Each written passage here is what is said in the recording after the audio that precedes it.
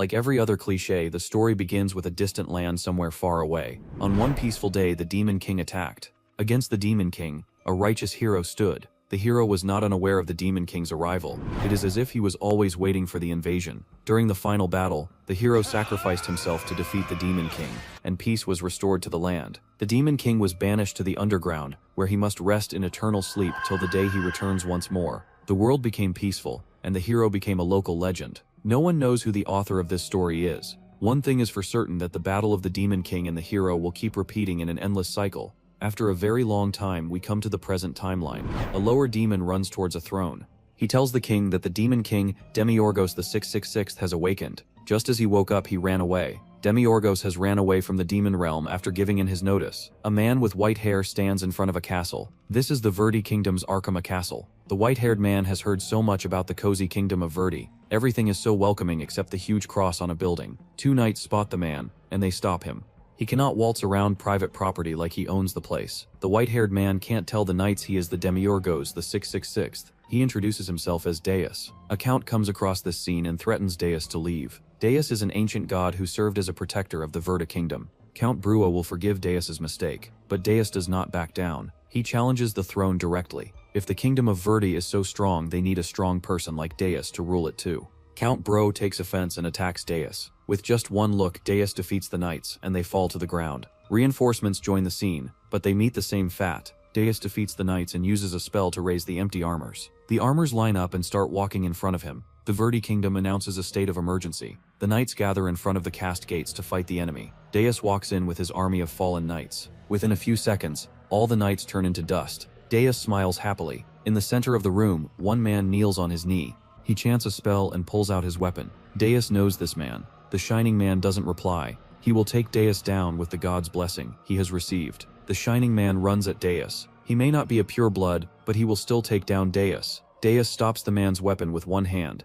Deus chants a prayer too. He challenges the Shining Man. Both of them have prayed to the same god up in the heavens. They just need to find out who the god will listen to. Just like all the other knights, the Shining Man disintegrates. Deus threatens him to never take the name of God in front of him again. In the last room of the castle, the king sits on his throne. Deus casually walks to the king and his last remaining knights. The knights vow to protect the king with everything they have. The king asks Deus who he is. With a snap of his fingers, half the knights fall. Deus summons his wings and flies straight to the king. He stops at the king's face as the king shivers in fear. The king asks what Deus wants from him, his nobility or his riches. He can have it all if he lets the king live. Deus smiles and asks for the entire kingdom. Deus laughs. He didn't ask a question. If the king doesn't listen to his wish, he will end the king and take the throne anyway. The king feels offense that Deus is after his lovely daughter. Deus doesn't want her. He wants the kingdom. The king doesn't understand. His daughter is the pride of the Verdi kingdom, the flower of the royal family. The king screams at Deus. The kingdom belongs to the royal family. Deus can't just take it away. Deus says that the land was free since the beginning of time. The kingdom belonged to someone else and then the royal family took it away. It's best the king surrenders the throne. The Sanctus Maximus Populi will never accept Deus as their king. Deus just laughs. Who cares what a bunch of idiots think about him? Deus casts a spell, and the entire castle burns to the ground. It looks like the king didn't have any special red liquid either. He would have lived a little longer if he did. Deus steps in the remains of the castle and looks at the sky. He complains to God. He didn't find any fun in getting rid of these idiots of the Verda kingdom. It's still going to take some time before a pure blood arises. Deus has around 27 years to prepare in advance. The day he, the Demon King, usually descends is nearby. A pure blood will be born sometime late. Before Deus can finish his monologue, a scream interrupts him. A pretty woman in very fancy clothes screams at him. She wants to know who he is. Deus gives her an uninterested look. The fallen souls of the demons who lost the first war were sent to the demon realm. They were to rest alongside their demon king and build his body back from scratch. The fallen demon souls put all sorts of curses and black magic in the demon king's weak body for 100 years.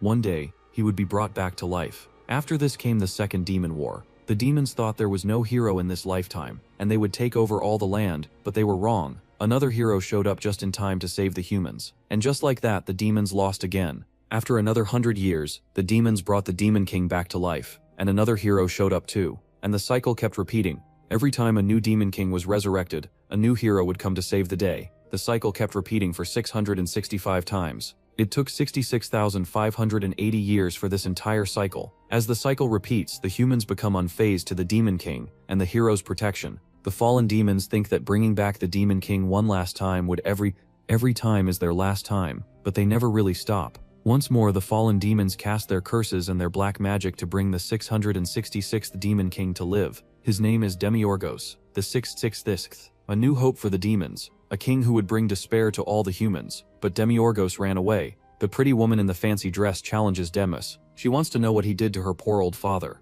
Deus is pissed off by her. What is her problem anyway? He remembers the former king's words. This is his daughter, April, who he was boasting about. Deus greets her by name. The king is dead, so Deus will take his daughter and his throne. April starts crying, but Deus snaps his finger. With this, she becomes a mindless, soulless follower of Deus. Deus holds April's face. She is his first human. Deus keeps looking at April, but he calls someone out. A portal opens next to Deus and a well-dressed man walks out. He bows to Deus. This is Alex, a demon who obeys everything that Deus says. Deus asks if Alex was following him, but Alex shrugs him off. He will go wherever his master goes. Deus doesn't like this dedication. Alex is his father's servant, not his. Deus' body was sent by his ancestors, so Alex is his loyal servant too. Deus tells Alex to get lost and not bother him again. He will not go back to the demon realm even if Alex begs. Alex agrees. He is here to follow his lord. If his lord is happy in the human world, Alex will only obey. He asks Deus to continue with his task. He was about to plant his seed in the princess anyway.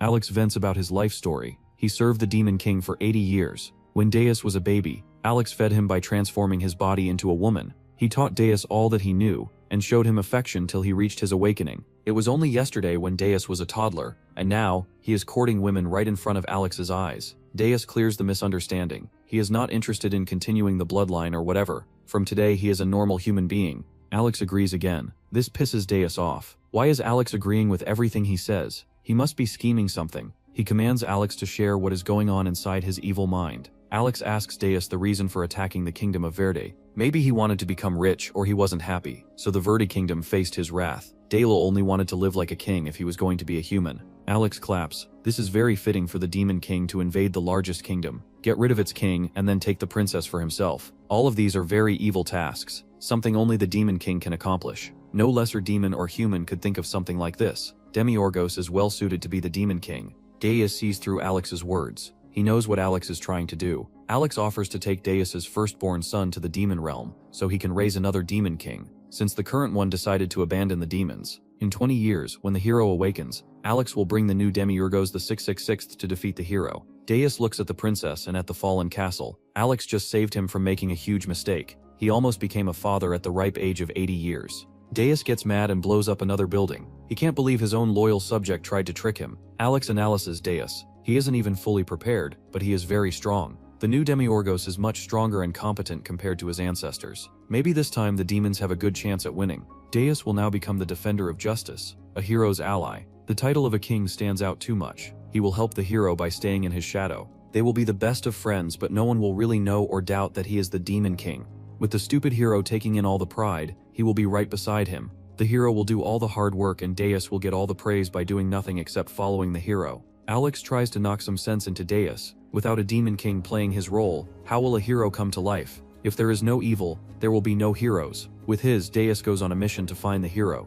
He leaves the princess in the care of Alex. He doesn't care what happens to her now. He has his own mission. Alex is blown away by this switch in character. April was supposed to be his queen. A pretty woman sits on a shining throne. She is glad Deus is stupid. She will use him for herself, and borrow some of his power for the original scenario of the Demon King, and the hero to play out normally. In the long run, no one will care about her, but everything must go according to plan. Deus sings a song about finding his hero friend. He rides a bull cart through an unknown road. Alex asks him why they are riding a bull cart when they can just fly. Deus calls Alex a dummy. If they fly, everyone will know they are demons. Alex makes fun of Deus. A person who single-handedly turned a whole castle to ash is worried about seen flying around. Alex asks if Deus is completely sure that he will become the hero's bestie. Deus has also done his research. You can become a champion even if you aren't born into a royal family. Deus just wants to work very little and still live among the richest people. It is his simple fantasy. If Deus becomes a champion, he cannot be filthy rich like he wants to. Deus isn't worried about that. He is the former Demon King, and one of the strongest demons is by his side. If they help the hero from the sidelines, even he can defeat a dragon like it's a small chicken. Alex wants to know if Deus will use magic. Deus claps back. Why wouldn't he use something he is gifted with? No wonder the stupid demons lost the war so many times. The heroes have a ranking system in their world. The first D rank is the Dragon Slayer. This hero has defeated a dragon. Unlike the title, a hero is awarded the D rank when they have the power to defeat a dragon. In this time and age, dragons are neutral creatures. They don't attack villages or people anymore. The next rank is the G rank. It means Giant Slayer. Anyone who can fight a giant is given this title. The L rank is the Lich Slayer. The rest of the ranks come in alphabetical order. Even though they are somewhat random, the Heroes Association decided on this ranking system. The last rank is the F rank, which means failed products. They are similar to fruit gone bad, which can only be used in jam. The higher rank a hero has, the more chances he has of scoring a sponsorship from the royals. FF ranks don't get any recognition, and the people hope that they would somehow disappear. Something that matters even more than ranks is bloodline. If you are a pure blood, you will automatically be stronger. The first hero and the priestess who saved the world and their children are all pure blood. The hero's family measures how much pureness is left in their blood. The purer a person is, the stronger aura they can use. The person with the purest blood becomes the hero who defeats the Demon King. Whoever is pure has a higher rank usually. Deus thinks that all of this family system is stupid and unnecessary. No one can choose their circumstances at birth. Because of these stupid wars, Deus was stuck in an egg for 80 years. To him, the cliché is pointless. There have been 60,000 years of war thanks to the phrase, the hero and the Demon King will fight. Can't all the humans and demons live a peaceful and slow life? A butterfly lands on Deus's finger. Alex tells him what the name of this flying insect is. Deus experiences nature and Alex teaches him the names of all the objects around him. The wind, the sun, and the scent of spring. Alex has lived a long life. He was born when the first Demon King fought the first hero. All 7 dukes of the demon realm were born in that time. Deus wonders if Alex used to come up to these beautiful scenes at least once. The previous Demon Kings had no luxury to feel this peace. Deus feels right now. If Deus had not escaped, he would be trapped in the demon realm for 2 more decades. His fate was to be defeated by the unnamed hero he would have never known. Deus is glad that he ran away. The job of the Demon King should just disappear. Alex doesn't say anything. Deus asks him to wake him up when they arrive. If Alex takes Deus back to the demon realm, they will both not exist. Alex obeys Deus like the loyal servant he is. They arrive at a countryside village. It is the perfect place for Deus. It fits the exact description. A place with very little trade and military power. A small village called Zorix. There are no heroes in this village. Only 2 families, a G rank and a fallen family. There is no D rank in this village. If a D rank was living in every castle, the demons would never even think about invading the human world. Some men talk about the burning of a Trier castle in the Verdi Kingdom. A father warns his son to not be seen near the Trier castle. A dragon burnt the castle to a crisp and it disappeared into thin air. The people fuss about the dragons. Everyone thought that dragons went extinct some 100 years ago. If the dragons are back, that means a lot of trouble for small villages. Deus asks Alex why the people have negative feelings about the dragons. They were neutral creatures. The dragons must have turned on the humans while Alex was in the demon realm. The demons find a hotel to stay in. Deus demands that Alex calls him master instead of lord. He commands Alex to do another list of meaningless tasks. Alex asks for a penthouse from the owner of the hotel. The owner tries to negotiate. These country bumpkins can't afford a luxury like the penthouse. Alex offers the owner the treasure Deus looted from the Arcoma castle. The owner does a whole 180 in personality, and asks a servant to show them the best penthouse available. Zeke Pan Holy Bikshi greets the men clumsily, and takes them to their room. Zeke tries to comfort the men by telling them that they have nothing to worry about. The A-rank family in the village will keep them all safe from the dragons. Deus gets straight to the point. He asks Zeke if he is from the fallen family. Since he has no special talents, he is forced to work as an errand boy. Zeke reveals that he is just an F rank. Suddenly the ceiling burns off and a dragon appears. Zeke tells the men to run away. Deus rubs it in Alex's face. The dragons weren't neutral after all. Deus turns to Zeke and offers to become his supporter. Deus was looking for a hero anyway. He might as well work with Zeke. If Zeke accepts his offer, he will make Zeke the most successful hero in the land, and remove the title of the fallen hero from his head. Zeke remembers his past. All the nasty things people have said about him and his family are fresh in his mind. He remembers his elder sister and him crying because they had no food. Zeke will take this opportunity. He bows to Deus and offers his soul to make life better for his family. Deus smiles. He would have taken Zeke's soul eventually. Deus seals the deal. Zeke's first task is to defeat the dragon that is attacking his village. Deus forges a contract in front of Zeke. Some of the terms of the contract are a deal breaker. Only Deus can call the deal off, and Zeke must obey every word. All the loot gathered from the quests, and such will be shared depending on how much Deus wants. Zeke cannot object to any of the statements in the contract. If Zeke wants to accept the terms, he just has to say his name. Zeke agrees, and the deal is set. Deus orders Zeke to defeat the dragon. Alex steps in and saves Zeke from total annihilation. He tells Deus that normal humans cannot fight dragons. Zeke will only pretend to fight the dragon while Deus and Alex fight it behind the scenes. Deus gives a whole plan to Zeke. Alex will go and talk to the dragon first, then he will drop the dragon in front of Zeke, and he will finish the fight. Everyone will think that Zeke fought the dragon, and they will become big fans of Zeke the failed product. Alex points out the plot holes in Deus's story. People will question how a failed product suddenly became a dragon slayer. If Deus hangs out with a D-rank hero, he will catch attention anyway. Deus has a solution for this too. He strips Zeke and puts a helmet on him.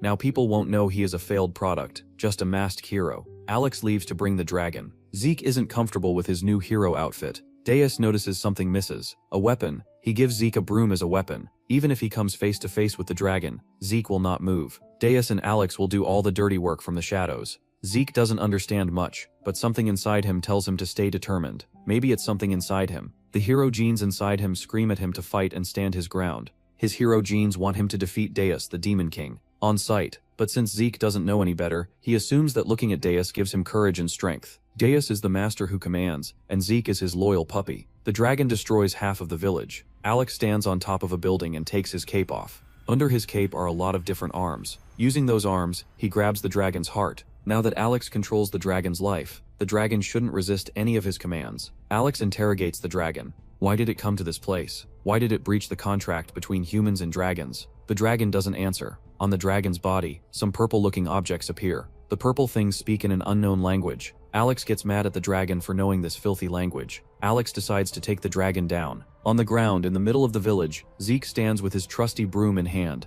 People look at him from the windows thinking he is some creep. He looks less like a hero and more like a creep in this outfit. Zeke feels his pride get torn to shreds. Deus sits on a pile of hay and cheers on Zeke. The people start calling Zeke a masked hero who has come to save them from the dragon. Zeke locks in. This is a once-in-a-lifetime opportunity for him. He cannot miss it. By defeating the dragon, he and his family can live a better life. He better not mess this up. Alex understands that the dragon will no longer listen. He has no choice but to take the dragon out. He uses his magic, and 100 demonic arms wrap around the dragon. Before Alex can take the dragon out, the purple things wrap around his body. They whisper about the return of the dead. Alex understands what this is about. Underneath, Deus waits for Alex to bring the dragon down. He wonders what is taking Alex so long while Alex is fighting for his life in the sky. Alex takes the dragon down. Deus asks Zeke to prepare himself for the incoming dragon. He must swing at the right time to defeat the dragon. Zeke prepares himself but tells Deus that he does not want to die. Deus swears to protect him and not let him fail. Zeke locks in and readies his broom for the final attack. On top of the dragon, the purple things mess up with Alex. Alex screams in pain as they wrap fully around his head. Alex uses his power and turns his arms into weapons. As the weapons take care of the dragon, Alex pulls the purple thing off his head. Dacia watches the dragon falling to the ground, taking its sweet time. He smiles at the view. If Alex doesn't slow down, their masked hero will take the blow off the fall.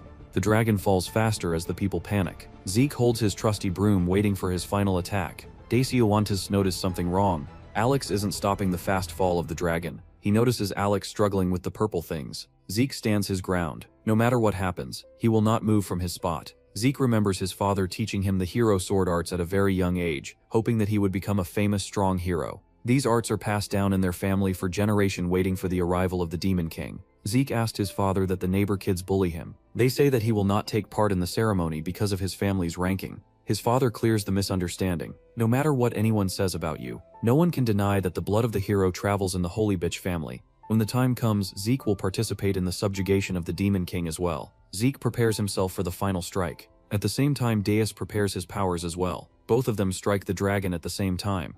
Zeke gets covered in some blue liquid. Deus and Alex are nowhere in sight. The people claim that Zeke has defeated the dragon all by himself. The town people cheer and celebrate the new hero. Zeke blushes at the undivided attention he receives. Deus calls him from the side and tells him to change back into his old clothes before the people start suspecting he is the luggage boy from the hotel. Zeke runs off from the spotlight. Alex stands on top of a building watching this unfold. Half of his face is missing, eaten away by the purple thing. He watches the dragon as it says his final words. The one thought to be dead has returned to the living world.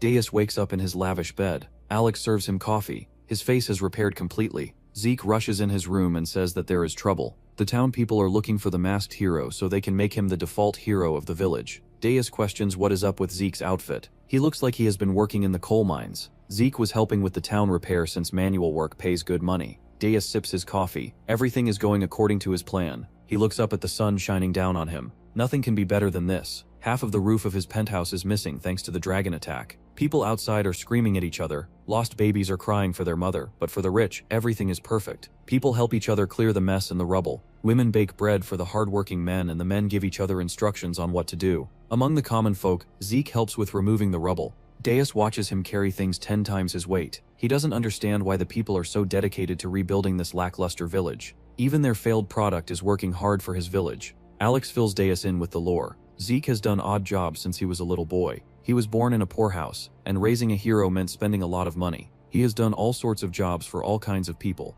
Listening to this story, Deus makes up his mind. He will start from this village even though it is pretty small for his liking. Traveling is a pain, and they have already found their hero. This village will be the start of Deus the human. Deus gets up and happily jumps around. They need to sell the dragon's leather and make another bag. His goal is the top 2%, richer than the richest people. Alex tells him that the Heroes Bureau took all of the remains of the dragon. Humans are very weak. They cannot carry a huge dragon all by themselves, so the Heroes Bureau took everything with them to make it easier for the humans. Deus throws a childish tantrum. He defeated the dragon for nothing. If the people stole his sweet money, Deus gets mad. He will tear down the Heroes Bureau because they stole from him. Before Deus does something stupid, Alex stops him. No matter how strong Deus is compared to the previous Demon Kings, fighting an entire organization of heroes alone is pure stupidity. Deus has no chance of winning. If the heroes find out that the Demon King is dancing around in the human realm and not in his own world, it's game over for everyone. Alex tries to calm Deus and reminds him of his purpose. He is a friend of the heroes. To become a proper hero, you need to register yourself at the Heroes Bureau.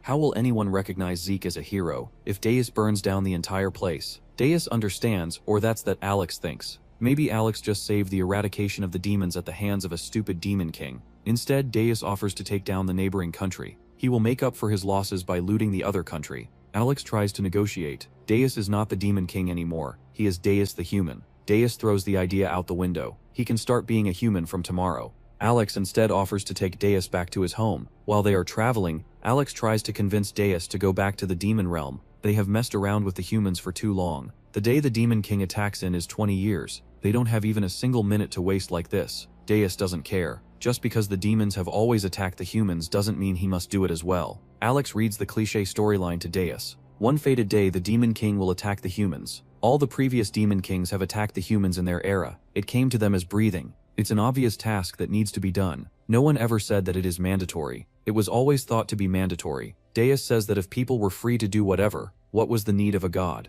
Attacking the human world is a good experience. By now the demons should learn that they will always face defeat. This time there is no Demon King. There will be no war and no defeat. Alex sulks. The least Deus could do is impregnate a girl, so they can have a new 606th Demon King. Deus fights him. Alex talks about women and babies with little to no shame. People will definitely think he is the devil when he uses these bad words. Alex demands an heir from Deus. He will not leave until Deus hands a baby boy to him to take to the demon realm. Deus smiles. If this is the case, then Alex can stay his servant for all eternity. He isn't going to have kids anytime too. Alex offers to find a potential wife for Deus, someone who will be Deus's perfect match, and he won't be able to say no to. Deus threatens that he will destroy the entire demon realm if Alex brings up marriage or wives or babies ever again. Some time passes and Deus asks if the princess from the Verda kingdom works. Alex is confused. Deus blushes and elaborates. Alex pretends to not understand. Deus screams at him out of frustration. He is talking about making babies. Will it even work out between a human and a demon? The process is the same.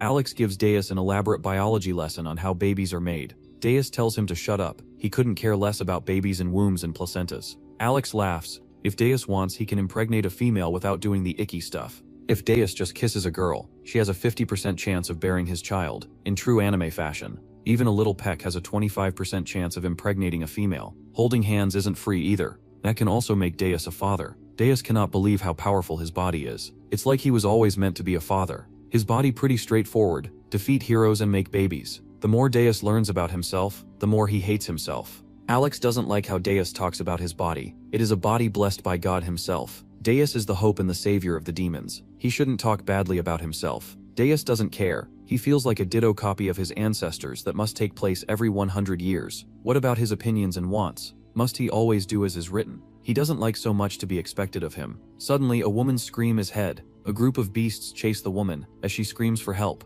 Alex tells Davis that it is a pretty lady being chased by mountain bandits. Davis should help her. Davis doesn't care about her either. The entire situation is very sus. Where did the woman come from? Why is she only asking them for help? Why is she coming full speed at Davis's cart? There are no mountains in sight for miles. Where did the bandits come from? It's like the old cliche. The beauty comes running to the main character in need of saving. If the mountain bandits are after her gold and jewels, why didn't Deus or Alex notice them before? Deus asks Alex if this is a cheap plot set up by him so he would save the woman and accidentally have a child with her. Alex laughs. He is the greatest strategist known all over the demon realm. Why would he ever let such a bad idea be executed? The pretty woman grabs Deus's cart and asks him to save her. She mistakes him as a hero, but Deus corrects her. He is the companion of a hero, not a hero himself. The woman corrects herself and asks for his help again. Deus tries to get the woman off her back. He is a high-level party who fights and slays dragons. A small quest like saving some unknown woman from a bunch of mountain bandits is pretty under his league. The pretty woman curses at Deus, and he catches her.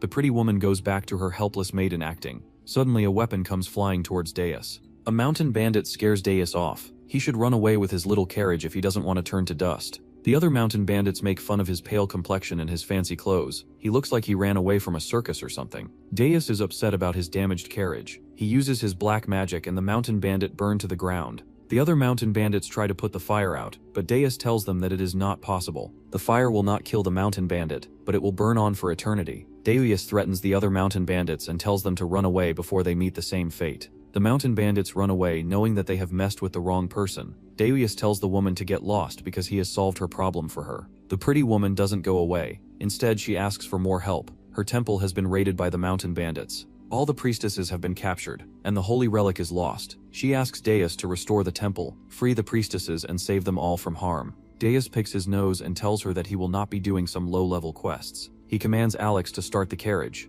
Before he can leave, the pretty woman stops him again. The pretty woman asks if Deus knows the masked hero, who only fought in his underwear. Deus mentioned dragons before. Surely he must know the masked hero. The temple where the mountain bandits are is the peak of the dragons. It is where the treasure of the god of all dragons is hidden. If Deus helps her, she and the other priestesses will award him with the golden helmet from the true golden dragon's treasure. Deus thinks for a moment. The pretty woman asks what he is thinking. Sometime later, Alex climbs the stairs to the mountain temple as Deus stands on his back. Alex asks Deus if they can just fly instead. Deus absolutely forbids flying, as it breaks the #1 rule of being human. Humans cannot fly. Alex bargains that he should be allowed to break this rule because he is not a human nor the demon king. Alex can carry Deus properly if he is allowed to fly. Deus says that the dignity of the demon realm lies on their hands. Didn't Deus just say he isn't the demon king? Why does he care about the demons and their pride all of a sudden? Alex looks at the pretty woman who is much ahead of them. This entire thing is suspicious. Alex is a great duke of the demons, and he is tired.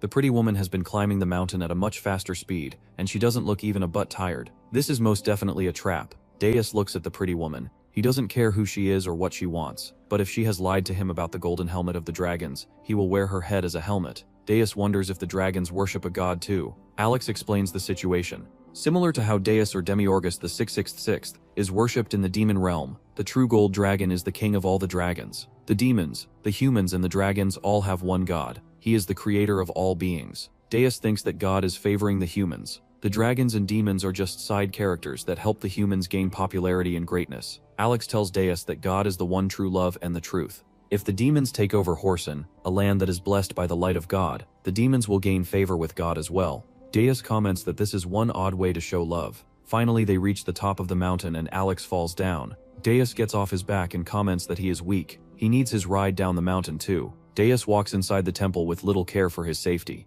Deus calls the priestess and demands his golden helmet and the location of the mountain bandits. Alex asks Deus to be careful. The doors to the temple close and darkness consumes Deus and Alex. A golden light shines around a lady in white. Behind her, a dragon's eye opens. The lady in white calls Deus stupid. Deus calls her the mountain bandit who took over the temple. He asks about his helmet. The lady in white tells him to shut his filthy mouth. He is her captive. How dare he make demands? He is standing in the presence of the god of all dragons, Law, and the mother of dragons, the true golden dragon. Alex is surprised and worried for Deus. They caught themselves in quite the pickle. The golden dragon laughs. If Deus begs for his life, she will spare him. She isn't a petty god. Deus calls her name out loud. The dragon lady loves it. Deus tells her to calm herself. He wants a cool title like that too. Maybe something like Watching Over the World Through Darkness, the top 2% of the alpha males. Alex agrees. The lady dragon gets mad and tells them to beg for forgiveness. Deus asks what he ever did to get in her bad books. As far as he thinks, he has done nothing to upset her. She refreshes his memory. He slayed a dragon yesterday. She is the mother of dragons. He ended the life of one of her precious children. Deus couldn't care less about the dragon, or her. The mother of dragons comes face to face with Deus. She smiles. He is in her realm now. This is the Golden Jade realm. Even if he is Demiorgos the 666th himself, he stands no chance against her in her realm. Alex tells Deus to be careful. They have no chance of fighting the mother of dragons in her realm. The mother of dragons laughs. Alex is right. If Deus wants her forgiveness, he must bow down to her. Deus laughs at her. She is well aware that he is the Demon King, Demiorgos the 606th, but she wants to fight him. In that case, she must be prepared to have her fax stolen. He will steal it because he was promised a helmet, and he will not be leaving without one anytime soon. The Mother of Dragons challenges him head-on. How dare Demiorgos the 666th threaten another god in their own realm? Before anything, Deus tells the Mother of Dragons to apologize for her lies. The Mother of Dragons gives him a confused look. What is he on about? Deus starts by saying that he did not come to the surface to stir chaos. He just wanted to live peacefully among the humans and help the hero from the shadows. With this intention he went to the village, but her child destroyed half of his new home. Deus had no other choice but to protect his new home. It was all an act of self-defense. All while this happened, the Mother of Dragons didn't even bother showing her face. Now she has the audacity to make an excuse to fight Deus by tricking him, making him think that she was a helpless priestess who needed rescuing. When he decided to help, she tricked him and revealed her true form as the true golden dragon. Did she think that Deus is stupid to fall for such a cheap trick and beg for her forgiveness? Is it okay for her to demand whatever she wants just because she is a superior being compared to humans? Are all dragons the same as their mother? Alex joins in the conversation and sides with Deus. He asks the Mother of Dragons to tell him what else they were supposed to do if he doesn't help himself. The dragons broke the peace treaty before anyone else. If anything, she should apologize for her mistakes. Deus asks if she even wants to apologize as the Mother of Dragons and their god. The Mother of Dragon looks between the two of them. She is very confused.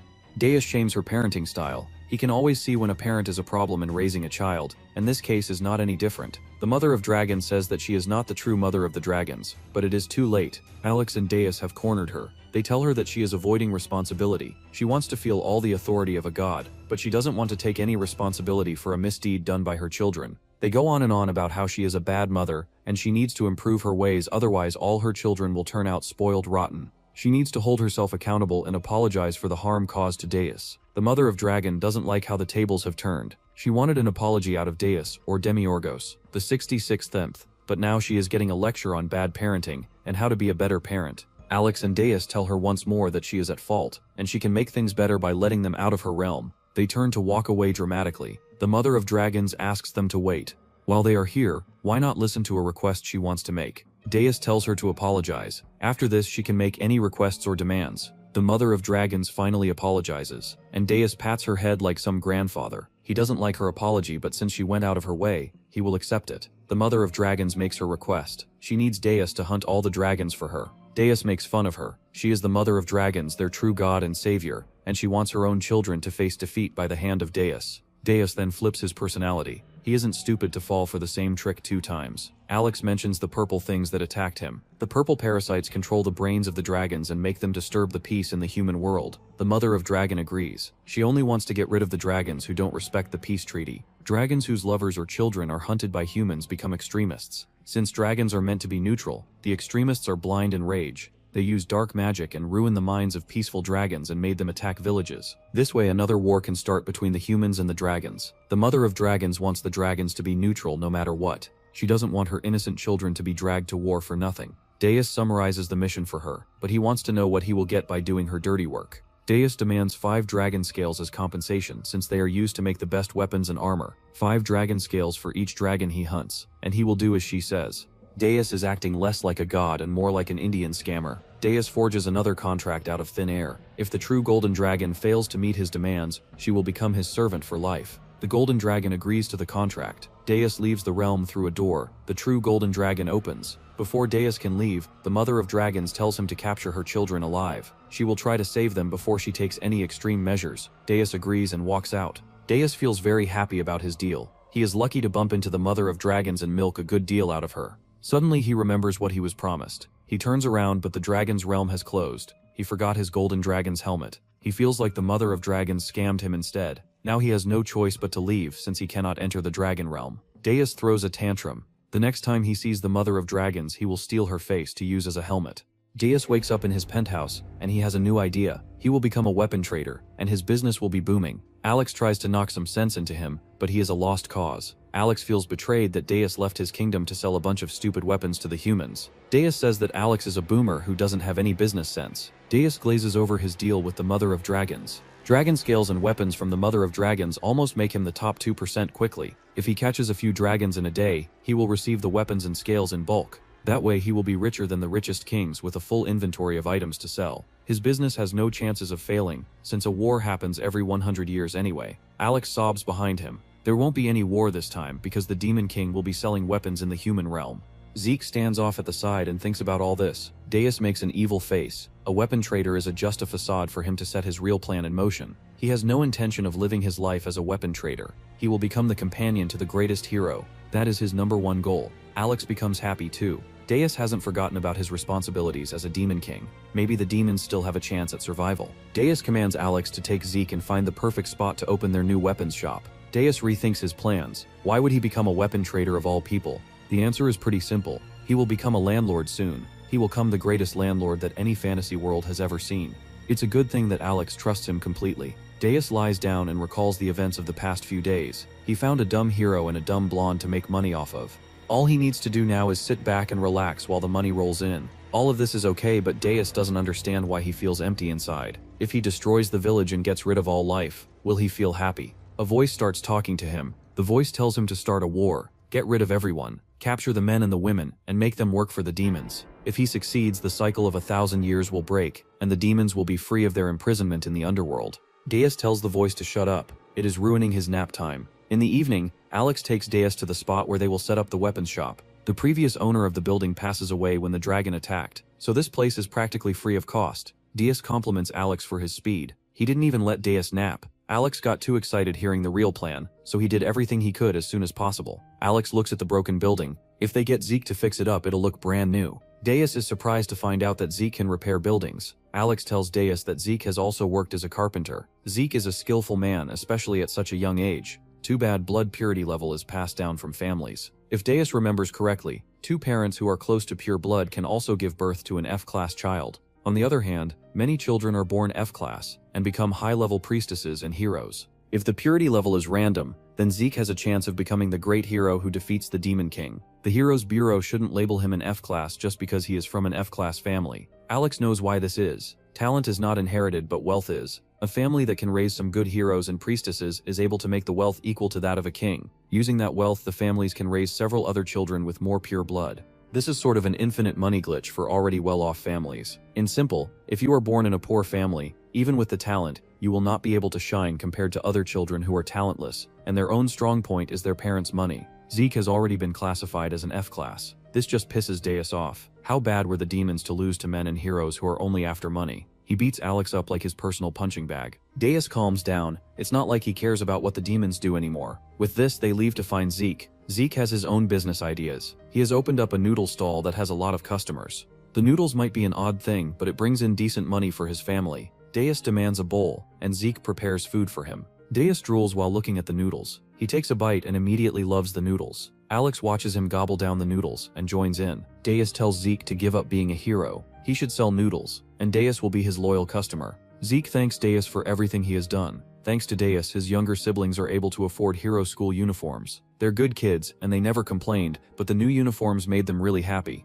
Deus is more interested in the hero school. Zeke knows that he cannot afford all this luxury, but he is trying to send his siblings to a private hero school. It may be too late for him, but he is trying to make his siblings into a successful hero and priestess. A rich-looking man screams that there is a fly in his food. He screams at Zeke and shames him for his poor people food. Zeke tries to calm the man, but he throws the hot bowl of noodles at his face. The man fights Zeke more, threatening to close his shop with one word to his father. The man recognizes Zeke from the Holy Big family. He makes fun of him for being a failed product. The man mocks Zeke's father and his family name. Deus gets mad at this display of power. He calls the rich man a fly and threatens to squash him. The man gets even more mad, but Deus just closes his fist. The man disappears in thin air with one action. His wife tries to run away, but Deus catches her too. Those who show no gratitude to the hero who saved them shall face the same fate. After getting rid of the annoyances, Deus eats his food like nothing happened. Inside his food is a hidden message from the Mother of Dragons. A dragon has been sighted at the Laya Castle. Deus stands up and demands Zeke to close his shop.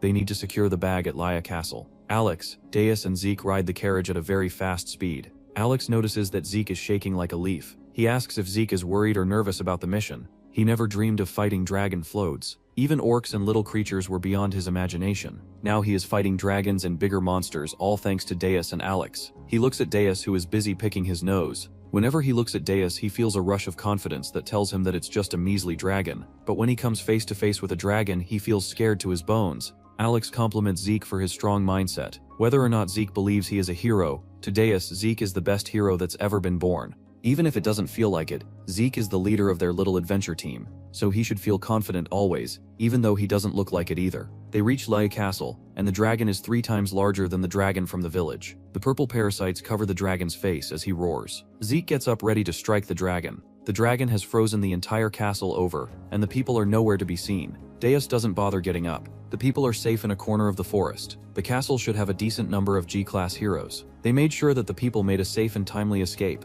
Deus hypes up Zeke, his stage is set, and the audience is waiting for Zeke to put on the best show in ages. The people shiver and shake in the cold weather. The dragon came out of nowhere and attacked the castle. The men help the wounded, and the elderly pray for better times and safety from the calamity. The men fight that there is no point in praying to God now. The king has abandoned his people. They are their only hope. The fat king sits on his throne as the mages cast a spell to keep him warm in his safety bubble. He calls the heroes useless for not fighting the dragon off. A mage tells him that the heroes have most likely fallen to the dragon. He cannot get in contact with them. The fat king screams at the mage. He will die of the heat if he isn't let in the castle. Suddenly, Alex and Zeke crash through his heat bubble as the king screams in fear. Zeke announces his arrival. The fat king gets very mad at this sick joke. How can a nude thin boy in his undies save his kingdom? The fat king commands his men to catch the creep with the broomstick. Zeke feels his pride die inside. The fat king screams at his mage to keep the heat up, or he will freeze in the cold. The fat king also screams at Zeke's adventure team. He hopes that they get eaten by the dragon for jumping over the king's head. The people of the castle look at the cart. They all point out one thing. Zeke is not wearing any clothes. The people are shook. Is this man really a hero? Zeke feels very embarrassed now. He feels ashamed and cold. All the people are not looking at how brave he is. Rather, they are calling him a creep for fighting in his underwear. Alex compliments his bravery. He is doing a fine job. Zeke looks around. The sight is very disturbing. The people who are unable to escape in time are frozen in the ice. Deus sits back in his carriage. He goes over the plan. They will do the same thing as last time. Alex will bring the dragon down, and Zeke will deliver the final blow. They should get ready. They are reaching the dragon. Deus orders Alex to lock in. The last time Deus had to deliver the final blow from the shadows. Alex better not mess up this time. He is making his master work for nothing. Alex stands up and opens a portal to leave. He swears that he will not make the same mistake twice. Deus commands Alex to capture the dragon alive. If they slay the dragon, the mother of the dragons will not pay them for their service. Alex agrees to this plan. He will use half the force he intends to. Alex then turns to Zeke. He warns Zeke that things will get a little chaotic because the dragon is huge in size. He needs to make sure he stands his ground and doesn't chicken out of the fight because of the dragon's size. Before Zeke can ask any questions, Alex jumps in the portal to leave. Deus commands Zeke to stop the carriage. He will take a nap while Zeke and Alex deal with the dragon. Zeke asks if Deus can accompany him. He is so scared he will wet his pants.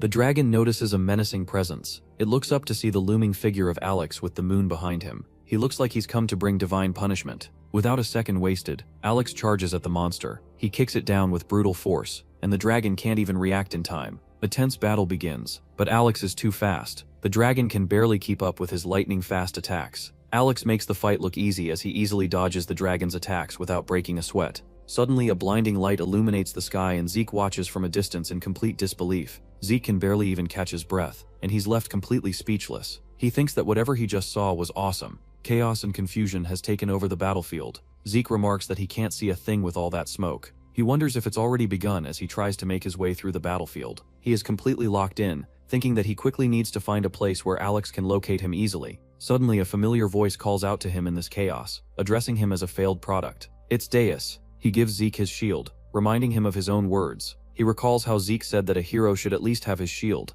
He also reminds Zeke that the shield is a memento of his father. Trying to help the kid even more, Deus uses his powers to imbue the shield with some magic enhancement. Zeke is equally shocked and excited, and Deus tells him that it's a defensive barrier. He lets Zeke know that it should be able to withstand the dragon's breath just in case. Zeke is brought to tears at the man's kindness. Before he can get too excited and thank Deus, the guy is already dozing off. Deciding to do his part, Zeke wishes Deus a good rest and sets off. He promises to do well this time with tears running down his face. He charges ahead, now firmly grasping the shield that will surely aid him in this battle. He is once again focused on the main objective, to find a good spot where Alex can reach him. He looks around with all his focus, trying to find a spot that's easily visible, and high up in the center. He immediately notices an ice cliff nearby, and decides that this is the best spot for his mission. He runs ahead to get to the top, but in his carelessness, he slips on the ice. As he is rolling down the icy path, the tense battle between Alex and the monster is still ongoing. Alex's eyes glimmer with a cold, concentrated gaze as he fights. Suddenly, the dragon charges a strong move, catching Alex off guard.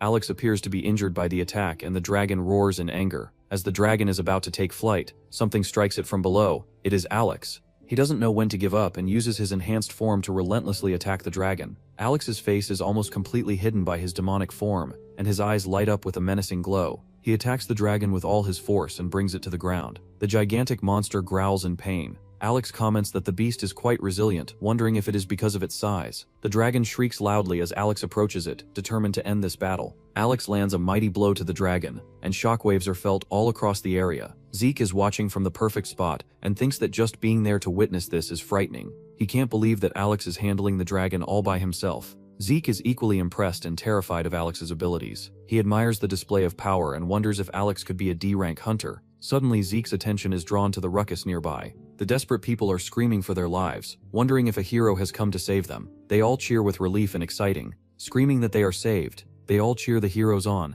and Zeke is touched by their support. Listening to the people's comments, Zeke thinks to himself that he is not a hero just standing here trembling. The real hero is up there, fighting a whole dragon by himself, without even breaking a sweat. Zeke thinks that he is envious of such a hero, and wants to be like him too. A hero that saves people and gives them hope is a true hero for Zeke. Suddenly, Zeke hears a cry for help. Someone is begging for help. Zeke looks around to see a trapped person, begging for the hero to save him. The dragon roars and continues wreaking havoc, which annoys Alex. The dragon regenerates itself after screaming some incantations, and Alex realizes that it can regenerate itself as long as the host doesn't die. Alex wonders if it is because of the parasite and realizes the truth. The dragon is pretty much a zombie dragon. The dragon viciously attacks Alex, who has now figured out a key detail about the battle. He realizes that it can keep multiplying unless he takes out the host. This is definitely a zombie dragon. The dragon continues to cause chaos and destruction, and Alex's eyes are locked on target. He realizes that if they can't kill it, then there's only one option left. He has to cut off all of its limbs. The dragon slams the ground below in anger and charges at Alex with deadly force.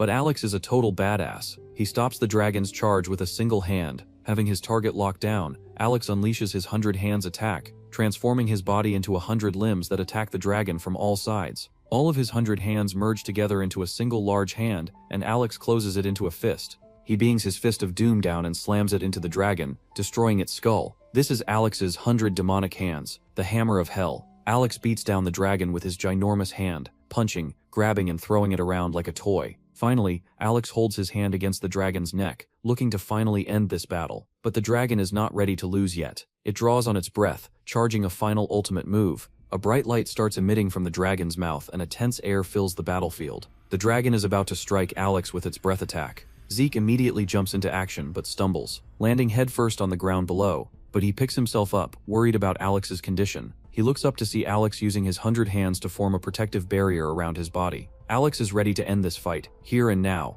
The dragon is unable to even scratch Alex and starts to spew its incantations again. Grasping onto the creature's throat, Alex commands his 100 hands to unite into one. He uses his powers to form his one hand into three, and grabs onto the dragon's limbs. He mercilessly squeezes his demon hands, and the dragon roars in agony. Looking to put an end to the dragon's rampage, Alex uses the great demonic blow and rains countless punches down on the beast. All the townspeople and Zeke look on in complete awe, having no words for the spectacle in front of them. Jumping back into his senses, Zeke realizes that now is no time to be zoning out. He needs to jump into action to save these people. He hears the people's cries for help and rushes to help them, reassuring them that he will not let them down. The ice is cold as he tries to release the trapped people. Zeke tries hard to save them, but the man freezes to death, trying to protect the girl. With tears in her eyes, the freezing girl begs Zeke to save the baby at least. Zeke is brought to tears by the horrific situation of these people, and beats down on the cold ice that has them trapped. He tells them to hang in there just a little longer as he struggles to free them.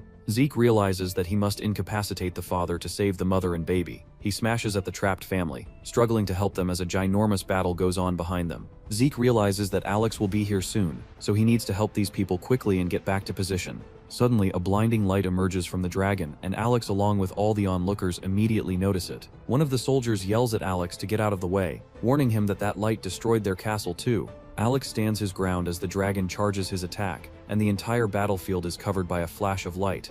Zeke looks over to see the beam approaching and puts his shield up, placing all his faith in his family. Memento, Zeke holds it up against the dragon's ultimate breath attack, and his shield is shattered by the monster's attack. The people standing nearby all brace for impact as the beam approaches them too. The dragon's attacks are so cold. As the dust settles, Alex appears to still be standing. Alex scoffs, saying that it is just like last time. He has completely transformed, and says that it is getting difficult to maintain the condition of this skin that he has been preserving for the war for 20 years. He comments that this is annoying. Nearby, Zeke opens his eyes. He can't believe he managed to survive that, and wonders if it is because of the magic that Deus cast on his shield. He comments that it is freezing cold as he struggles to get up. Suddenly, the cry of a baby snaps Zeke back into action as he remembers the baby he had to save. Zeke looks around in a panic and realizes that the baby is still alive. The mother seems to have perished, but the baby cries for its life. Zeke makes his way to the baby, saying that he's coming to save him. He tries to move, but he can't. Suddenly he notices something strange, and looks back to see the most horrific thing. Both of his legs have frozen and fallen off. Alex is so shocked he can't even react. Meanwhile, the injured townspeople are distraught and beg the hero to run and save himself. Zeke is determined to save the baby no matter what. He bravely slams his freezing arms on the cold ground, dragging himself forward. He is not backing down. Zeke says that he may be a failed product, but he is still a hero. All the townspeople tell him to watch out as he drags himself on the ground with fierce resolve and determination. The people tell him to get out of there, but he must save the baby. Zeke promises that he will save this baby even though he might not be able to save everyone like the other heroes. Nearby, Alex is in a standoff with the dragon. He tells the dragon to just give up, asking if it still hasn't realized that these attacks won't work on him. Alex decides to give the dragon a little piece of his mind, telling it that this stupidity is the reason these lizards get used by humans. This aggravates the dragon even more, as it continues its senseless rampage. Zeke finally reaches the little crying soul and grabs onto him with all his might. Things aren't looking great for Zeke, however, as the raging cold surrounds him and the baby. As he struggles to move, a warm jacket covers him up and looks around to see who came to help him. It's Deus. He is awake, and he remarks that he can't understand how these humans hope to win against him when they're as weak as this. Deus says that they are nothing but a little candle that he could easily snuff out, but their courage is larger than life. They sacrifice themselves to save another. Deus scoffs that he can't believe they have been losing to these creatures for the past 66,500 years. Zeke is almost turned into a frozen husk, but he apologizes to Deus for not being on place in time. He promises to do better next time, and finally falls unconscious. Zeke opens his eyes to a warm bed. He immediately remembers the dire situation he was in and starts looking around for the dragon. He asks Deus what happened with the dragon and notices that he is in Deus's room. Trying to recall what happened, Zeke wonders why he's in Deus's room. Did he pass out? Suddenly Zeke looks at his arms that appear to be in much better condition than when he last saw them. He immediately pulls away the sheets to see that his legs are also back to normal. He thought that his body was in really bad shape. He wonders what even happened when suddenly he hears a familiar voice nearby. It is Deus's voice. He runs down over to look down and sees Deus and Alex standing proudly in a pile of golden weapons. Deus is glad to see Zeke awake, but Zeke has so many questions he can't even decide what to ask first. He asks how his body is back to normal, and what happened to the dragon, and where's the baby. Deus smiles warmly at the boy, reassuring him that both the dragon and the baby have been taken care of. He tells the failed product that if he has had enough rest, then he should come down and clean all this up. They need to set up their shop after all. Zeke had so many things he was worried about, but just a single look at Deus's face, and all his worries faded away. Zeke smiles at his capable master and gets up. From then on, the gang continued following Golden Law's requests, going around saving people from attacking monsters and dragons. In one of these battles, Deus tells Zeke to attack, and Zeke gets in position. He tells Alex that he is ready, and Alex understands the assignment while floating in the skies. They all work together to take down dragons, and somehow it would always be taken away afterwards. Zeke calls out to Deus, who walks out of his room, half asleep. Zeke excitedly tosses up all the loot they got from completing their mission, and Alex smiles at their achievements. Deus seems more concerned about catching his Z's than catching the gold. They keep taking down dragons, one after another, never failing at their job no matter how strong their opponent. Alex and Zeke coordinate their attacks to take out the monsters, while Deus dozes off in the carriage. The dragons keep falling, and the weapons keep piling. One dragon after another. They continue defeating them without any issues and making bag. They hardly ever catch a break, sitting down to have a nice meal of noodles and heading off on their next hunt. Zeke is getting more and more experience with each battle, as he follows Deus's instructions and helps take down these beasts. Zeke even develops his own special attack and can deal some heavy damage to the dragons. After he has taken down a ginormous dragon, he hears the people cheering from nearby. They call him a dragon hunter sent by God to save them. All the people cheer for Zeke, thanking him for saving their lives. Even Deus finally acknowledges Zeke's achievement, telling him that he did well, and the two exchange a heartfelt high five. Eventually, Zeke's party became the most well-known hunting team in the land. Finally, after all that grinding, the three look on proudly at what they managed to pull off, the first branch of the Devil's Weapon Shop. Finally, their very own weapon store was open for business. The Devil's Weapon Shop is better than anything they hoped it would be, glinting with brand new gold weapons and all sorts of fancy equipment. Zeke happily exclaims that this is amazing. Deus says that he didn't expect it to look like this on the inside, saying that Alex must have put in a lot of effort. Alex says that there shouldn't be any comparable weapon stores around, even in the castle cities. Deus is not too interested, saying that they will be the ones taking care of business anyway. Both Alex and Zeke are a bit surprised, asking what he will be doing. Deus goofily asks if they have ever seen owners work, and both Zeke and Alex call him out for his problematic attitude. Suddenly, Deus's demon arms wrap around Zeke and Alex, and pulls them in for a hug. He gently explains to them that he just wants to wealthy, but he doesn't want to run stores. He says that if they don't like those words, then they can just say that they are the ones eager to run the store. The two can't really complain against their master, and helplessly agree to his terms, immediately putting them to work. Deus says that now that that topic has been settled, they should work hard to make this a great store. Both Alex and Zeke helplessly fall to the ground and agree with the wishes of their cold master. Zeke asks Deus if he can keep running the stall after he finishes work in the store. He says that he still needs to earn the tuition for his younger siblings. Deus tells him that it doesn't matter to him and he can do as he wishes. Zeke thanks his generous master, and Deus remembers something important. He calls out to Alex and asks that he bring what Deus requested. Later that evening, Zeke and the others look in awe and a magical shield. Deus picks it up and tells Alex to read it. Alex explains that this is the Doom's Lagoon, which is made from the scales obtained by hunting dragons combined with blue dark stone and chaotic scales. He explains that it has been especially crafted by the underworld's top blacksmith, Hermes. It is this season's limited time shield. Alex says that this shield can even withstand a few attacks by the Demon King himself. Deus is impressed, and Zeke is overjoyed. He can't believe how talented dwarves are, even though Alex was talking about the demon world when he said underworld. Deus hands the shield to Zeke, telling him to try holding it. Zeke nervously grabs onto the shield, and he is immediately overtaken by a heavy feeling. Suddenly he finds himself in an empty space with nothing in sight. He worriedly looks around, wondering where he is, and yells for Deus. Something else replies to him, asking if this human was the one who called out to it. Zeke turns over to see a huge magical entity. It tells him that it is Doom's Lagoon, and swears to take Zeke as its master for all its life. Zeke is taken aback by the creature's words, and a blinding light flashes before him. Suddenly Zeke snaps back into reality and wonders where Mr. Doom's Lagoon went. Suddenly Deus gives Zeke a quick warning that he should block the incoming attack and launches an attack at him. Having no other options, Zeke holds up his shield against Deus's attack, fearing for his life. Doom's Lagoon is able to block off the attack, but it destroys the store as Zeke goes flying out through the wall. Alex asks Deus what kind of owner destroys their own store. Deus remarks that he was just conducting a little test. Zeke happily emerges from the rubble, exclaiming that this shield really is amazing.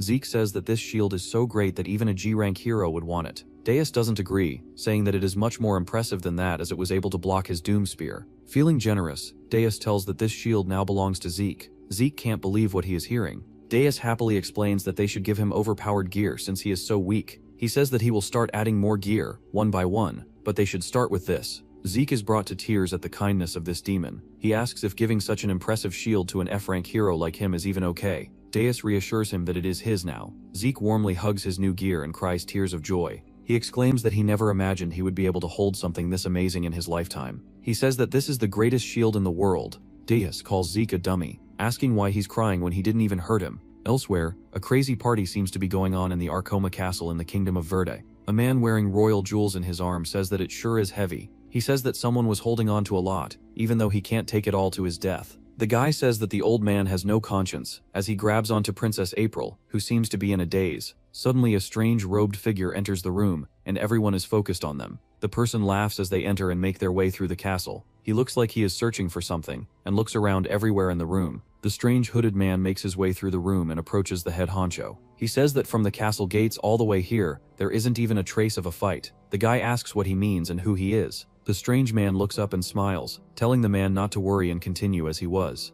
Suddenly the guy jumps up into the air and lands next to Princess April and the head honcho. The man puts his arm against the wall, realizing that what he was looking for is right here. He notices that with just one explosion the mountains were split apart with a single strike. He wonders if it is even possible for a person to be able to do something like this. The head honcho becomes angered at the strange man and his banter. He yells at him to get out, and all of his lackeys charges towards the hooded man. The guy warns them all not to move, saying that it is dangerous. He says that even though all these guys are just cockroaches that took over this place, their lives are still precious nonetheless. The bandits seem to lack any sense of self-preservation and angrily charge at the man. The guy holds his hand up, telling them all not to do this as fellow creations of God. With a single stance, he is able to push them all away with an invisible force. He warns everyone else to stop moving unless they all want to turn out like these guys. The head honcho asks if the guy just cast magic. He demands to know who this guy is, and the guy explains that the people above are worried about something bad going on here. He explains that he was sent over to investigate and asks them all to cooperate.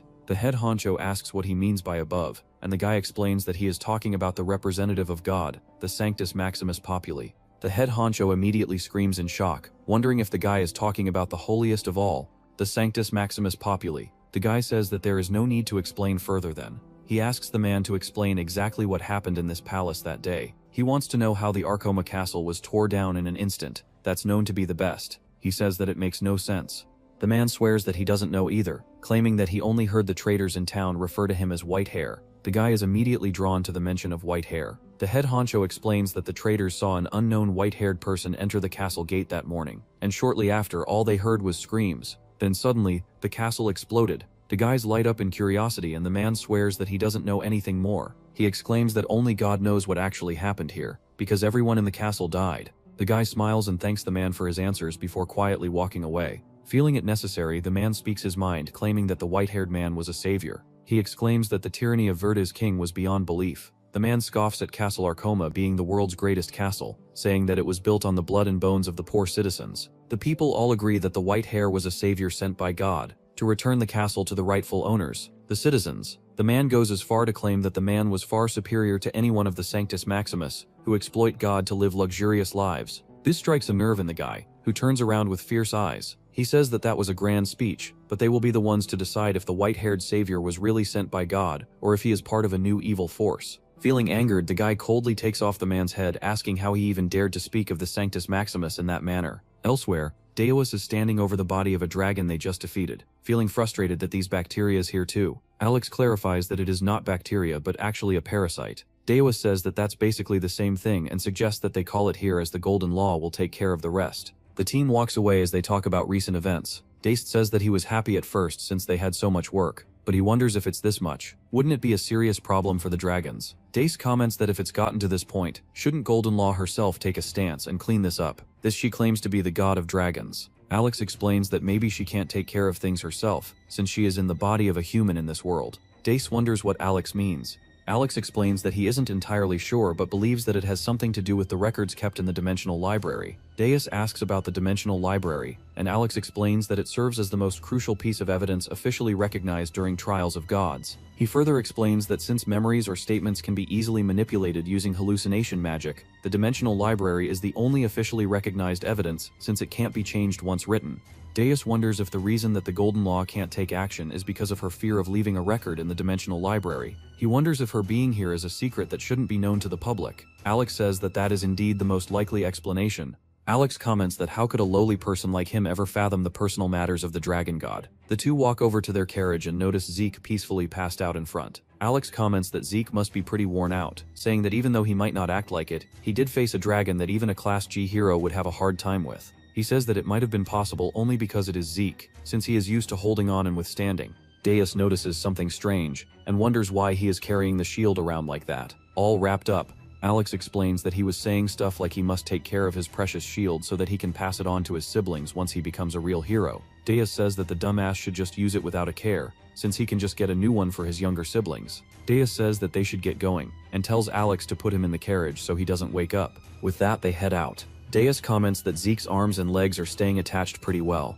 He says that he thought the underworld doctors would do a bad job, but they did pretty well in the end. Deus asks Alex if he thinks Zeke would have been a remarkable hero if he was of D class. He comments that Zeke has a good sense of responsibility, so he thinks he would have done well. Alex tells Deus not to jinx it, saying that if that was the case, him and Zeke would be swinging their swords at each other 20 years down the line. Deus asks why he would do that, and Alex yells that it's because he is destined to be the Demon King. Deus plays innocent, saying that at a glance, anyone would think of him as the companion of a hero, not the Demon King. Alex says that this scenario simply isn't possible, as Zeke is not of the Generation Zero. Deus asks what he means, and Alex explains that the final hero being born of the 5th generation is according to this world's rules. Alex explains that humans generally give birth to their children in their 20s, and so the 5th generation's child becomes 20 in exactly 100 years. This is the year that the Demon King is destined to ascend. He explains that the generation that will truly go to war will be the start of the next cycle, the Generation Zero. Alex explains that within this Generation Zero,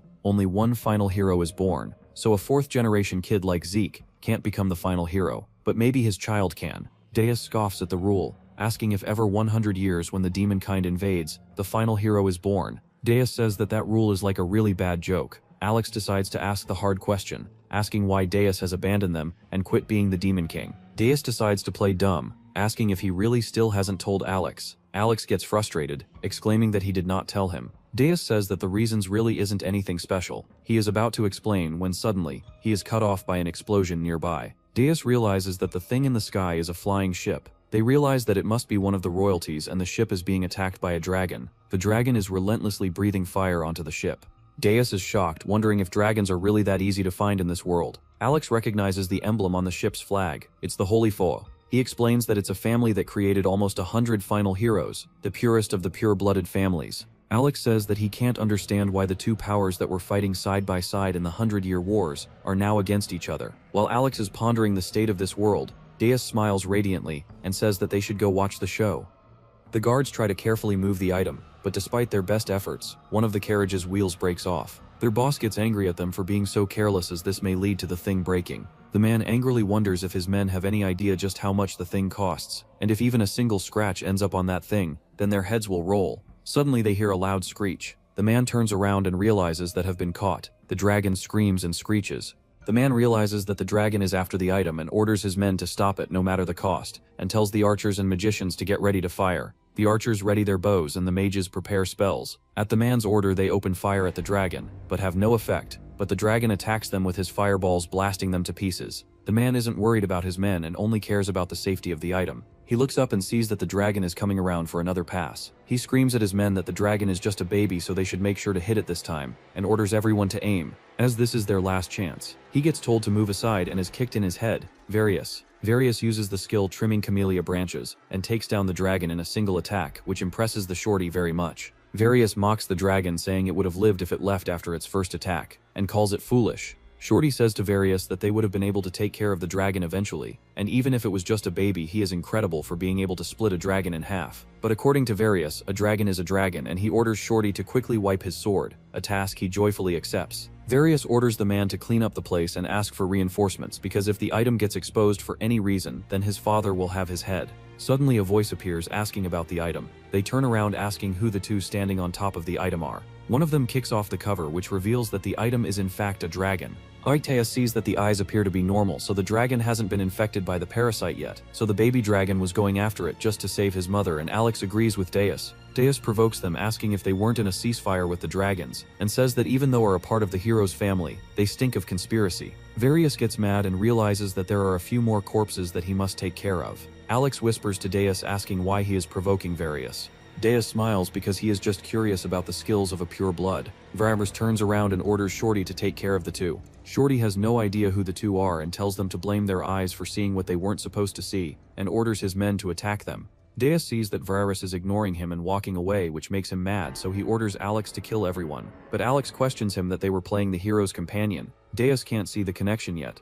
Alex asks if it's bad to fight against a pure blood family as a hero's companion, at which point Deus realizes that Varas is also a holy, just like Zeke. All hero families have names that have holy attached to their tree name, which shows that they are blessed. Deus asks if the first hero was a tree, because all heroes are using the names of the trees that grow the most in their territory. Shorty gets angry at the two of them looking down on them, so orders his men to be quick and attack them. The archers and mages attack them together, but their attack misses as the dew appears right behind them. Deus says that they are the ones being attacked, so they should quickly take care of them to avoid waking up Zeke. Seeing them move like that shocks even the shorty. Alex admits that killing them all will be really easy, but asks if doing so is really okay. Deus gets frustrated at Alex asking the same thing over and over again, at which Alex reminds him that he is a companion of a hero. At this, Deus gets angry and tells Alex to beg them for forgiveness to let them off. but Alex points out that it might be a bit too late to ask for forgiveness, as they have already seen their secret. Deus loses his temper and shouts at Alex, asking what he should do. Now, Alex asks if they should run away, which makes Deus taunt him for being a scaredy cat.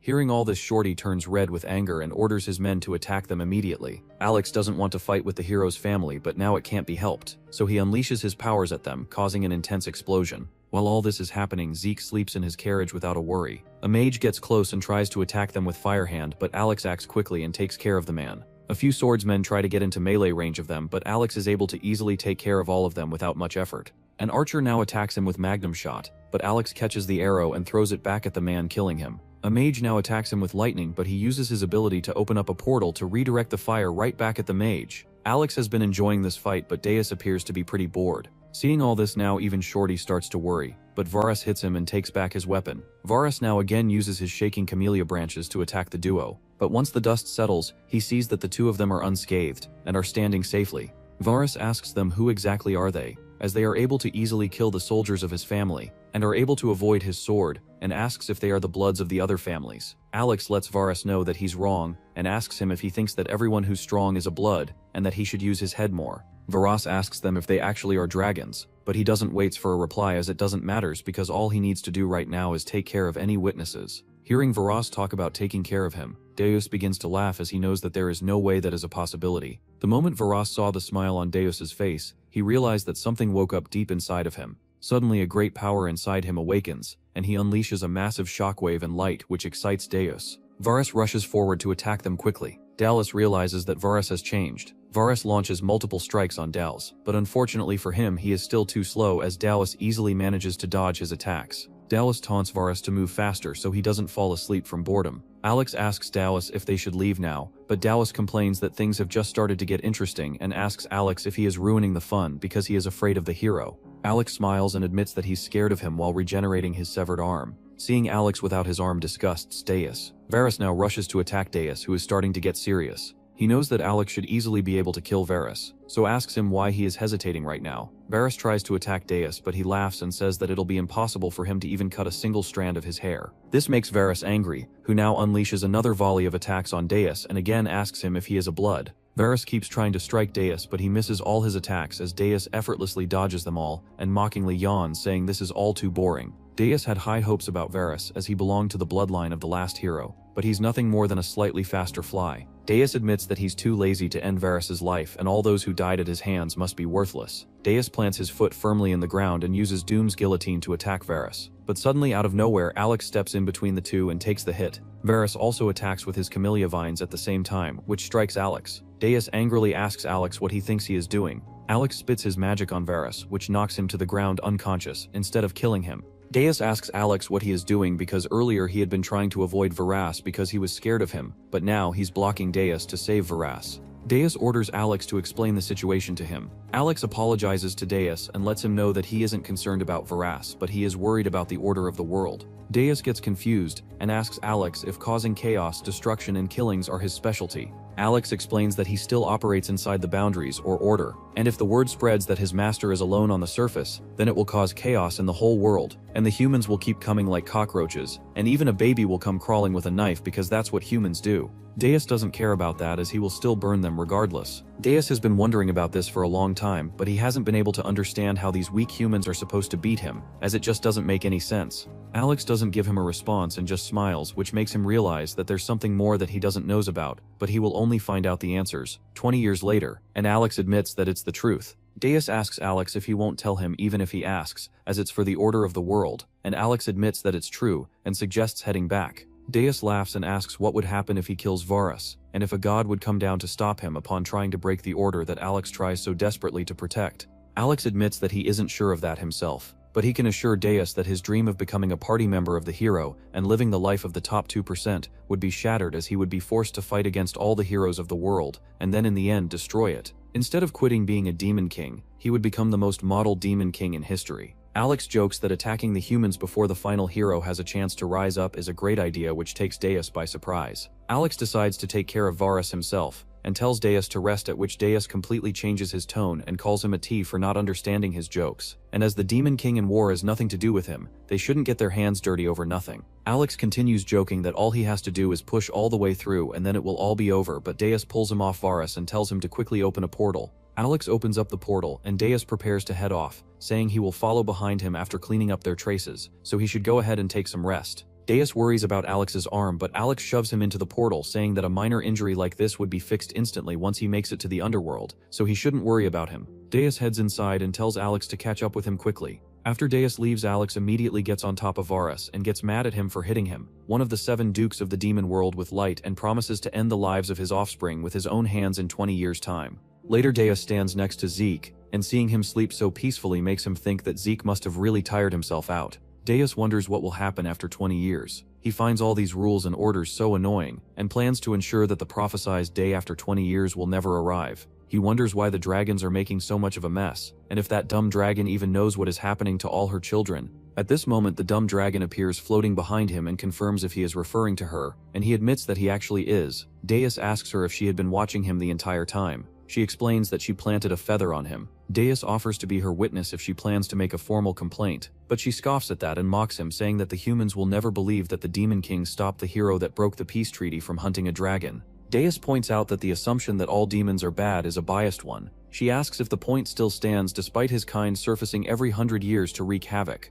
Deus begins to wonder why do they keep surfacing instead of just living in the underworld. She laughs at him asking such a stupid question, at which he mocks her, saying she just stands by idly while her children die at the hands of humans and her children get referred to as items, and this probably isn't the first time a dragon got hunted. The humans hunt dragons to craft dragon weapons, as their body parts are treasures, and even the young ones get slaughtered while trying to protect their mothers, which is a blatant disregard for the treaty. At this, she asks Deus if he can exact revenge for her on the dirty human race, which keeps killing her children. Deus asks why he should do that and why she can't take revenge on her own. She explains that she can't have her revenge because once a dragon leaves the territory of the dragons, Kaleidoscope, and enters the human world, then humans can't be faulted for killing them. It's just like the 100-year war not being blamed on anyone, as there are just the rules of the world, so no matter how many of her children die, as long as it's in the human world, she can't do a thing about it. Deus gets angry at her also talking about the rules, and asks who was the one who made such stupid rules. She shouts that it's the enforcers, and such an extreme pressure gets forced upon his body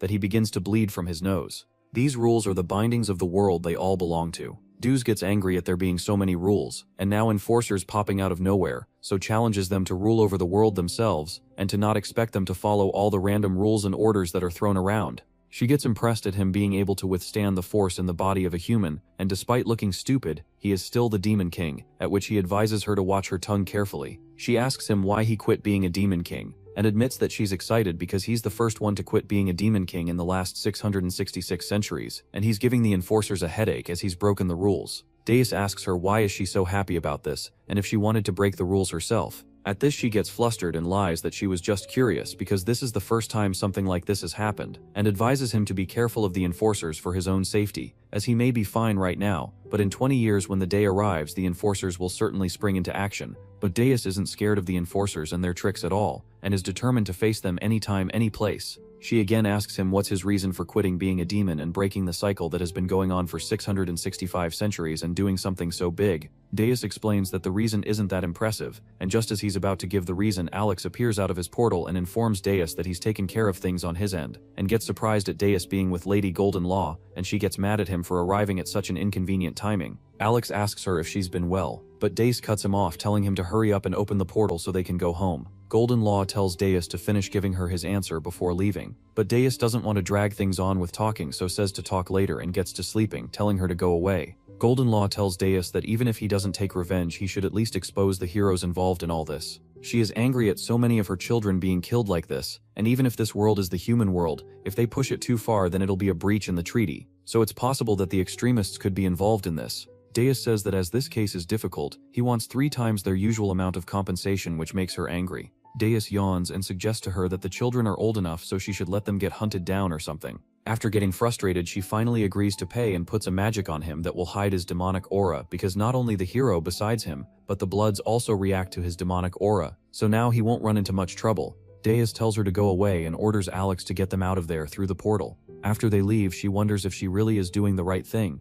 Later, when they reach the Nolisturia family, they are impressed by their wealth, which is a result of belonging to a hero lineage dating back 60,000 years. Deus asks Alex why Zeke is the way he is, which makes him sad, but Alex tells Deus to discuss this matter when they are alone, as that might make Zeke start rebelling. Alex explains that once a hero family becomes famous, many nobles and castle lords will become their sponsors, and as being a sponsor for a hero is the same as fighting for peace of the world, and to top it all off, dragon poaching is a good source of money. So dragon poaching is something that everyone keeps quiet about on purpose. And this includes dragons, because the humans are at war with the demon world, so dragons have no choice but to help the humans, because if they fall then dragons would be next, as dragon body parts are really popular, even in the demon world, so dragon poaching is a must-have business, as long as you are capable of doing it. Deus asks Zeke if his family also hunts dragons, and he explains that you need to be at least a G-class to get near the dragon's nest. Deus agrees because if someone like Zeke could do it, then everyone else would have been capable enough, which further knocks down Zeke's morale. Alex asks why they are here, and Deus explains that it's for a side business, and he plans to perform an undercover operation to investigate the dragon poachings, and enthusiastically steps forward, but Alex stops him and warns that their identities have been revealed due to yesterday's events, so suggests disguising themselves a little bit,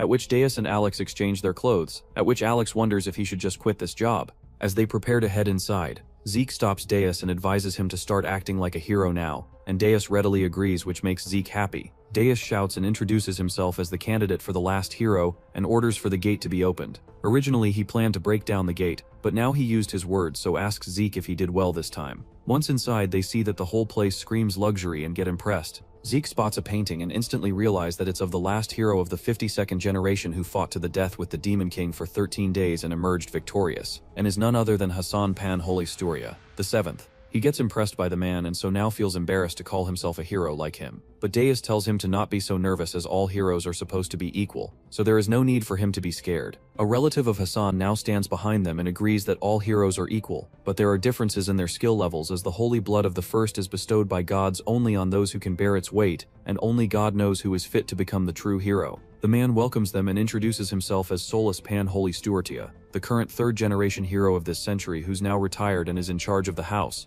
Deus was expecting the guy from earlier to come, but is surprised to see his dad. It is the law of the world that the last hero is born from the 5th generation of the century, and is given the title of 0 and 1 of the children of the 4th generation heroes. Like Zeke and Varus will become the last hero. Zeke stands up and greets Solus Pan and introduces Deus and Alex as his companions, but Solus already knows about him and his party. He was late because he had to confirm this with the hero management department, because it looks like he has finally managed to somehow gather companions, because he was last informed that Zeke had dropped out of the race. Zeke isn't surprised that Solus thought that, but assures him that he hasn't given up yet. Solus thinks that a rich merchant paying his way into becoming a companion of the hero by finding someone from a fallen family is a common story. He asks them why they are here, at which Deus explains that they are there only to confirm a strange rumor that has been making the rounds. Solus gets angry at Deus's tone.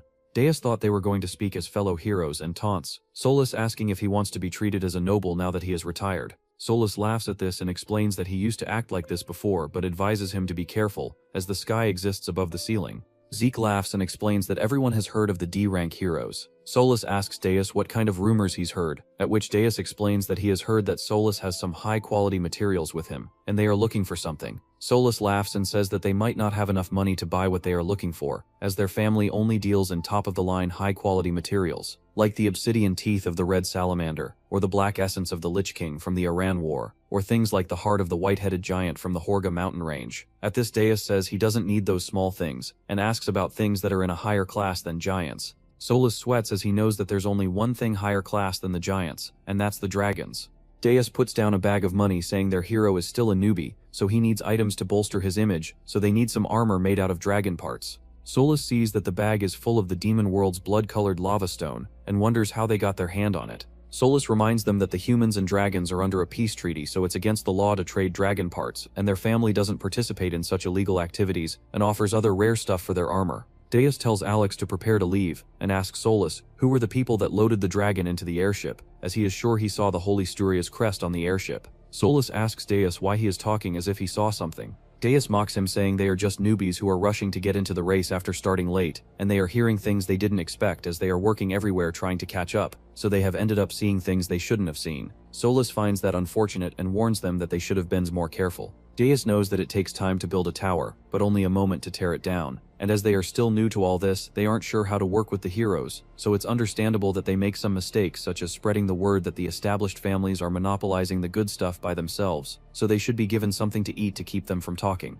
The tension rises and Zeke tries to calm them down but fails. Solus now asks them if they have heard about a masked hero suddenly appearing and defeating many dragons. Deus asks what Solus is getting at. Solus explains that the Doom's Lagoon that Zeke is carrying is made up from materials of blue and dark stone dragon that the masked hero took out. Deus is surprised that Solus knows about the Doom's Lagoon. Solus confidently replies that he knows about everything above the rare rank, so just by looking at the sheen he can tell that it's a special S-rank Doom's Lagoon, made by using the scales of blue and dark stone dragons. And as he hasn't seen such a Doom's Lagoon on the world's treasure list, it must have been crafted in secret. Alex gets worried and thinks that Solus is bad news.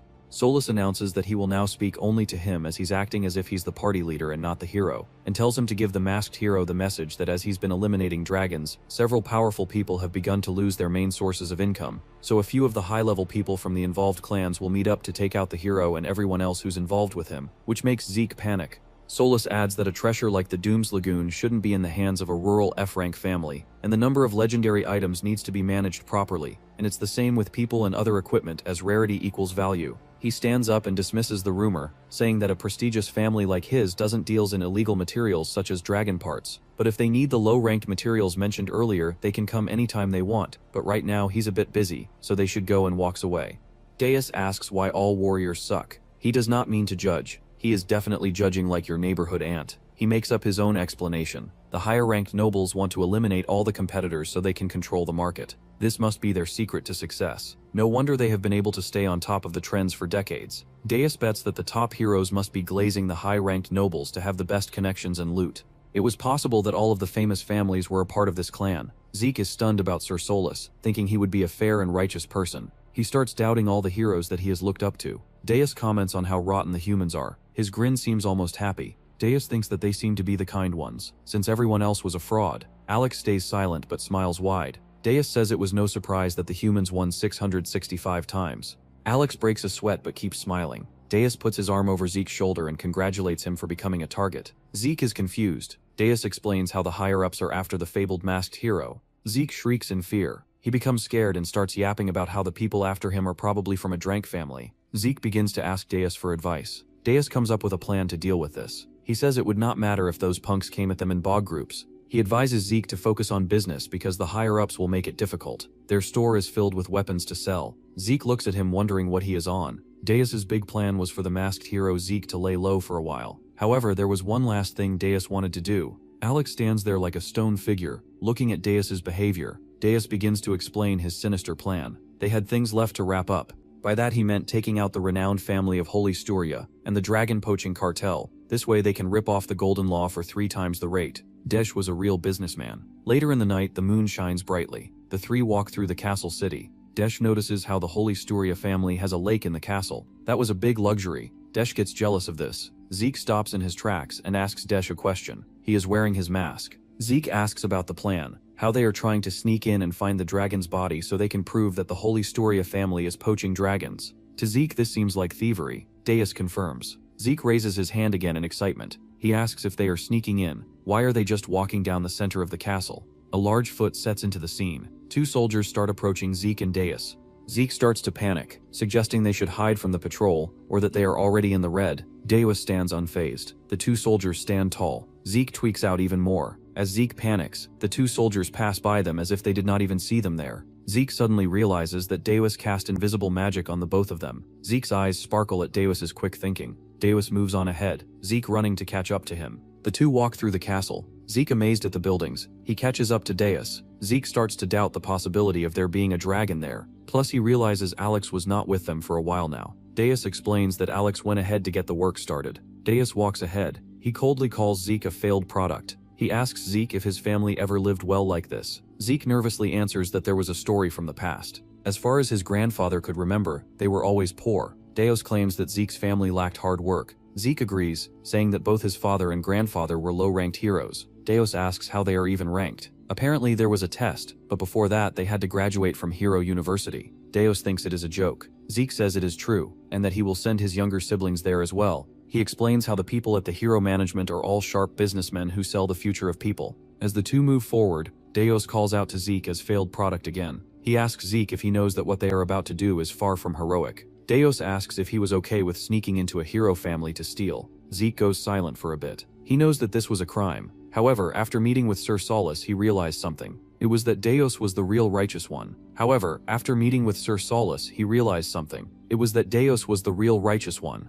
Even though it looks like they are going to steal, it is for a greater good, just so they can stop those people from controlling the materials. Zeke was suspicious of Deus, but now he trusts him, because he knew the truth about Solus. Zeke asks if Deus made Solus act that way, just so he could expose him. Deus did not think that far, but he was fine with Zeke thinking Deus has 200 IQ. Zeke begins to yap further. He asks Deus if he remembers what he said when they first met, that this was a chance. Zeke had given up on being a hero. It was impossible for someone like him. Even so, he got to meet a Drank hero. Plus, he even gets to use the amazing shield. This was all because of Deus. Zeke knows he has done nothing to deserve this, and he thanks Deus for this chance. Zeke says stealing does not matter as long as his siblings are able to live well. He wants to make sure that these kids are not called failures in the future. Zeke will make sure that this poverty never passes down to them. He vows to raise his siblings into an amazing hero and a saintess. Even if they will not be at the front lines for the 666th war, Zeke will make sure they can participate from the rear. This way he could have a portrait of his siblings fighting in the war, like the one they saw at Sir Solus's place. The future of his family was in his hands. The Holy Beche family participated in the 666th war against the Demon King. That will be how his family will be remembered. Deus asks what part Zeke has in this. He asks how Zeke wants to live, if he had anything he wanted to be. Deus asks Zeke if he was satisfied with sacrificing his life for his family. Zeke clenches his fist. He speaks out with determination. This was all he wanted. Zeke vows to end the poverty of the Holy Beche family. In his generation, he will go to the ends of the earth to achieve this. Deus smirks. He says he picked the right one. Deus agrees to see this fight to the end. Deus calls out to Alex, who spawns right in. Alex had found it. Deus orders the both of them to head over, into those criminals' secret room. Alex is ready to move forward with their plan. Deus asks if he found the thing. Alex confirms and says he found the clan member list as well. Alex begins to read off all the names on the list. There were 76 names of families listed there. These families had a deep history and high reputation. Zeke cries out saying he has seen these families in textbook of heroes. How could they be like this? Deus asks Alex about the dragons that they are hiding. Alex confirms Deus's guess. The dragons were hidden underwater. The lake that Deus came to like was the place of hiding. Deus is eager to start. Alex obeys and casts a magic bubble on the head of Zeke and Deus. This would allow them to breathe underwater. Deus and Alex jump right into the water. Zeke is left afraid. He calls out to Deus, but he has already gone in. Zeke gathers the courage and jumps in behind the two. As he jumps in, Zeke begins to hold his breath. Suddenly he realizes he can breathe because of the air bubble. Just then he sees Deus and Alex approaching the dragons. The monsters were chained down. Zeke shivers in as the dragons growl, their red eyes seeming like they want to end Zeke.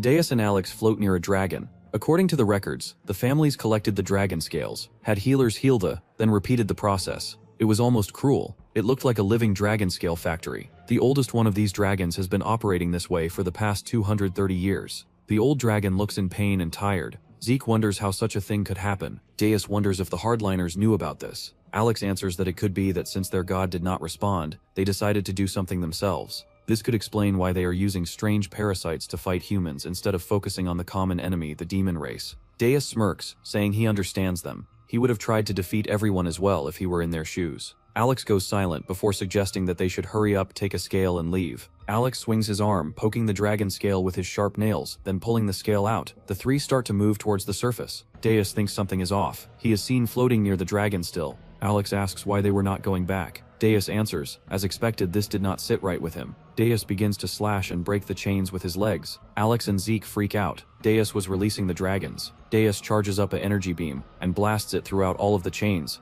Alex and Zeke watch closely as Deus frees the creatures. The dragons roar loudly, breaking away from the chains. All of them screech and roar. Alex seems to understand. Suddenly, the dragons rise up to the surface. They start to fly high into the sky. The soldiers look up in fear. The dragons sit on top of buildings. The soldiers tweak out that the dragons have escaped. One of the dragons is a fire breather. It charges up its fire breath and lets loose on the castle. Another dragon blasts a purple beam of energy in the castle. The dragons start to wreak havoc on the castle. Deus, Zeke, and Alex arrive back from the lake. Alex freaks out and asks why Deus would release the dragons. Deus explains that he did that in a fit of fury because the face of the dumb Solus popped up in his head. Alex recalls that Deus only wanted to take a scale and nothing else. Deus argues that he does not care because he did not touch any of them, so it is fine. Alex argues back, and the both of them continue to clash. While the two fight, Zeke looks on at the chaos of the dragons. He recalls that Deus said they would do it secretly. Now rumors will spread. Alex asks what Deus was even thinking. Deus argues that they should wipe everyone out right now. That was a stupid suggestion, because they went undercover. A person watches over the three. The golden-haired man grinds his teeth in anger. He loses his mind at what Deus did. The golden-haired man stands in anger, wondering who these people were. He is shocked at the white hair of Deus. Another person jumps up beside the man with a large weapon. Another royal stands beside with the same rage. His eyes spark blue with anger, asking who dares do this to the Holy Stusha family. The man notices Zeke as the masked hero. The man screams at the three, cursing them. Deus acts cocky. He tells them not to come at him again, because this time Deus will send them to heaven. One of the men is shocked at Deus's words. Solus had been waiting for the masked hero all this time. Zeke screams out in fear and asks them to spare him.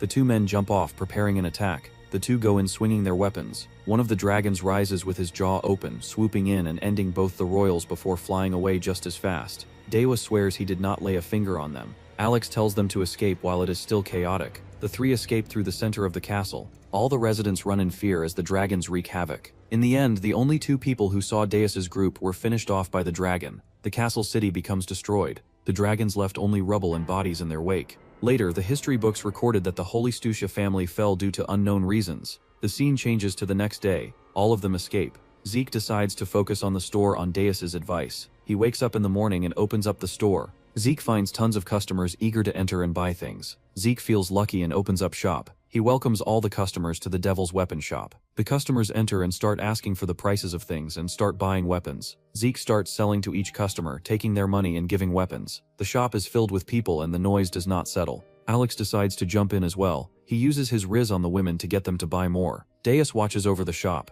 Business was going well, though he wished it would be a bit more exciting. Deus calls out to Zeke and tells him he is going upstairs to sleep. Deus goes up to his room, deluxe on the second floor of the weapon shop. He walks up to his bed and happily gets in. He talks to himself how sleeping is better than getting the bag. Deus falls asleep. In his dreams he hears a voice. The voice calls out to him. Deus starts to think it is his mother. His eyes open suddenly, seeing Golden Law standing beside him. She seems almost spectral and majestic. Golden Law mocks Deus for sleeping all the time and being so carefree. Deus asks her if she was watching the whole incident in Holy Stusha. He tells her to take the clan registry. Golden Law confirms that she everything from the beginning to the end. It was a clear violation of the peace agreement. Deus asks her if they were going to start a war with the humans. Golden Law is in disbelief and asks him for whose sake. Deus did not care. He just wanted to get paid. Golden Law agrees that she will pay her. Deus asks her if she knew all this was not just a 1 or 2 year thing. He decides to confront her. How she did not know all this was happening. Since Golden Law did not step in, the hardliners took matters into their own hands. Golden Law denies these claims.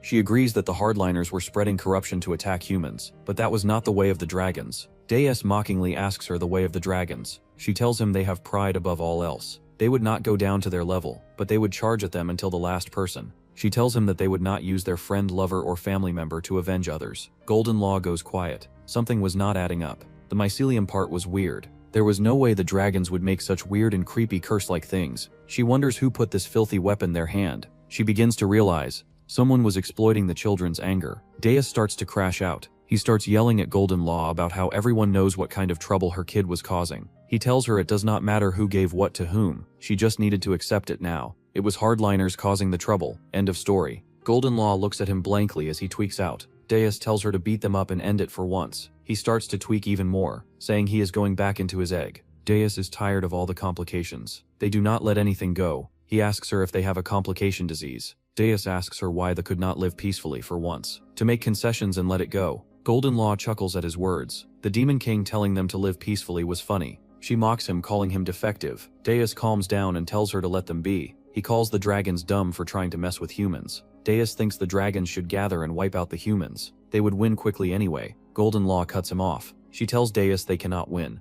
It because they had the thing, the life fluid. Deus asks her if all of them were collectively gaslit. He asks why she and Alex make such a fuss whenever the life fluid is mentioned. Golden Law tells him that he has not seen them on that day. Individually they were nothing, but it will change in 20 years when they bloom. The promised day when Deus is supposed to descend. On that day they will never give up. With a cross on their back they will rise again, even when they fall. No matter how many times they are crushed, they will rise again and again. Just when he thinks he has finally ended them, another life fluid will awaken and start it all over. Just like moths throwing themselves into the fire called the Demon King. Endlessly they would keep on coming. Golden Law tells Deus that eventually when he faces them, fear will grow in his heart, fear of their courage, of what they are capable of. The ultimate form of this belief is the last hero, Deus's nemesis, who he will face in 20 years. Golden Law becomes concerned, and tells him that day he will not be fighting just humans, he will be fighting the endless courage that made them victorious for 66,580 years. Deus acts childish and laughs, breaking all the seriousness. He says imagining Zeke like that hero is funny. Deus asks if they could finish off the 3rd and 4th generation now, since the last hero is born in the 100th year.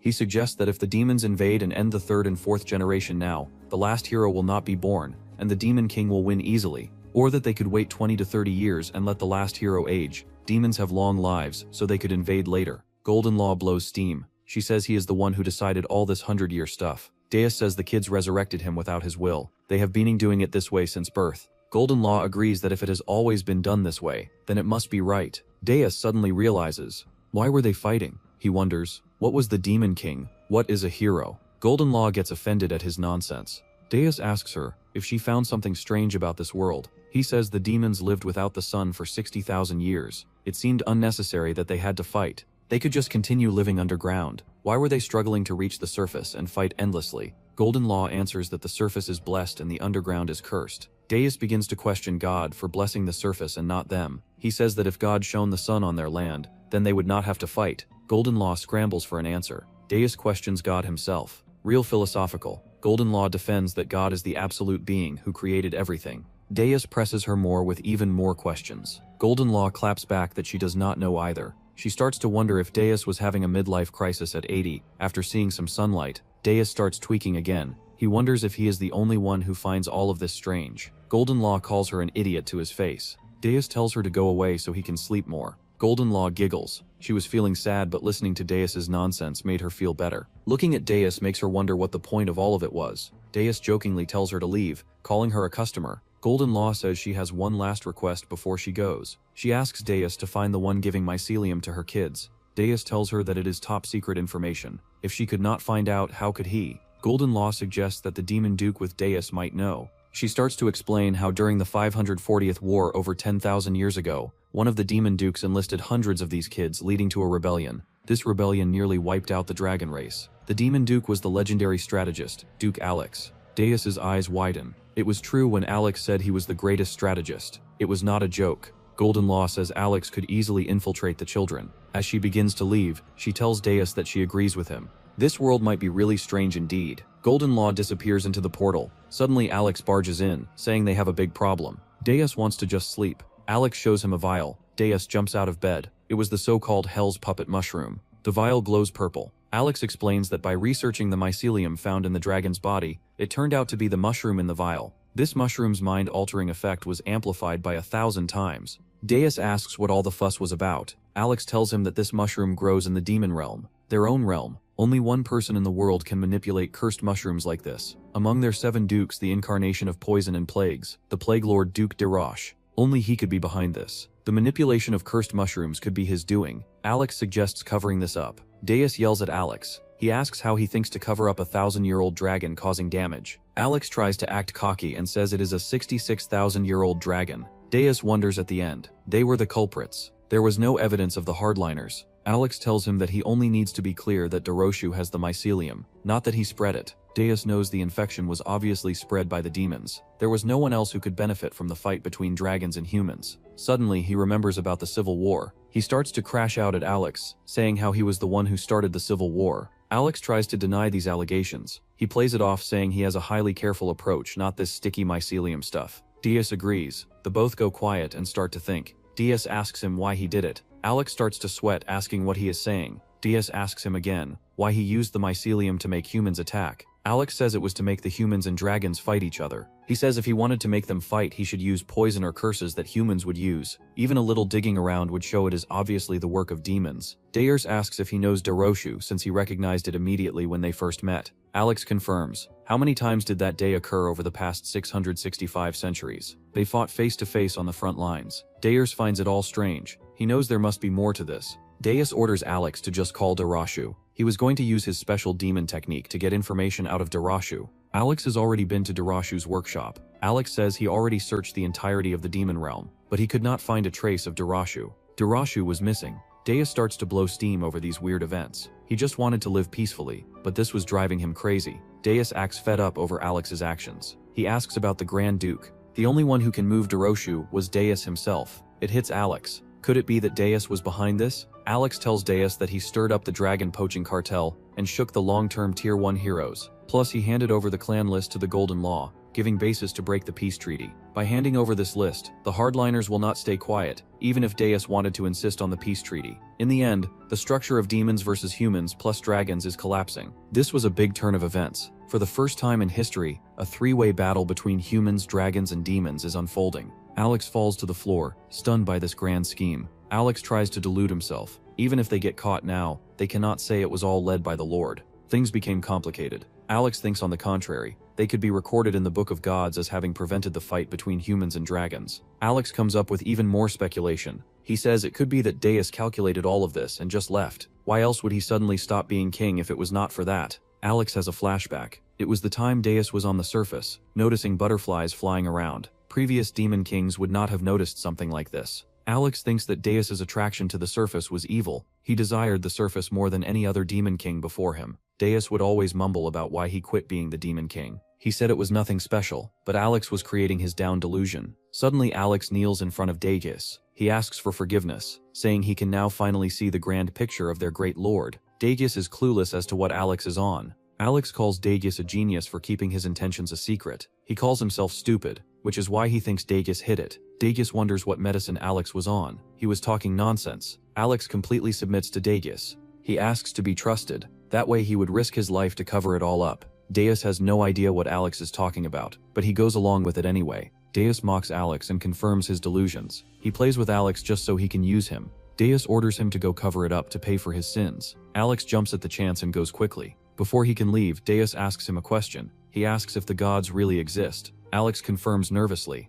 Deus says how people talk about rules and whatever, but they do not care if a demon king quits. Alex tells him not to doubt the gods. He says he has seen them. Deus's eyes widen. He begins to ask Alex how they looked like. Alex scrambles to answer. He says he only got a glimpse from far away. Deus yells at him for getting him all nervous. He goes back to bed and Alex leaves through his portal. Deus starts thinking. He needed to make sense of all of this. The first possibility was that the hardliners joined hands with Durashu to provoke a war with the humans. The Golden Law is trying to prevent this war, and somehow Deus's people ended up on Yulgam's side. However, in this, the Golden Law will think that Durashu and the hardliners are using Deus and the demons. This would make them the target. Deus comes to a conclusion. Someone is using the anger of the dragons. The second possibility is that the humans might have secured Durashu's mycelium to create a reason for hunting dragons, using his mycelium and making it attack themselves. In this case, the dragons would be the victims, and the peace treaty would break due to the furious hardliners. Deus is thinking fast. Finally, the third possibility. If all of this is just Golden Law's own conspiracy, she said she is hiding her identity as a human to avoid others, being cautious with magic. In other words, Yulgam does not exist anywhere, right now.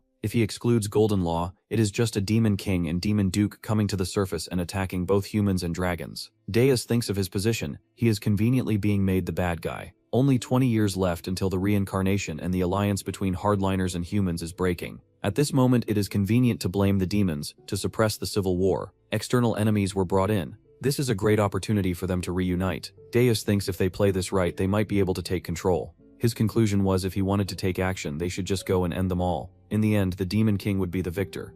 At the weapons shop, a woman in a knight's armor greets Zeke. This is Alexia, and clearly she piques Deus's interest. Zeke introduces her to Deus as his old classmate from the Resistance Hero School, and she also happens to be from an A-ranked family. Alexia is surprised to hear the title Lord from Zeke's mouth. Deus remembers his butler telling him that there are two main families here, one A-ranked and the other G-ranked. The F-rank family met a fate similar to your failing love life, and now they are completely ruined. Alexia looks around at the luxurious room and realizes that Zeke's sponsor looks loaded. She then looks at Deus and questions why he is staring at her so intently. She wonders if this is his first time looking at an A-ranked hero. Deus takes no punches as he asks why she was missing in action when the dragon first showed up. This clearly strikes a nerve as Alexia looks like she will single-handedly finish the former Demon King. She boasts that her family participated as a G-ranked family in the 655th Great War, and calls Deus an insolent fool who doesn't realize what a big deal her name is. She claims that dragons are the domain of the D-ranked heroes where everyone has their own role. Zeke tries to clam the situation and asks why she of all people is here. She tells that she heard there were incredible artifacts in the castles, and when she came exploring, she found Zeke. Long story short, she wanted to see the miserable soul who chose a failure like Zeke over an absolute baddie like her. She then slanders Deus because all she sees is a rich kid who doesn't even know the true history of the world because he was not immediately kissing the ground. Alexia walks on. Zeke, still trying to prevent a full-scale war between his master and his old classmate, says that he just got lucky. If Deus had met Alexia first, she would definitely be chosen. Deus aggravates her more by saying that she needs to actually show some respect before she even has a chance at being chosen. It is pretty clear that no one will sponsor a family that doesn't bother helping the locals when a dragon attacks out of nowhere. Deus then tells her to get lost, as she has nothing amazing to show. Whether she is an A rank or an F rank, they are all annoying little mosquitoes in front of the Demon King. Alexia takes this personally and promises to show the difference between an A rank and an F rank loser. She then claims that she is lucky to not get such a sore loser for a sponsor and rage quits. Deus tells her to go away and not bother coming to his shop if she doesn't plan on buying anything, then she isn't welcome to loiter around. Before leaving, she tells Zeke to get a blood aptitude test done because he hasn't even received a proper ranking yet. Deus jumps at the opportunity because all he knew was that Zeke is an F-rank loser who needs to do Deus's biddings, but he might have potential if his test shows up anything good. Zeke explains that the test is expensive, but he might get lucky, so he needs to get in on this. Deus sulks when he realizes that even a blood test costs money. Welcome to capitalism, Demon King. Zeke explains that only the basic hero classes are free. Alexia explains that it is hard to keep up with the current trends, so everyone just focuses on private lessons and proper hero academies. She then adds that these classes and private education is all just a big excuse. True geniuses don't need special treatment to show that they're better than the rest. These geniuses are called first-class heroes, a rank well above the A rank. If everyone was given equal opportunity when it came to heroics, then the elite would suffer. For this reason, the elite choose to take care of the matters, and the rest just give up. Deus comments that the rank depends on family wealth with how Alexia is explaining it, because even a simple thing like a blood test costs money. Alexia explains that in this world, there is no way a hero can't make money. He asks what happens to those who cannot make it to the top,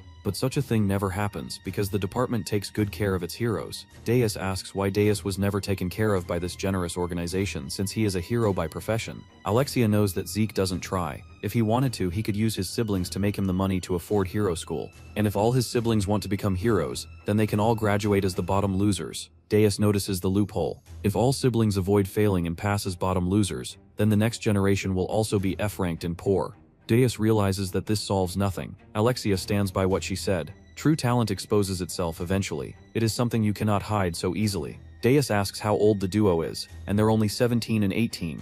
He sulks how terrible life is for these teenagers. He then tells Deus to close the shop because they will get Zeke the stupid blood test. Deus summons Alex, who pops out of nowhere, scaring the two heroes. The trio reaches the heroes department, where he tells the receptionist that he is here to confirm their blood rank and register as heroes. The receptionist tells him to take a ticket and wait for their turns, but Deus tries to act like a tough guy and surpass the waiting system. The receptionist points at a note which clearly tells Deus to calm down and not play any power politics. Deus lashes out this clear middle finger from the department, but the other two hold him back. With this, they sit down and wait for their turns. A huge buff man with cool weapons approaches the receptionist, who gladly welcomes the guy. Deus asks why this guy gets a free pass, so Zeke explains that this is Malkant, the strongest man in Jorix. He isn't a registered hero, but his power is close to G rank, which he is famous for. Deus wonders why Zeke previously said that this guy was an A rank. Zeke explains that by family, even Alexia is an A rank, but she will receive the title once she graduates. She might even surpass her father even though all she looks like is a spoiled brat.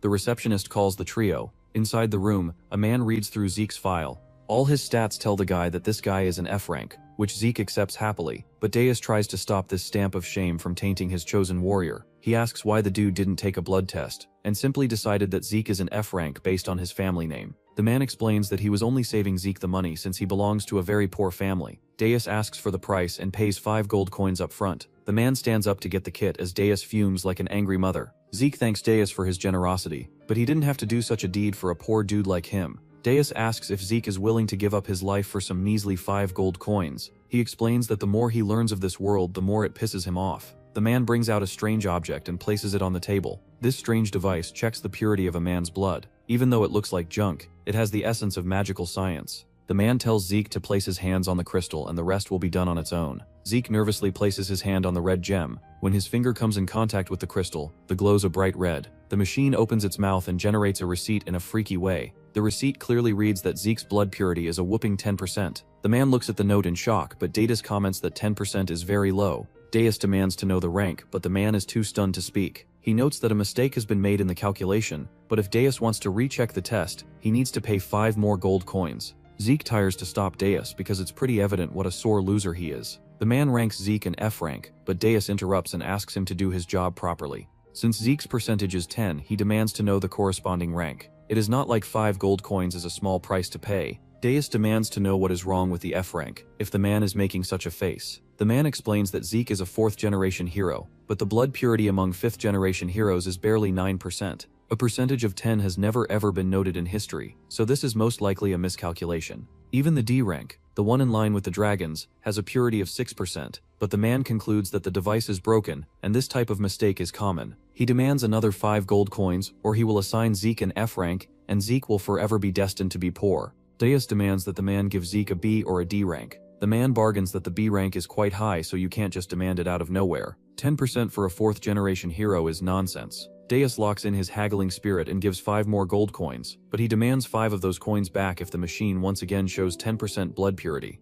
The man realizes what sort of a man Deus is. He says that Deus is the type of guy who picks up poor kids from the countryside, who have no idea what their rank is, and then he treats them like royalty. Whenever he gets a good result, Deus keeps the hero, but if he fails, then a new victim is found, and this fate is repeated. The man acknowledges that Deus is helping the poor, but giving them ranks way above their own is deceiving. A rank is important when it comes to determining missions and quests. They cannot send bribed ranks on high-stake missions. Deus asks if the man is done yapping, because to him, all of this sounds like utter bull crap. He tells the man to bet the 5 gold coins or automatically give Zeke a B rank. He tells the man that he will hate it if Zeke gets a D rank too, so the man should think properly before agreeing to either condition. The man starts sweating because he is in a tough spot now. He knows that these malfunctions are lies that the organization has made up, but if the test shows 10% again, then he is in deep trouble. 5 gold may be nothing to a monster like Deus, but it's a whole month's pay for the man. Even the kid is good for nothing without his well-off sponsor. The man eventually decides to get rid of the trio. He offers a C rank for Zeke and makes up some pretentious crap about how much he cares for the hero's life.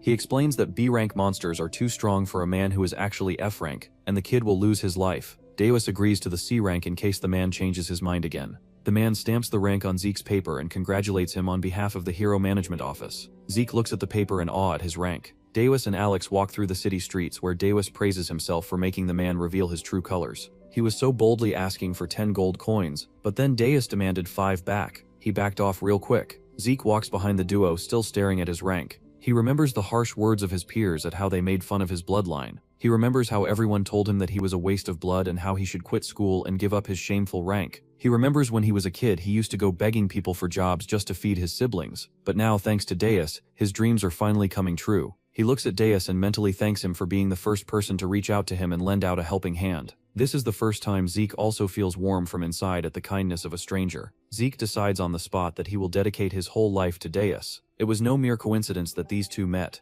Deus is a God-sent angel for Zeke. Zeke makes it his life goal to protect Deus. 1 month later, a thunderbolt falls from the sky. Zeke looks at the bolt in awe and asks Zeke if this is it. He asks what he should do since his attacks have no effect. He then looks at the red monstrosity, one of the 4 divine guardians, the Red Phoenix. He asks if the Red Phoenix is here to destroy the world down since the Demon King has quit his full-time job. In the present, the trio looks at the board with all the quests and missions. Zeke asks why they are doing so. Deus explains that since Zeke is an official hero, he needs to do some official quests. Nearby, a man boasts about how he has taken a very sweet A-rank quest about handling the Lich and its followers in the southeastern Dane cemetery. Deus knows that the Lich is serious business, and this man shouldn't take the quest lightly, but he looks at the board for a suitable quest for a C-rank hero. They look through the list till their eyes land on one particular quest by the Bureau. The quest is to defeat the merman who haunts a nearby village. Deus asks Alex what a merman is. Alex explains that a merman is a half-human, half-fish tribe that is around 2 meters tall. They come out from the waters when the sun is not too strong and loot small fishing villages. Deus snatches the quest from the board, ready to take down the mermen and their petty thievery. Sometime later, the gang is ready to roll out, except Deus is ready for a pool day. He looks at the sea and notices it is made of fire and the village is burning. Alex points out that this is a good thing to notice.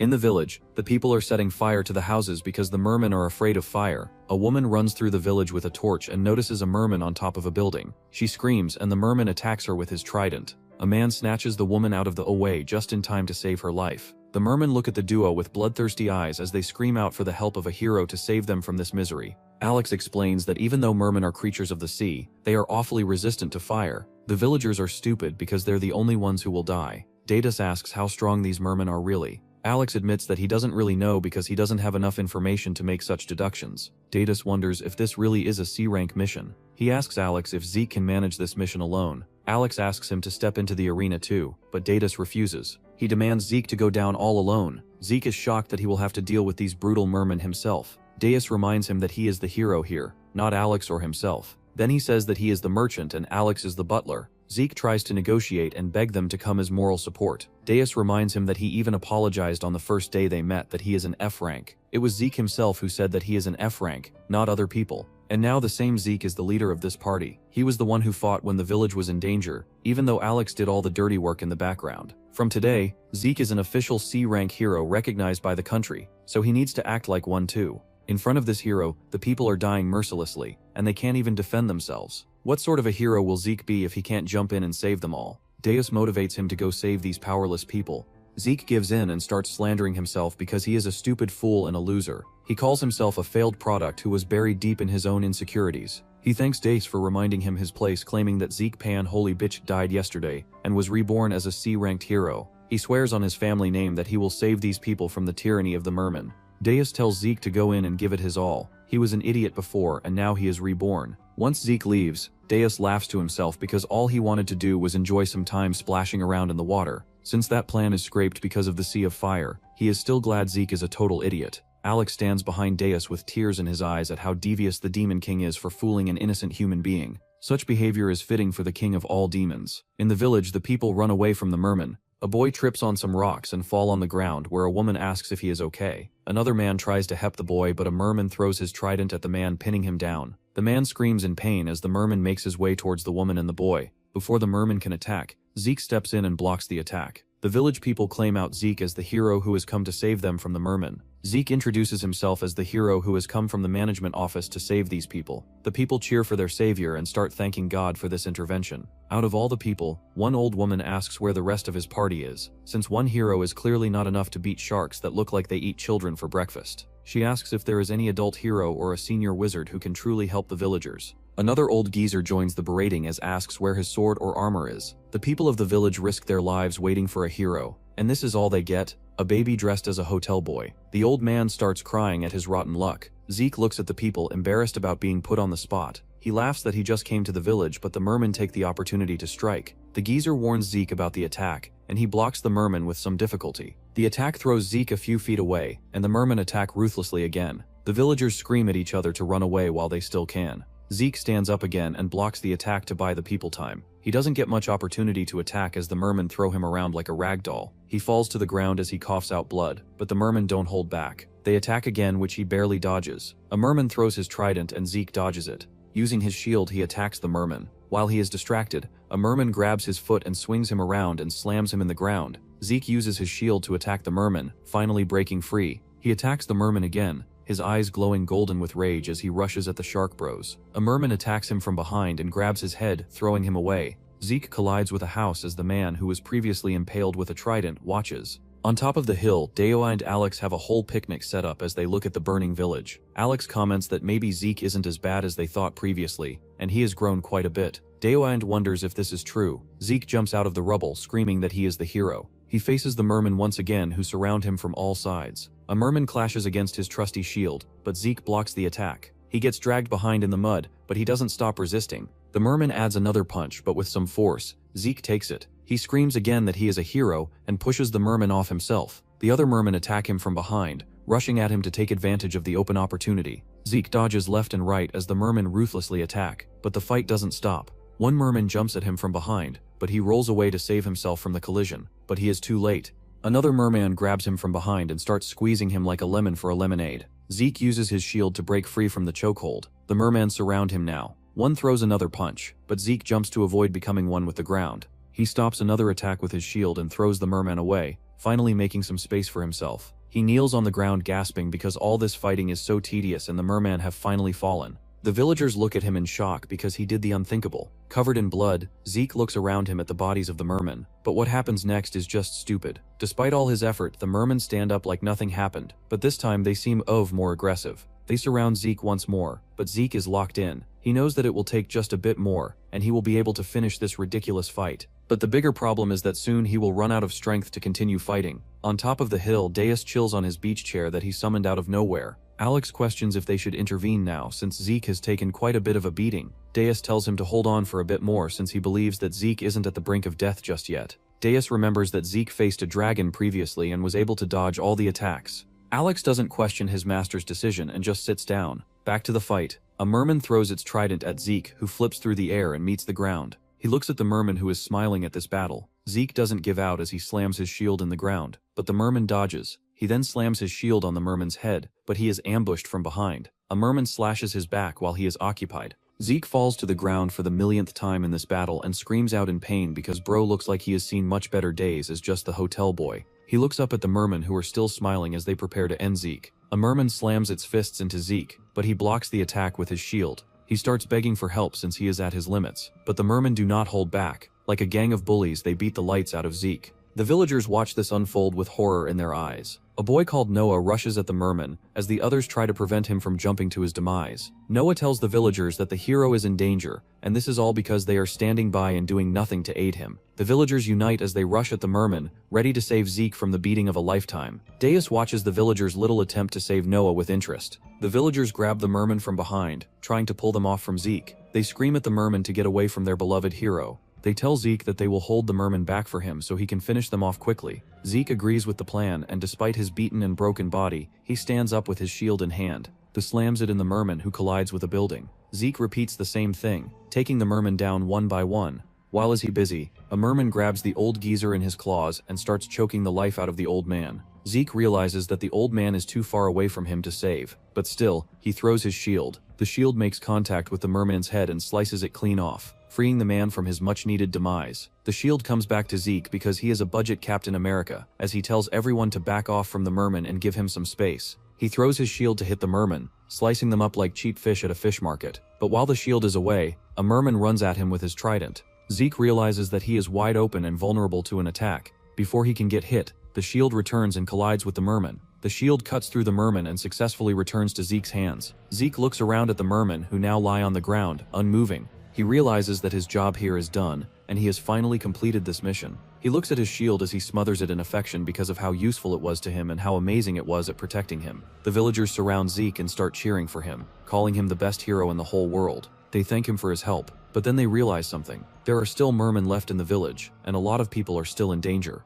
Zeke doesn't waste a single moment and rushes towards where the villagers are pointing, but this time he is not alone. The villagers join him in his quest to free their village of the mermen. They decide to use the same strategy as before, where the villagers will hold the merman down and Zeke will deliver the finishing blows. Zeke smiles at this newfound adoration for himself from the villagers because finally someone believes in him and counts on him for something. From the cliff, Deus notices how the tense atmosphere has changed. The humans who were once terrified and tired of the mermen are now all ready to hunt down the remaining. Right before their eyes, the humans started gathering as troops to aid Zeke in liberating the village, giving each other hope that they can all win. But this is a sign of trouble for Deus. He wonders if Zeke is the hero of this era, who will take Deus down.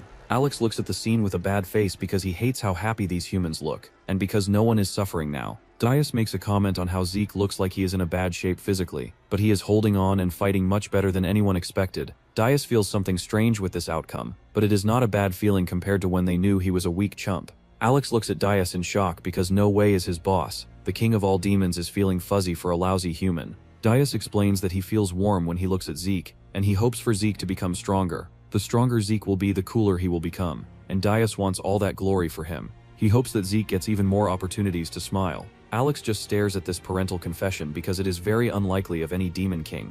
In the village, Zeke fights through the mermen, and soon the village is free of the mermen. The villagers hug Zeke and celebrate his victory. The villagers are still cheering for Zeke over his victory and thanking him for his bravery because now, the mermen won't be able to invade the village anymore. Zeke basks in the glory of his victory. The old geezer apologizes for not believing in Zeke. He says that he wasn't aware that Zeke would put his life on the line to save their village. He titles Zeke as the benefactor for their village. The villagers also start apologizing for their mistakes because they didn't believe in him either when he first arrived. Zeke forgives them all with a bright smile on his face. Zeke steps back on top of the hill where Deus and Alex are chilling. He tells them that he is back, well and alive. Deus asks how it felt to do everything all on his own from start to finish. Zeke explains that he went in head first because he wanted to save the villagers, but when the fight started, his shield just flew away on its own. Before he even knew it, his shield was sending the merman flying away. He explains that he thought that it was easy, but then the merman started standing back up like nothing happened. He realized then that he wasn't really doing any damage, and he was drained. When the merman came to finish him, he thought he was done for, and this is his end. But then the villagers stepped in to help him attack the merman. He explains how the villagers held the merman and told him to finish them because it was totally awesome for him. This moment made him have a whole surge of power, and in that moment, his shield just took a life of its own, and then it jumped into action. The shield cleaned out most of the merman while also protecting Zeke from any attacks. And this was the coolest thing Zeke has ever experienced. Deus smiles at Zeke in his way of explaining. He asks if Zeke had fun with this mission, and Zeke agrees. Deus gets up and leaves on spot, telling Zeke that he is hungry and wants some noodles. Zeke follows behind but tells Deus to stop. He shows Deus the quest confirmation form, which is basically a rating in which the hero is awarded satisfaction points. He tells Deus that submitting this form to the hero management office will give them 3 silver coins for completing the quest. Deus asks why Zeke is offering the form to him, and the answer is simple: because Deus in a way owns Zeke. Deus argues that he didn't even lift a single finger and Zeke did everything all on his own. Why would Deus steal his reward like a bad employer? Deus tells them both to stop dragging this on and already make him some noodles. Alex places his hand on Zeke's shoulder and asks about the conversation they had with Desus when they were checking his blood purity. Alex reminds him how Zeke told that his siblings had a school trip, but Zeke didn't have it in him to tell them that he cannot afford the trip. Alex explains that these 3 silver coins are worth nothing to Desus, but with these Zeke can finally let his siblings live a normal life without shame from other rich brats. Deus adds in that Zeke is the hero and the leader of this party. Zeke realizes what an angel Deus is and thanks him for his generosity. Back in the city, Deus stuffs his face with noodles because this is his happy place. He tells Zeke to quit trying to play hero and just open a noodle shop of his own. The Mother of Dragons walks in the noodle shop and demands a bowl from Zeke too. The people in the shop look at her luxurious clothes in awe, but the Mother of Dragon is locked in on what could appease Deus this easily. Deus asks what she is doing here, and the Mother of Dragons explains that it is her responsibility to keep an eye out on them. She asks where Alex is, but Deus tells her that he has his own life. Deus remembers the conversation with Alex, who said he was going to find Darash before Yulgium notches, and finds out the truth behind Gyungsa. No one knows that finding these truths will have a massive effect on the 666th Great War. Alex complained back then that Deus keeps dragging him to random hero quests even though he is a very busy member of the Demon's Council. Before Deus could punish Alex for his insolent words, Alex jumped in the portal and took his leave. Back in the present, Deus makes fun of the Mother of Dragons in his head because for someone who has been alive for almost 67,000 years, she really is clueless. Zeke introduces himself to the Mother of Dragons as the hero in Deus's party. He acknowledges that this is the first time he is meeting someone who is buddies with Deus. Yulgium introduces herself as a mage and tells Zeke that she has heard a lot about him. She makes fun of Deus because being in contact with him is a massive pain in the head. She even rubs the fact in that even though Zeke looks like his body went through hell, he has his store open for the idiot Demon King. Zeke tries to explain that he only opened shop to make a few extra coins and save money. He laughs at how close Deus and Yulgium seem, and Yulgium rubs in it, whereas Deus seethes because he doesn't want to be friends with this hag. Zeke serves her noodles, and she dives in and she has the same opinion as Deus. These noodles are some of the best she has ever had. She offers a position to Zeke and tells him to ditch Deus for her. Deus makes sure Yulgolm knows that Zeke is his. Yulgolm mentions whether Zeke took the hero test today, and asks for his grade. Zeke tells that he is a C-rank hero, but Deus blurts out his blood purity to be 10%. Yulgium looks at him in shock for surpassing 10%, but Zeke admits that the blood purity device was broken. Yulgium agrees with the malfunction, because 10% is very rare. If the 10% purity was true, then Zeke would be the last hero who would end the demon war for good. The information Yulgium gives shocks Deus. He laughs at her deduction because the first hero was the greatest, yet he was not able to end the war. What could an idiot with only 10% pure blood even do? He even mocks Yulgium because she is aware enough to know that the last hero cannot be someone from the 4th generation. Deus remarks that the 4th generation is literally ordinary other than the fact that they might be able to select the last hero from the 5th generation of heroes. Even if someone among them stands out, they will only be a toy for the higher-ups. Yulgium comments that this 10% is a ridiculous number, so why is Deus even taking this so seriously? Even with Zeke as a nobody, Deus can make wealth and money with just the number of purity. Deus argues that wealth and fame need to be earned, and they aren't something someone just hands out to you. Yulgium makes fun of Deus, who tries to argue back to reclaim his lost honor, but she just calls him shameless for not suffering at all. Deus even says that sleeping for 80 years was no easy task for him. Deus tells Yulgium to get lost because all she is doing is making a fuss and eating off his tab. Yulgium remembers what she was here for and pulls it out because she forgot while Deus was yapping away. She pulls out a mighty sword from her inventory and shows it off. She offers it to Zeke for passing the hero test, and as a celebration for passing his first quest. The sword is called the legendary Doomslayer. She says that a hero should have a proper weapon, so she brought this sword to match with his shield. Deus snatches the sword from her, and she fights back because this is for Zeke, not for his grabby master. Deus makes a comment on how the smell coming from the sword stings his nose, and this catches Yuljium's eye. Deus analyzes the sword and says that this sword has a familiar smell of darkness. Yuljium explains that the sword is made from demonic materials. It is a magical sword, made from the horn of a dark rhino, and the beholder tentacle oil. And the sword is also filled with poison, so no shield can stand against it. Deus keeps looking at the sword and wonders if this is how it feels to look at a dragon weapon. He wonders why she is giving him a demonic sword since she is a 60,000-year-old serpent on her treasure. Yuljium tells him that this is a mere coincidence, and she means nothing by gifting him this sacred weapon. Deus gives the sword to Zeke as his gift. As Zeke grabs the sword, he teleports to a new dimension. He closes his nose because he smells sulfur, and it smells disgusting. Zeke looks around him and sees that the entire place is on fire with floating islands. He wonders if he is in the demon realm right now. In the distance, the sword introduces itself as Doomslayer. It says that the sword is an embodiment of hatred inside Zeke. This is just very little hatred when compared to the overflowing noise in the world. The sword offers that if Zeke accepts it, it will protect him from harm. It will crush all his enemies that stand in his way. Zeke gets teleported back in the world where he is still in his noodle shop. Deus asks how well he likes his new sword. Zeke says that he likes the sword, but unlike the shield from the dragons, he felt a very powerful whisper inside the sword. He also says that the sword seems really powerful. Date asks if they should go and test out his new sword, and Zeke jumps the hype train because he is ready as ever. Yuljium tells Deus to let Zeke rest, or he will die from fatigue. Deus tells her to shut up because she is ruining his vibes. Soon Deus and Zeke ride a horse carriage in some forest. Yuljium sits in the back working on a knitting project, and Deus is not having one bit of her presence. Yuljium defends herself that she is only tagging along so she can watch them. Zeke asks where they are all going. Deus pulls out a quest paper from his pocket, and Zeke's new quest is to check out the activity in the Karen Mountains, since no miners have returned. Even those heroes who were in contact with the miners have not been found. Deus confesses that he picked this one up with the merman quest from before. He deduces that the miners are only having a goblin problem, which won't be a big deal. Since they have a new shiny sword, they can take care of these goblins. Out of nowhere, Zeke asks what sort of a monster the Demon King really is. He wants to know what creature he is because he survived being alive for well over 60,000 years while also causing trouble for everyone and causing mass suffering. Zeke wonders if the Demon King knows what a massive sin he has committed. Deus chimes in and agrees with Zeke. He makes fun of himself because what a stupid Demon King it is, because he can't even do this task. Well, Deus says that he doesn't know what kind of thing is going on between the demons. Maybe there is something the humans don't know and the demons can't say out loud. He even says that maybe the Demon King doesn't want to fight anymore. Zeke laughs at this because it is stupid to even think that the Demon King doesn't want to fight. He is the root cause of all suffering on Earth right now. Deus laughs, but he agrees with Zeke. It is absurd to think about this whole thing. After some time, Deus points out at some place and says that what they are looking for is near. The Quran mine is visible from a distance to the trio. Deus kicks Zeke into the mine to go deal with the problem while he sits in the cart to sleep.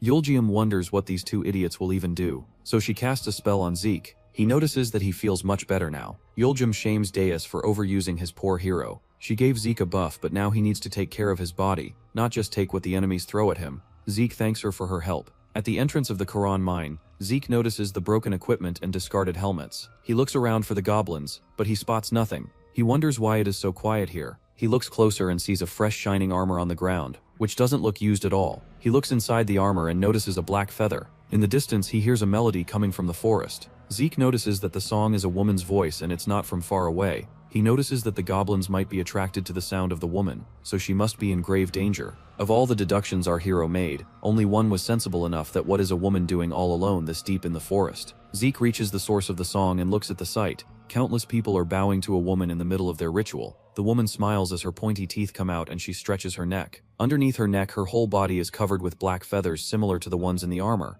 Even Zeke gets trapped in her song as his eyes turn silver and he admits that the sight is truly beautiful. Back in the cart, Yuljium notices that a harpy is nearby. She explains to Datus that harpy is a creature that has a human face, and it sings to attract humans. This harpy is also a kind of demon. Datus asks what a harpy does once it has lured all the humans. The answer is simple. When the harpy gets bored of her prey, she eats it. She asks if Deus wants her to help Zeke, because he won't be able to handle this alone. They look down at the idiot who is way too giddy to be caught in a demon's trap. Deus looks at his student and just tells Yuljium to wait and see what happens. The other prays of the harpy look at Zeke and they invite him to their circle. They say that it is really warm and he should stay with them forever. Zeke happily runs towards with Harpy as he tells Deus and Yulgium to join him too.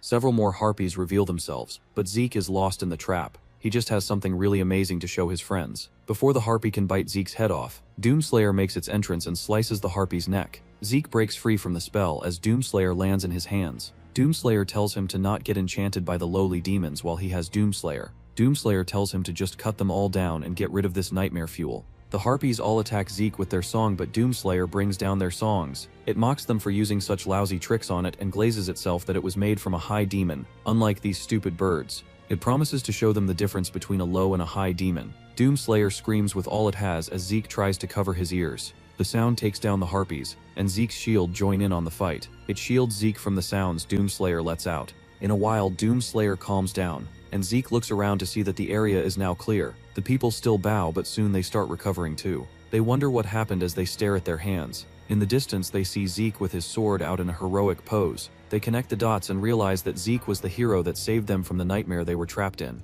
The miners and heroes surround Zeke as he celebrates his victory with them. From the carriage, Yulgium remarks that the demon sword wasn't bad at all. Maybe they should upgrade Zeke's weapons to demonic ones. Yulgium looks at Datus, who is smiling like a dad on his daughter's graduation. Yulgium warns him to be careful and points out that she means Zeke. One day he will bring Datus down because he has the blood of the last hero. Datus argues that maybe she is underestimating the Demon King because someone like Zeke can't possibly defeat the Demon King. Yulgium tells him to not make this kind of sappy face in front of Zeke. Otherwise, things will be very hard for both of them. Dace asks why Yulgium would say this about him, and she says that looking at this sappy expression is annoying. Dace gets embarrassed because he thought there was some great wisdom behind the mage's words, but Yulgium doesn't even want to bother him. Yulgium tells him to quit with this thing and finish their conversation from last time. She asks why the Demon King quit his job, since Deus knows a whole lot about the dude. She even points out that the lower rank demons are not listening to him. Maybe the poor dude really wanted a break. She really wants to know the reason of his early retirement. Deus admits that he told this to her last time too,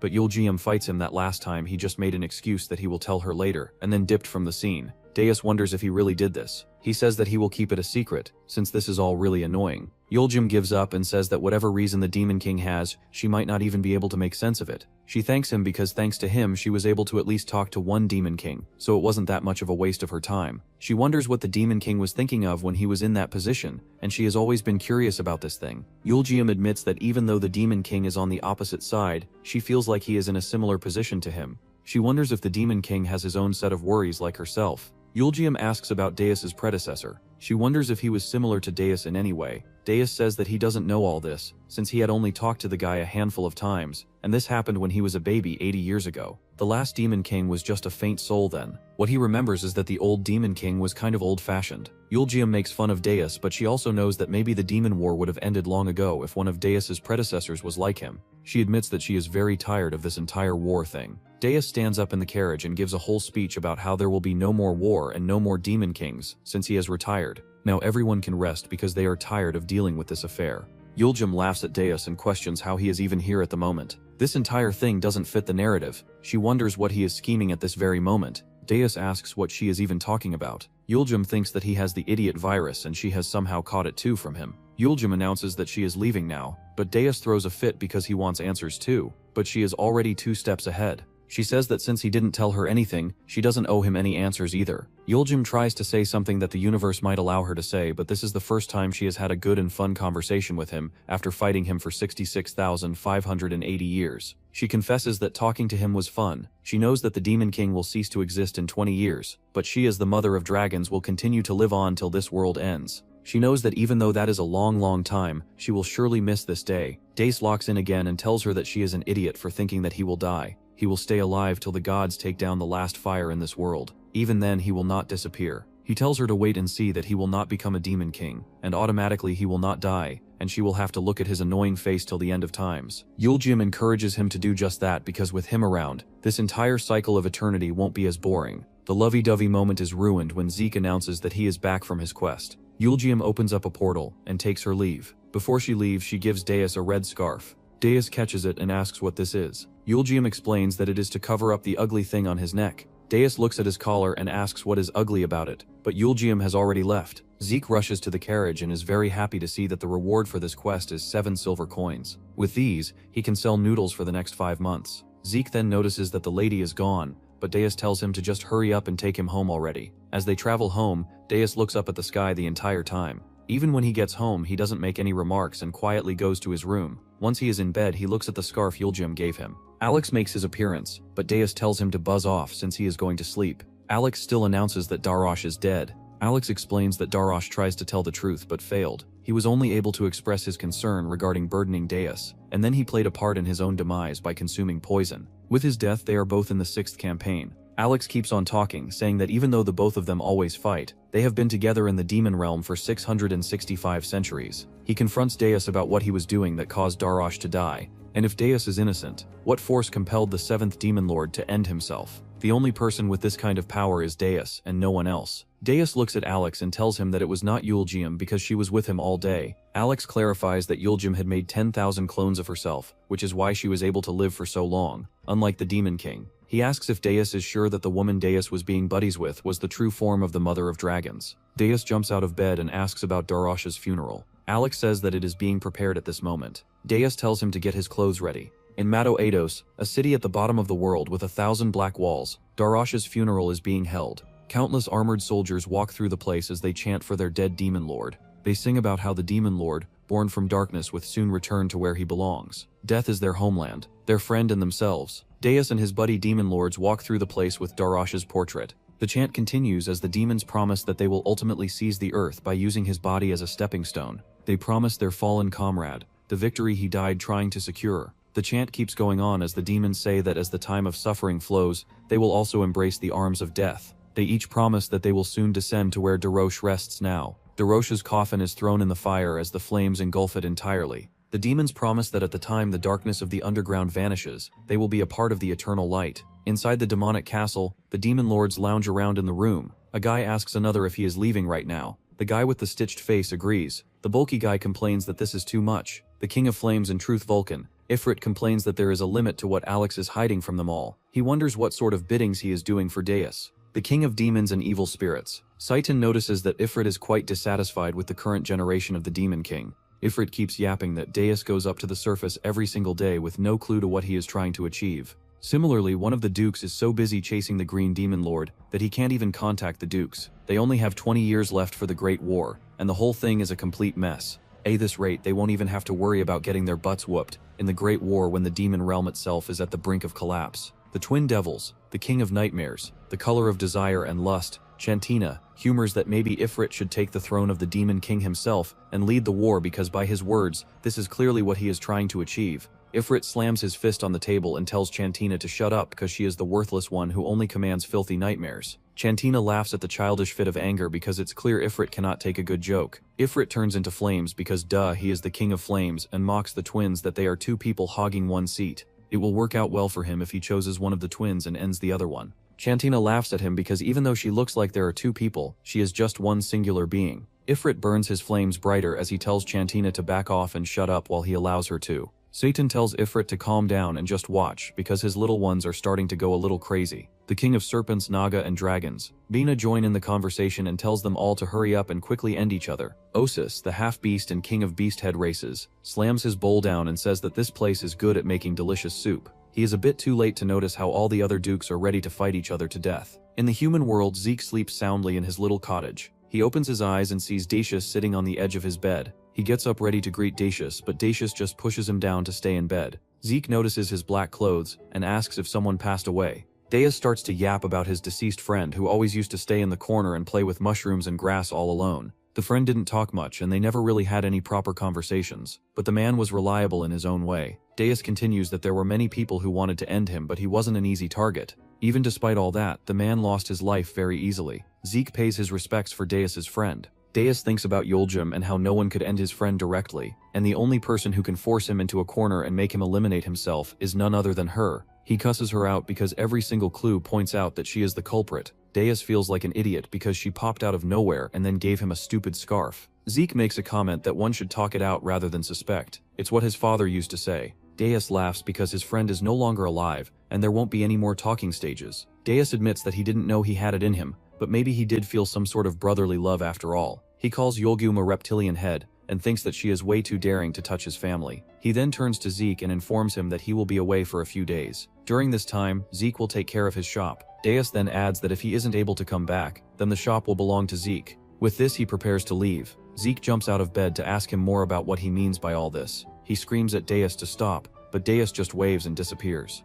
The flashback begins with Yulgium explaining how Deus and her both belong to this world. He remembers how she was excited to see how the fate of the world will turn out, since Deus stepped down. Then she commented on his collar and how ugly he looks in it, suggesting that he should cover it with the scarf she gifted him. The scene shifts to his friend's coffin falling in fire on the day of his funeral, as Deus stands and watches it sinks. Alex stands behind him, muttering about how if Deus steps in, then Yulgium will be forced to reveal her true form. He suggests that Deus should show his true form to his enemies. Deus imagines the smile on Yulgium's face because this would mean that he is entertaining her. Deus whips through the air like a form of red light, but he doesn't go unnoticed. Many people notice the strange energy, including the sanctuary of the Divine Light. The Holy Emperor Divine Light sits on his throne as he comments on something, calling it disgusting. Deus lands in front of Yulgium's cave and makes his way in. He calls her out and wonders if she finally decided to use her scheming brain. Deus rips apart a screen-like barrier with his bare hands as he realizes what Yulgium was actually trying to do. The screen falls apart and reveals numerous dragons, all shocked at Deus's random appearance.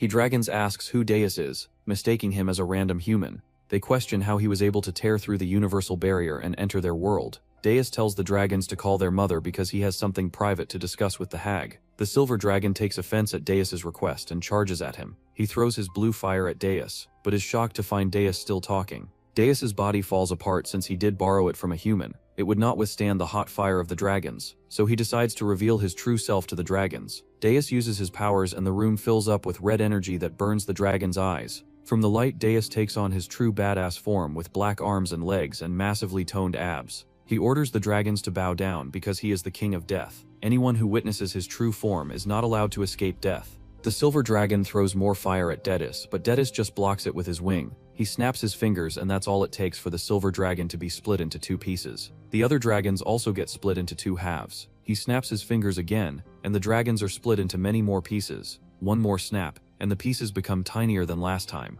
Finally, Deus snaps his fingers one last time, commanding the dragons to become nothing. The pieces of the dragons start crumbling as Deus laughs at their foolish deaths. The other dragons step in the fight, ordering each other to stop the intruder. They charge at Deus, who just looks at them with a bloodthirsty smile. He wonders where all these dragons were hidden previously. The sky fills up with hundreds of dragons, all preparing to strike down Deus. Deus looks at the rings of dragons above his head and laughs at how he will make sure none of them live to snitch to the mother of dragons. Deus takes a deep breath and uses his powers again. The heads of the dragons start combusting, leaving nothing in place. The sky rains dragon blood as Deus lifts his palm to see the aftermath of his full potential. He laughs once again because now Yulgium will surely show up. Only one dragon escapes Deus's clutches as it flies away to safety with its tail and wings bleeding. The dragon makes its way to the nest of other dragons as it informs them of how a powerful intruder has made his way inside the colony. The dragon begs the mighty elder dragon to help them fight off this intruder for the sake of the dragon clan and their pride. The dragon goes on to explain how Deus was able to break the barrier and take down the dragon commander and the fellow dragons. A red dragon flies through the dragon domain. It alarms the warriors of the Shadow Jade commander that their land has been infiltrated by an enemy. It roars that they need to show the enemy what the wrath of the dragons is. The Shadow Jade dragons prepare themselves for the upcoming battle and to avenge their fallen brethren. The dragon then goes to the White Jade dragons and begs them for their aid. The commander listens to the problem and joins in the battle with all its warriors. Deus floats alone in the sky where he first finished off the dragons. The elder dragon calls out his acts as blasphemy and taunts him for bringing death to the sacred place of the dragons. These dragons are the honored species who are also the guardians of the divine. Deus laughs at the dragon's foolish words because he is the prime example of blasphemy. He then calls out the dragon and asks why it called out its elder brother when he specifically asked for the mother of dragons. Hearing the name of the mother, the elder dragon loses its mind like a kindergartner on a "your mom" joke. The elder dragon lurches at Deus and grabs him between his teeth, taking them both down in the rubble. With Deus trapped in his teeth, he asks where Deus even grew the balls to waltz into their domain as he pleases. Deus kicks the dragon's mouth open and bids farewell to the dragons and their elder. His eyes glow red as he makes his escape from the elder dragon's mouth. He then faces the Shadow Jade commander and snaps his fingers. The Shadow Jade commander splits into two in front of the dragon's eyes. The dragons summon thunder in their hands and throw it at Deus, who calmly watches the thunder impale their own commander. The dragons are shocked at how this is even possible. With one motion of his finger, Deus lifts the elder dragon from the ground and hovers it in the sky. The elder dragon gets split into many pieces. The dragons scream out at the sorcery, calling Deus a demon. Deus corrects them because he isn't your friendly neighborhood demon. He is the Demon King. In another snap of his fingers, all the dragons split into many small pieces. Deus forms a fist and the pieces of the dragons mush together into one freaky abomination. The remaining dragons watch in horror at the remains of their fallen brother. Deus asks them what they think of his new creation. This he calls the strongest dragon in the world. He asks if making the strongest dragons makes him the god of the dragons too. The remaining dragons flee from the scene because Deus isn't any ordinary enemy. Before they can get far, Deus points at them. His creation roars at the dragons as thunder beams fly from the dragons' mouths. Deus reminds them once again that he is the Demon King. Before the dragons get hit, golden light saves them all from the beams. Yulgium stands in the middle of the domain and tells Deus to get lost. The dragons cheer that their mother, the great dragon, is here to save them all. Deus looks at Yulgium happily. Finally, the person he was looking for has joined the battle. Deus smiles at the golden dragon, who simply tells him to get lost because he is very annoying. She warns him not to disgrace her children any more than he has already. Deus smiles because now he only needs to disgrace her children any more than he has already. Yulgium tells him that he has lost his mind and gotten it infected because he has turned her home into a bloodbath. Yulgium looks at the poor creature made from her children's bodies. Deus uses his powers to make the dragon heads talk. They ask what Yulgium did in the outside world for them to deserve this fate. The dragon heads blame her for this and say that they hate her. All this puppeteering from Deus makes the dragons say that Yulgium should die for them now. Yulgium uses her powers to disintegrate the dragon abomination. Deus laughs because apparently the mother of dragons can also bestow death on her kind. She bows her head at her children and pays her respects, hoping that the dragons can find peace in the afterlife. Deus mocks her for praying because whatever god she is praying to is far too out of reach. Yulgium tells him that he has now crossed a line by defiling her children. Deus reminds her that she is the one who started this whole killing business. Yulgium gives him a confused look, but Deus keeps yapping about giving his all to deal with the mother of dragons. He screams at her as a red beam of energy makes its way to her. Yulgium dodges, but the place she was standing on explodes. She notices that Deus was able to tear through her barrier with just one hit. If she gets hit, she won't live to see another day. Yulgium's eye flashes as she tells Deus to follow her to a new place so they can sort their matters out. They both teleport to a place with golden planets and stars. Deus asks where he is and Yulgium explains that this is the inside of her mind. She explains that the damage he was doing outside was far too much. Inside her mind, he can do whatever he wants to and show off as much strength as he pleases. She tells him not to prolong this fight and simply see who gets to make it out alive. Deus smiles at her suggestion. Yulgium continues yapping about how, before this, no Demon King has ever breached the commander's nest. She confesses that she had grown a soft spot for the Demon King since they had both gotten very close. She admits that she thought she was old enough after living all these years, but Deus's invasion has taught her that she is just a child. She is not worthy of playing God for these dragons. Deus laughs at her sorry face because she is playing a victim even in this scenario. He asks who is next in line of her killing spree. Yulgium asks what he is even talking about. Deus uses his powers and tells her that he knew she wouldn't confess anything. He isn't an idiot to fall for the same trick twice either. He throws his attack at her and instructs her to die. Yulgium prepares her own attack in reply as she realizes that dragons and demons can never get along. She mocks him to see the power of the 666th. Yulgium's powers reach for Deus, who throws attacks upon attacks, but unfortunately ends up getting caught in her web. Yulgium summons the true Jade Orb and aims it at the web that holds Deus. Deus frees himself from her trap, calling her and her powers annoying. Yulgium observes the fight and realizes that this dude has completely lost his mind, since he is pulling all sorts of tricks. Deus tells her that she is acting like a total pain in the butt, so he will finish this in one shot. He uses soul suppression and purple smoke starts circling Yulgium. In return, Yulgium uses her true Jade martial arts. Her golden energy entraps Deus's demon powers. The storm still rages on as Yulgium gets hurt too. She admits that this version of the Demon King is awfully powerful, but he not enough. Yulgium makes her way to Deus directly, with the mindset that believes that light will always be stronger than darkness. She points at Deus as another light emits from her hand. Deus laughs at the helplessness of the mother of dragons. Just a simple slice from his demon blades can rot a person's soul, and there is no way this woman will survive his storm. He notices how close she has come to him, realizing that the title of God isn't a joke even when it comes to the dragons. Deus uses his powers again, as numerous skulls surround him. Yulgium realizes just how close she is to him now, and she cannot escape this. The explosion even affects the domain of the dragons with how large it is. The dragons wait for the smoke to clear to see what happened. Deus stands tall with only Yulgium's arm in his hand, showing the dragons just how weak they are. The dragons scream out their mother's name. Deus looks at them with hatred in his eyes as he reminds them that no one is allowed to touch his kin. He tosses the arm to the dragons. The dragon reaches out and grabs the arm in his mouth. Deus wipes away the barrier with his palm as he prepares to take his leave. The dragon calls out to Deus. He promises that the dragons will never forget this day. For the next 100 centuries to the day the creator of this world calls it back. The dragons will never forget this day. The humility they felt today will be passed down to their children, and then their descendants. They will curse the demon kind for all eternity.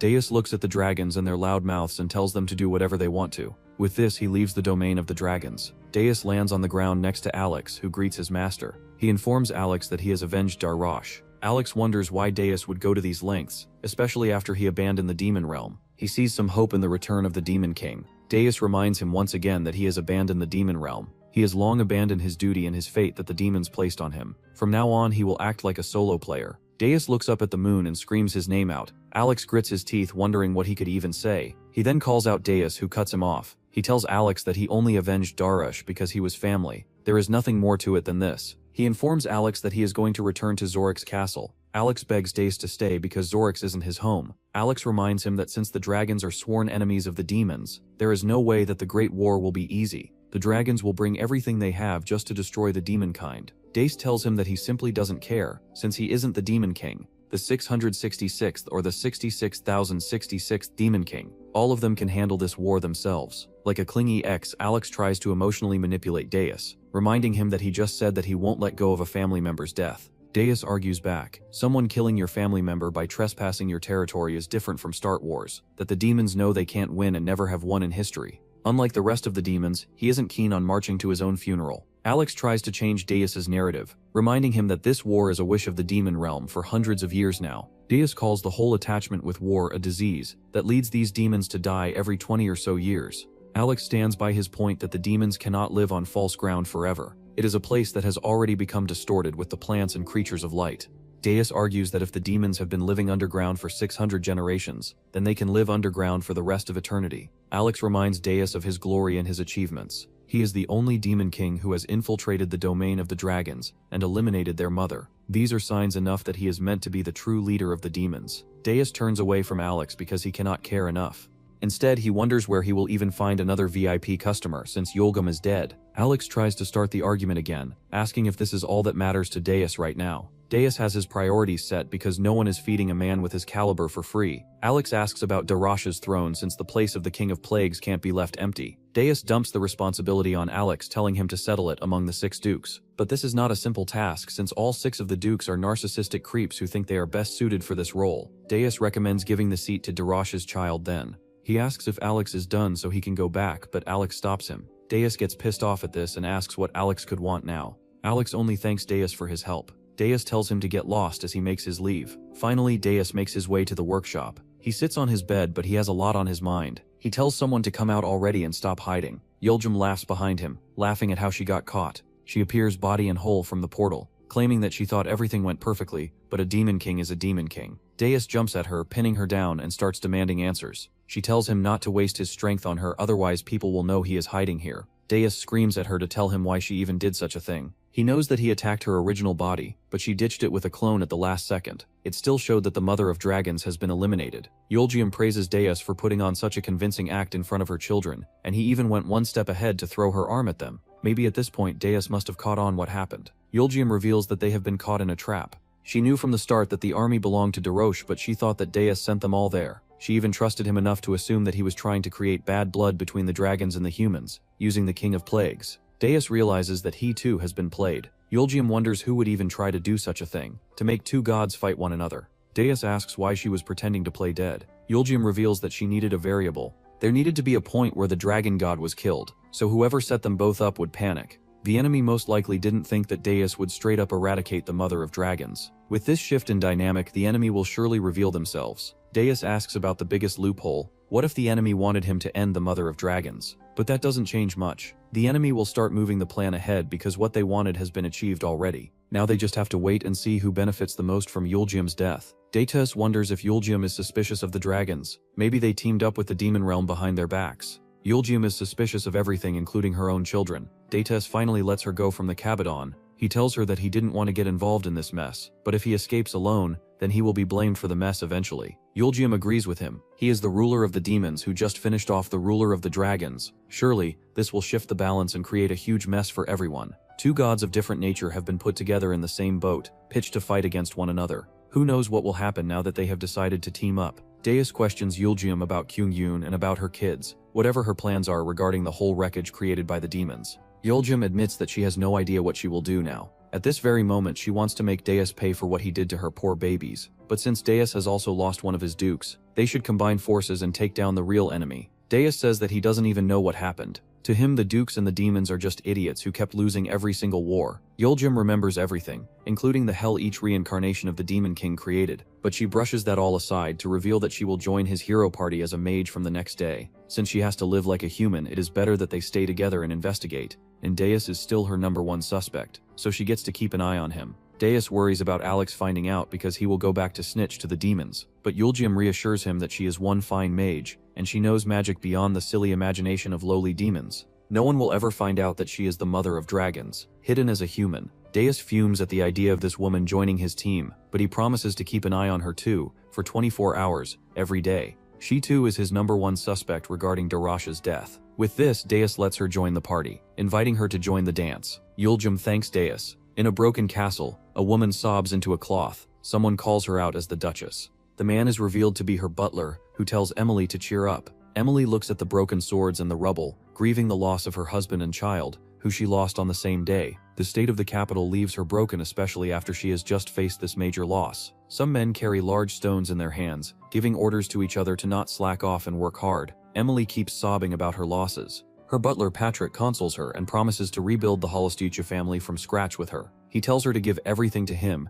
and find some place to rest. He will take care of all her affairs during this troublesome era. Emily hugs Patrick, happy that this old trickster will help her rebuild her family. Patrick gives the classic villain smile, scheming about what a naive idiot Emily is. Someone screams out in pain from behind a stool. Patrick shouts at them to reveal themselves. A man in a cloak walks out and bows to the pair, apologizing for interrupting their interesting conversation. The man introduces himself as Cadence, an investigator from the Sanctus Populi. Just the title makes Patrick weak in the knees once he realizes that this investigator is one of the Bloods. The Blood of Bloods are 12 sacred weapons of the Sanctus Populi, and one is standing in front of Patrick. Patrick immediately bows to Cadence and asks him the reason for his visit. Emily panics in royal etiquette because she doesn't even know if Cadence is a higher rank than her or not. Emily gets ignored and Cadence gets straight to the point. The Arcoma Castle, which was a huge fortress, collapsed in an instant due to some unknown force. At the same time, the rumors regarding some mask-wearing dragon hunter have been spreading in the nearby towns. Even though dragons have been popping up left and right lately, once one person has been defeating them,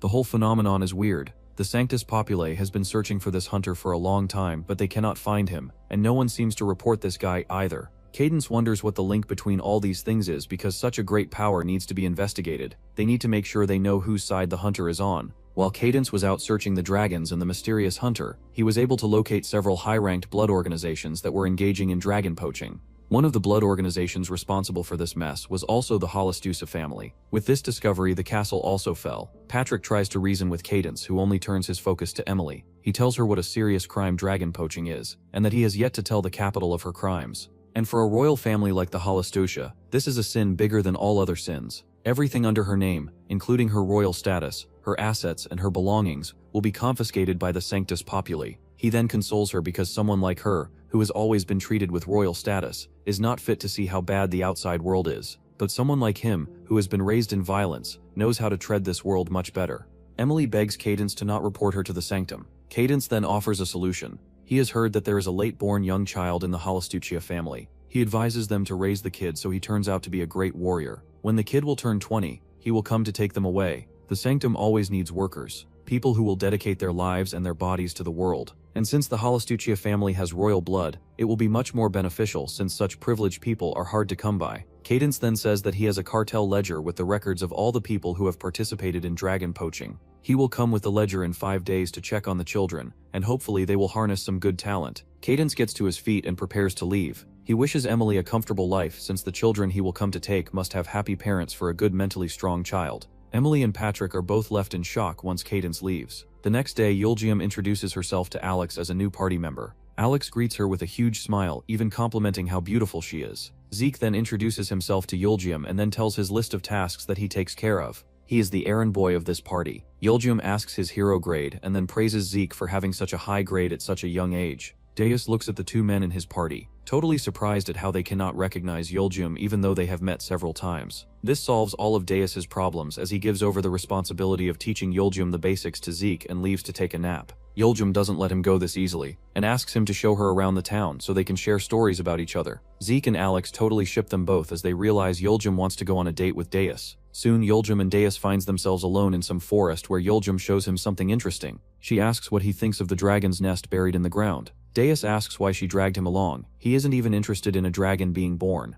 Deus asks if she is bored yet because she is dragging him around for nothing. With her powers she can handle all the heroes and whatever problems come her way. Yuljum reminds him of the peace treaty. If she acts alone as the mother of dragons, then the humans will take it as a sign of war. Deus tells her to go to the humans as a human, because if Alex can't notice her, then she can fool anyone. Yuljum denies his suggestions, which makes him even more mad, but then she confesses that she doesn't want to become a singularity. Even if she is disguised as a human, regardless of how strong she is, it will be very suspicious that she alone took down several D and G grade blood families. If she does so, the Transcendents will take notice. The Transcendents are the celestial gods of this world, and Yuljum is worried that she will get caught. If single rain causes a flood, it won't become a singularity, but if the rain is reversed and it turns to clouds, then the celestial gods will surely take notice. If Deus does something like this out of nowhere, then even she will get caught in this mess. Deus asks if she is asking him to become a good little boy who will obey the laws of this world. Yuljum agrees. Deus realizes that with this, he has also figured her out.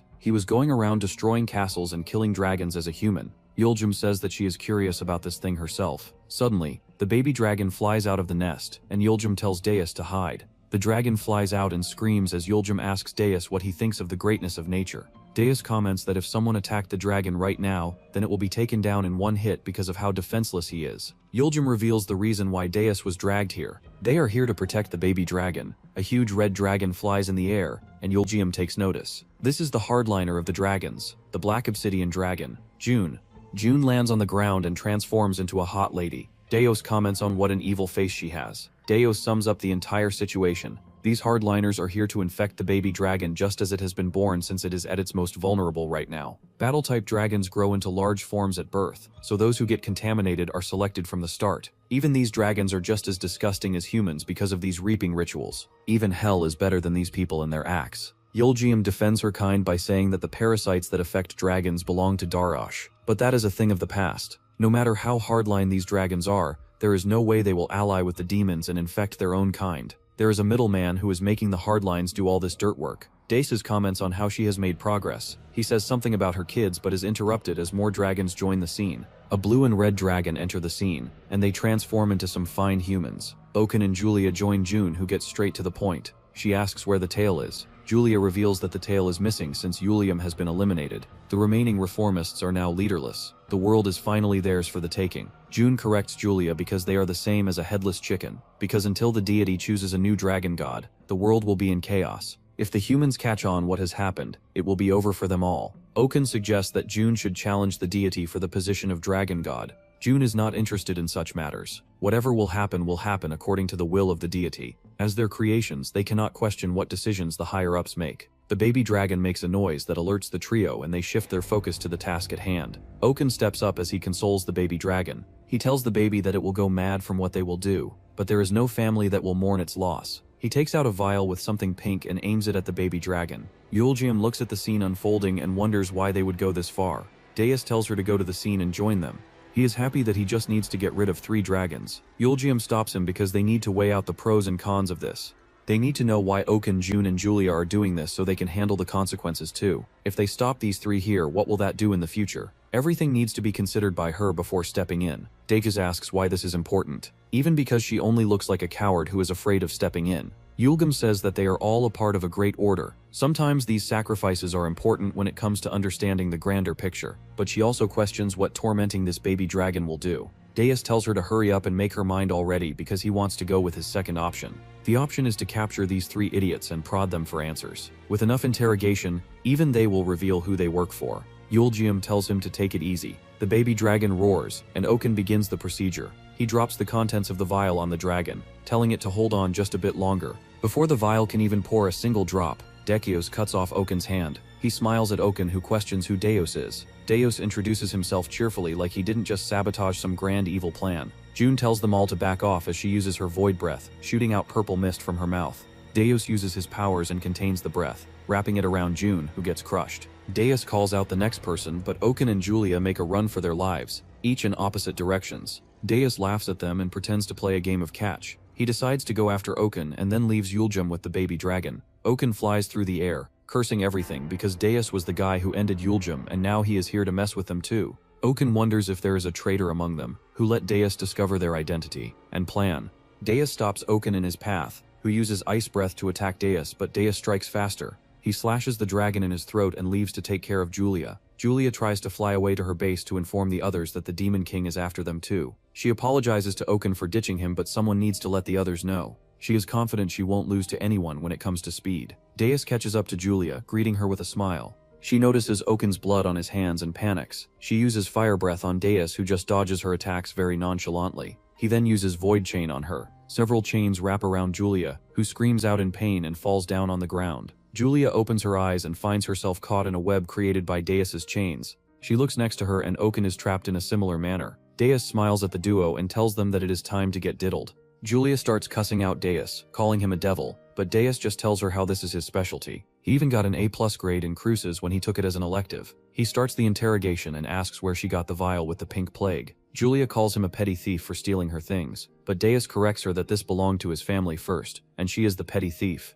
and they did all this to harm some humans. Deus shoves his fist inside Oken's body as he screams out in pain because Deus squeezes his organs. The scream is barely audible as Deus remembers slashing his throat in their last battle. Deus mocks Oken for the lack of voice, pitying him for what he did. Julia offers herself instead of Oken, but Deus tells her that she doesn't even know what real torture is. He promises to not lay a single finger on her. He will torment June and Oken and every other dragon baby in the world. He will make sure she sees it all till she starts talking. Deus continues his sick torment on Oken, who coughs out since he can no longer scream. Julia confesses that there is no mastermind behind this scheme. They were all doing it alone. Deus knows that she is bluffing. For a group so intelligent, they surely have a leader. Deus asks who the leader is. Julia gives out June's name, who Deus had already absorbed previously. This saves him the hassle of catching her. Now he just needs to catch the other traitors and handle them all, and everything will go back to normal. Julia keeps talking about these three aren't regular hardliners. They secretly formed a group with the dragons who had the strongest grievances and went against everyone. Everyone else is innocent, and they're all a bunch of cowards. Deus asks what these three are if the others are cowards. Julia reveals their gang's name as the Four Seasons Society. Deus informs her that he already knew that this isn't an unusual act, so he asks who else is involved in this little society other than the dragons. Julia name drops a few more people, and Deus makes fun of her by naming other months of the year.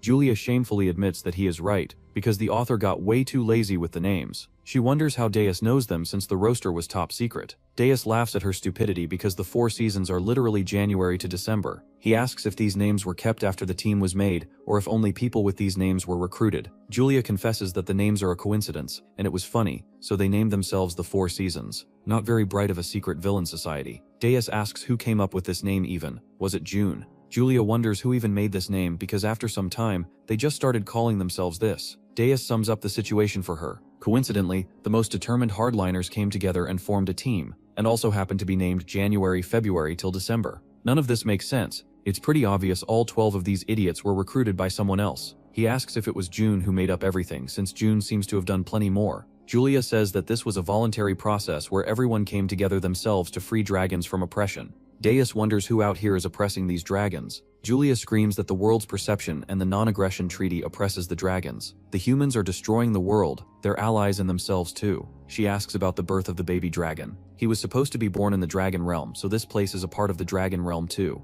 Deus laughs at her and tells her to come clean already, but then he realizes something. He looks at the vial with the plague and remembers that the parasite that Alex showed him back then was the berserk hell puppet mushroom, and it was purple in color. The parasite in his hand is pink, so this cannot be Darosh's parasite. He lifts the vial to Julia's eyes and asks where it came from. Julia says that she cannot reveal this to him. The chains around her arms release her and instead wrap around her neck. Deus drags her and Oken to a new place. Julia asks where they are, and Deus reveals that this is the last layer of the demon realm. This is where the worst souls end up because they aren't even fit to stay in hell. The only thing these souls wait for is something living from the overworld. Several hands claw from the pit, trying to grab at the pieces of meat lingering from the sky. Deus tells them both that he knows that once a dragon dies, it reincarnates as a new dragon. But from here there is no salvation or escape. This place is so unpleasant that even the gods turn their faces away from here. Deus reminds her of his promise. Even in this place, not a single scratch will land on her. Instead, she will watch Oken suffer. Deus lets Oken's chains loose as he starts falling in the pit. Before Oken falls to the damned souls, Julia reveals that she bought the vial from the Southern Root Clan dwarves.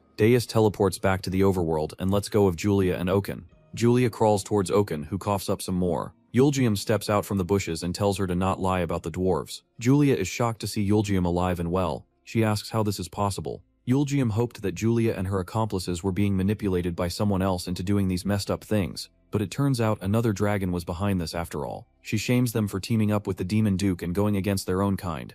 Even if they hate the humans, this is definitely crossing a line. Julia tells Yulgium to look besides her. She is literally teaming up with the Demon King of all people. Yulgium screams at her. To tell the truth, people, these parasites are clearly Daroshes. Before the fight can escalate, Deus absorbs Julia and Oken. Yulgium wonders why he would do so since she was demanding answers from them. Deus reveals that the parasite in the vial isn't Daroshes. He tosses the vial to Yulgium and tells her to take a closer look. The patterns and color is different. Yulgium asks who is behind this entire thing. Then, if it is not the Duke, Deus confides in with her about the dwarves. But there is just one problem. The dwarves specialize in stonework. They suck at chemistry. Deus agrees, but he suggests that another type of parasite is being circulated in the world. No one else other than Darosh was capable of doing this thing. The only problem is that Darosh is 6 feet under, and the parasite doesn't even match his. Yulgium wonders if Julia was lying to try to get away from Deus. But all of the things she confessed were under pressure, so there is no way she could have lied. Yulgium theorizes that maybe there is another Darosh, but that would be impossible.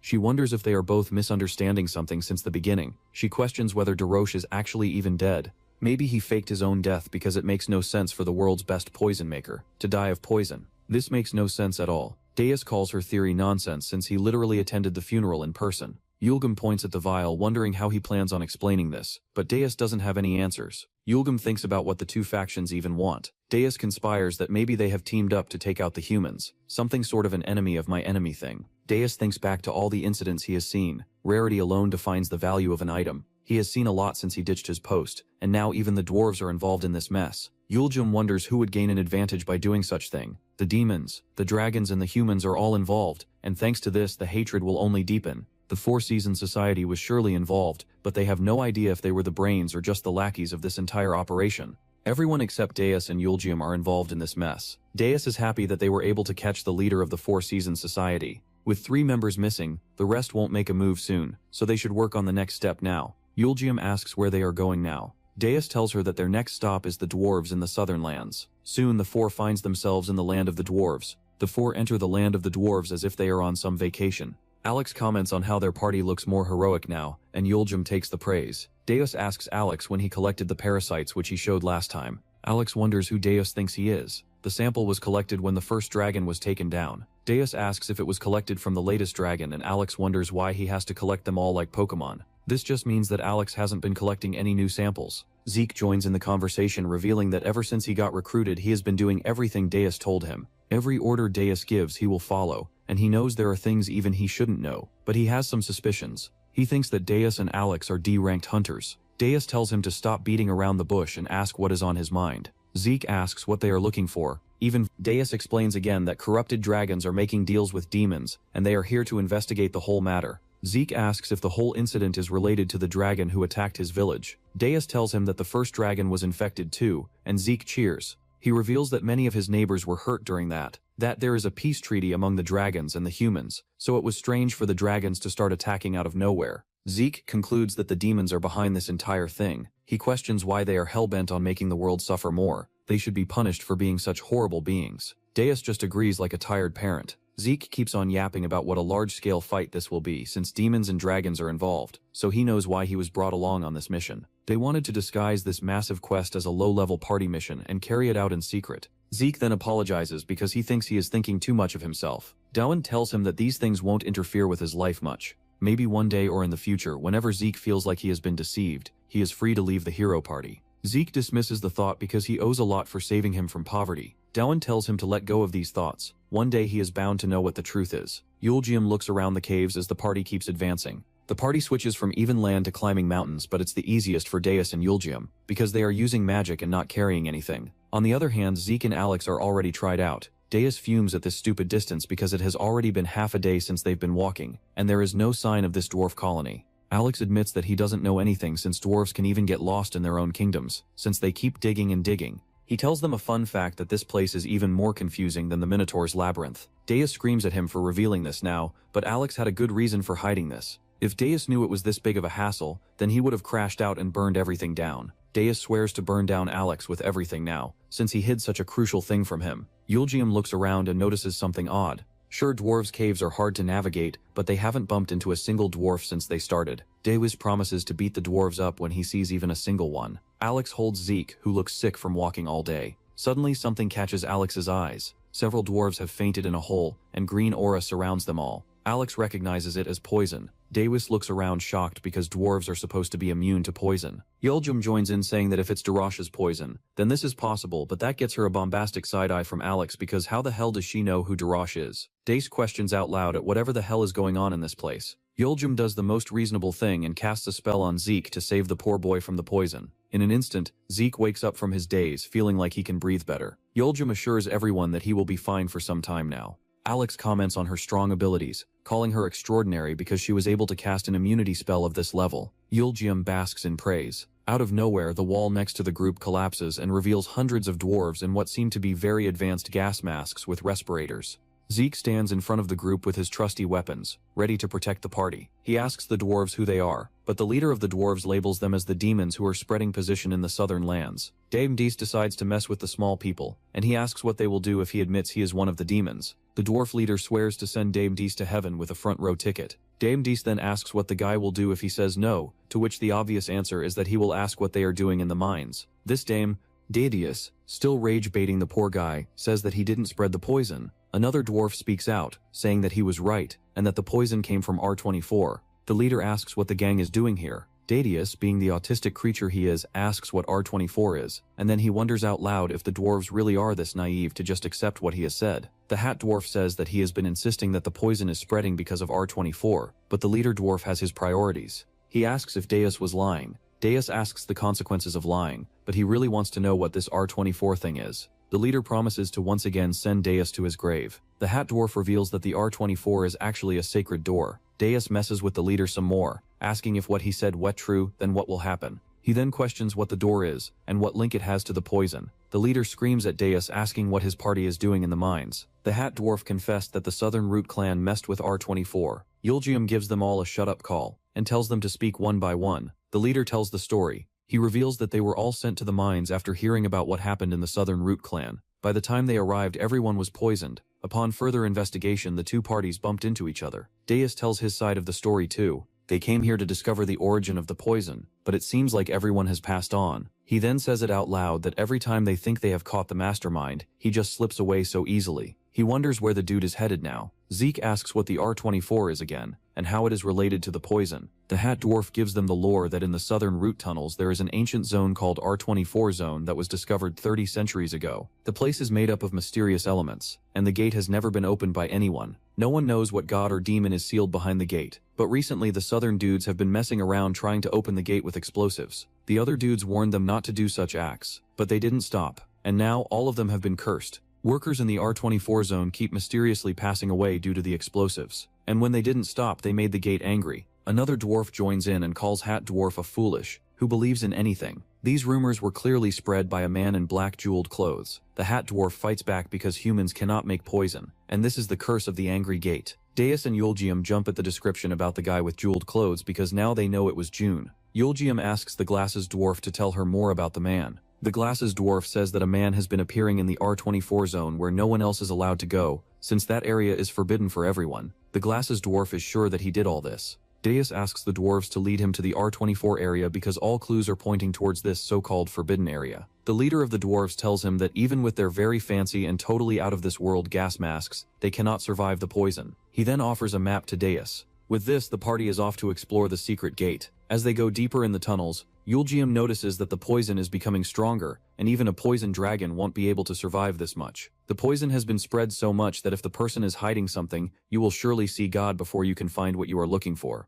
Zeke falls down on his knees, panting for air. Yulgium tells him to lie down and relax. She knows that as someone who specializes in poison, Darosh's spells are too strong for the human of the group to survive. Yulgium thanks him for his work and says that she will go alone with the demon boys. She tells him to return to the dwarves because after this the mission will only become more dangerous. Zeke laughs at his misfortune because he is so weak he cannot even handle a simple D-ranked mission. Deus asks if Zeke knows the way back, and after Zeke confirms, they leave him in the tunnel. Yuljim and the boys make it to the mine with bodies all around. They have finally reached R24, which looks like a huge gate in the wall. Yuljim smiles at the discovery because these dwarves turned out to be sleazy little dogs who hid something this well. Deus asks what they are looking at, but Yuljim doesn't know it herself. She realizes that this guy has no idea what this gate is or what hides behind it, even though he has been alive for 600 centuries. Deus notices someone in the back walls making their escape, so he shouts at the others to catch him. He orders Alex, who jumps behind the man on command. Finally, they have found the person behind this entire mess, and everything is falling into place.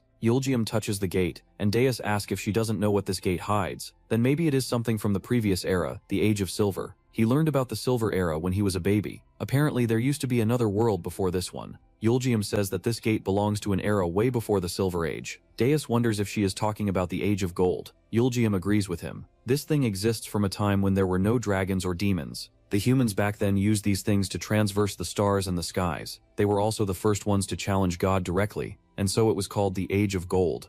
We start with the lore of this universe. Long, long ago, the gods created the sky, the earth, and the world. And then they created the scum of the earth, the humans, to live on it. The humans then were the masters of this earth. Together the humans created the era called the Age of Gold. Without any magic they could travel all over the world, buildings as high as the sky's peak. They even had the power to cross the sea of stars and travel to other universes. But what they created caused their destruction. Fire burnt the land as the earth boiled. All water evaporated as the world plunged into war and darkness. The sky poured down rain mixed with blood for 1,000 days. All life in this world came to an end with this Ragnarok. The gods were sad, so they created humans once again, but this time they took away all their technology, which had previously caused their own ruin, and instead the gods gave them magic. With magic, the humans once again created a magical civilization. The second world was called the Age of Silver. With just a small piece of wood, they could control water, fire, and earth at will. They created numerous life forms and flew through the skies. They turned silver to gold and summoned rains and winds.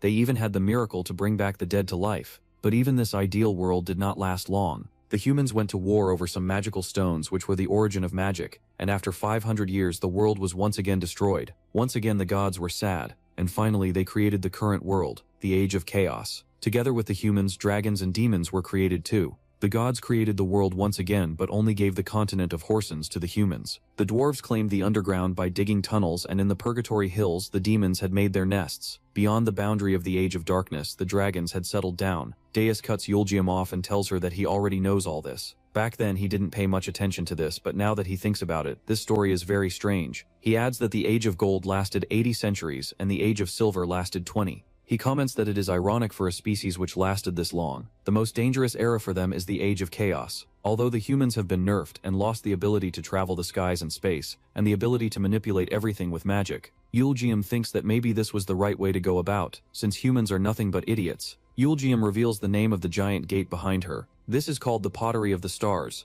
The metal on its surface is 3 times harder than diamond. With this coating it can prevent anything from all sorts of physical and chemical damage. With the help of this ship they were able to leave this world and conquer other stars as well. This ship behind them is the pinnacle and peak of technology that the humans mastered in the Age of Gold. Now only the gods and the angels know how to handle this, because for beings like Deus and Yuljim, this is a forbidden relic. Clearly Deus is an airhead and takes this as a direct challenge as he punches the ship. Yuljim flies away with the impact and starts questioning his motives. Deus looks at the ship and sees that there is not even a scratch, let alone a bent in the ship. Yuljim scolds him for being an idiot. Deus tells her to leave him alone and stop pissing him off so much. He makes it his mission to get this spaceship to open. Yuljim pushes him away and tells him that she will open it for him. She places her hands on the walls and finds something only she can see. She reveals a sensor on which she starts aggressively typing. Deus looks at the tablet in awe, asking what she is doing and what all of this even is. Yuljim, who has now turned into a STEM major out of nowhere, says that she is recovering the program. This is technology from the Age of Gold. Behind this tablet there are enormous strands of lightning that are connected together, creating magical effects.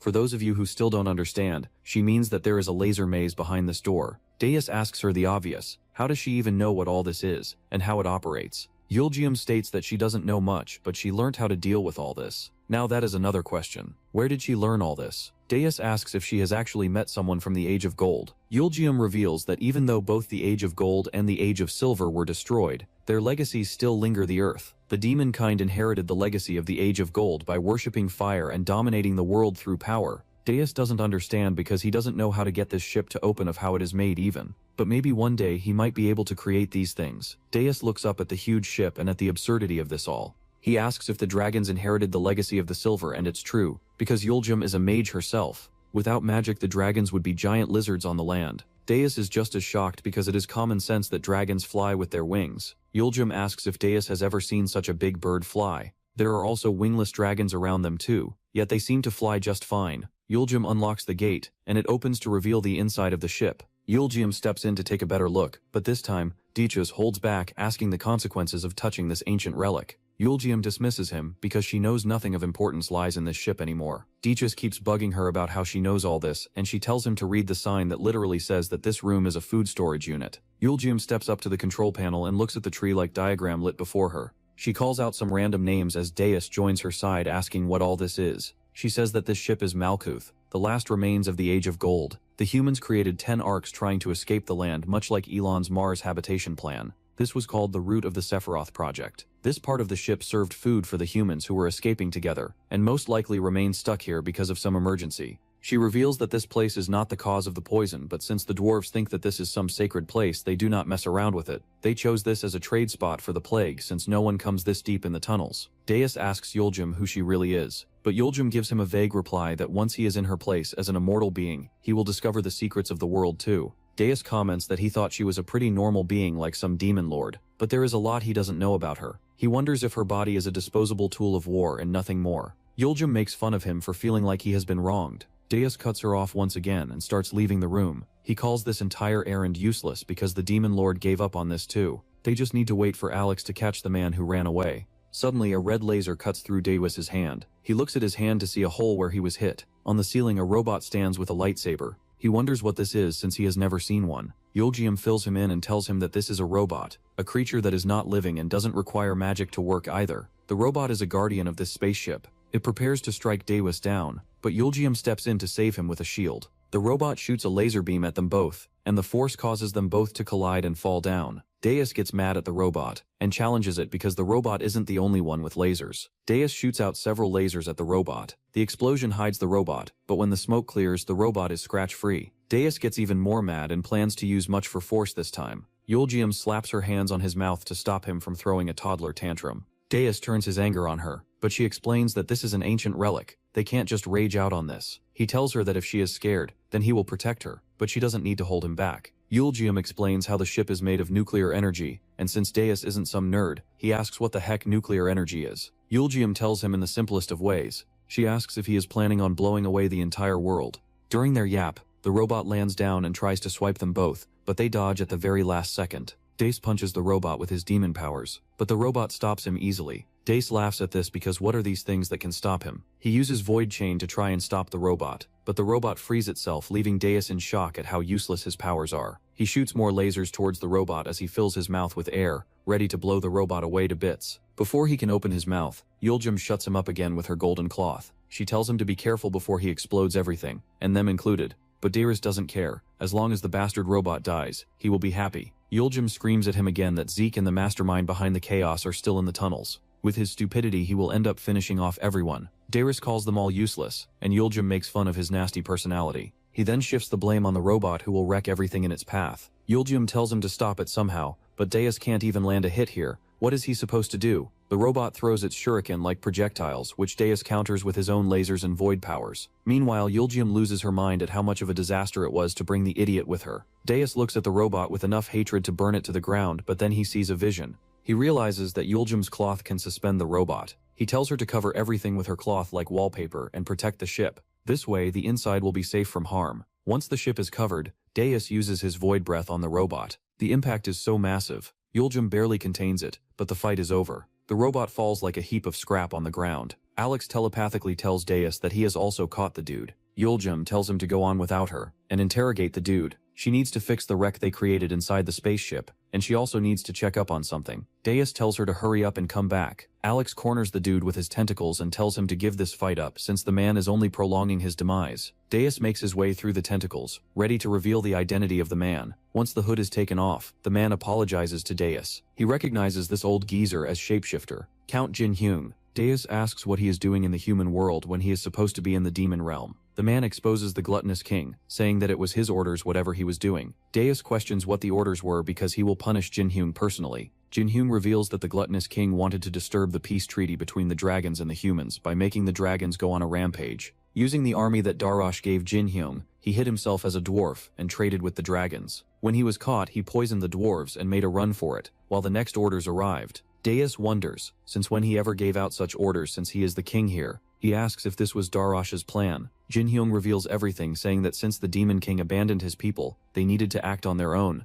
He then says that he has been waiting for Darash's orders, but he was left on read. Deus tells Jin-hyung that Darash gone to heaven after taking his own life. The news comes as a great shock to Jin-hyung, who argues that Darash was never the kind to call the quits on himself. Deus agrees and says that this is what he is here to dig into as well. He was hoping Jin-hyung had answers, but it seems like he was just a useless lackey too. Jin-hyung suddenly blames someone, which catches Deus's attention. He says that there is another man he had suspicions on since this operation started out. He shifts the blame on the leader of the hardliners who were in cahoots with Darash for a long time. Deus wonders if he is talking about June because she has been caught long ago, but that is not who Jin-hyung is talking about. It is someone not even the dragons know about. It is the White Dragon. He remembers what the White Dragon told him when they met. Back then, Jin-hyung challenged the dragon because how dare he meet up with someone as important as Jin-hyung. The White Dragon told him about her plan to wipe out the trash from the earth with the help of the dragons. With this plan, the humans will surely be wiped out, and the demons can rule again. But this would only be possible if Jin-hyung set up a meeting with Darash. Deus asks what happens next in this whole story.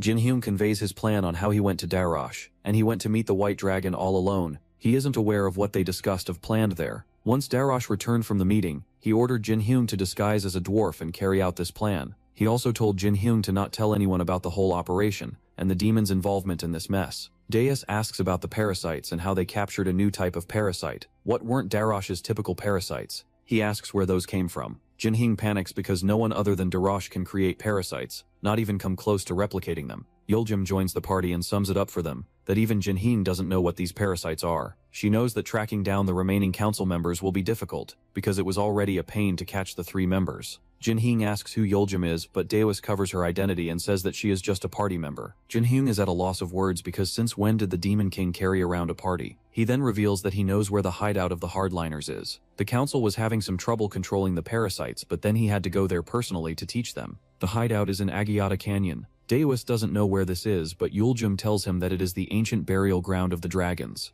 The canyon is a sacred place for the dragons, so no one freely enters that place either. She cusses them out because the hideout is on the whole opposite end of where they are. Deus turns around ready to go home already. Yeoljum asks what they will do about Agayata, but Deus wants a good night's rest before he heads out on part 2 of their plan. Yeoljum argues that they should go there right now, but Deus worries about Zeke, who nearly saw the heavens from the poison in the mines. The hideout eyed bound to be more difficult. The mission from here on onwards isn't Zeke's level, and the kid is already sick. Yeoljum calls him the mom of the group because of how fussy he is. Alex asks what they should do about Jin-hyung. Deus lets him go without punishment and frees him from the biddings of the demon world. 7 hours later, the gang is back at Zorik's village. The party makes Zeke serve them drinks at his restaurant. Yeoljum asks for seconds, but Zeke tries to worry about her health. She tells him that he doesn't know how stressed her life is as a mother, and Zeke wonders if she has kids. Deus tells Zeke to, as the woman says, because she is paying money to ruin herself. When she becomes drunk, they can manipulate her tab and add much more money than she owes. Alex tells him to do so too. Maybe the two will finally beating around the bush and get laid and give them both a baby to play with.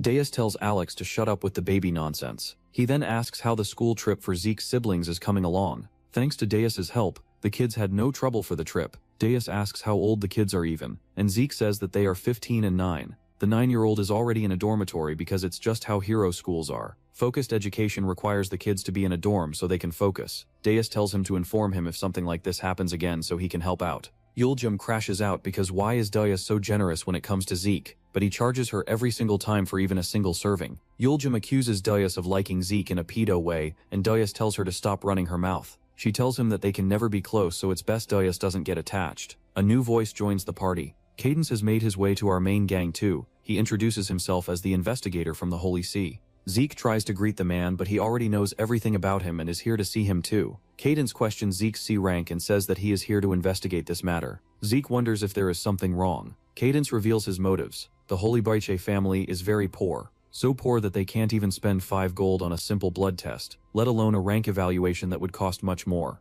It is natural to suspect this sudden rise in rank because Cadence thinks some sort of corruption has been done to get a C rank in a family of F ranks. Zeke says that there is no corruption on his part, but Cadence says that he will investigate this matter himself. There may not be any corruption, but some irregularity is obvious in this case. Diaz calls the investigator, who then replies with Diaz's name even though Diaz never told him so. Cadence smiles and tells everything he knows about him, how he is a merchant who popped out of nowhere and uses the name of an ancient god. He then says that the woman next to him is Yuljum, and the man is his butler, Alex. Diaz congratulates him for being an all-knowing nerd, and then tells him to leave because he is interrupting his business. Cadence happily agrees to act like a customer, because he is in need of a travel dagger, because he lost his when the dragons attacked.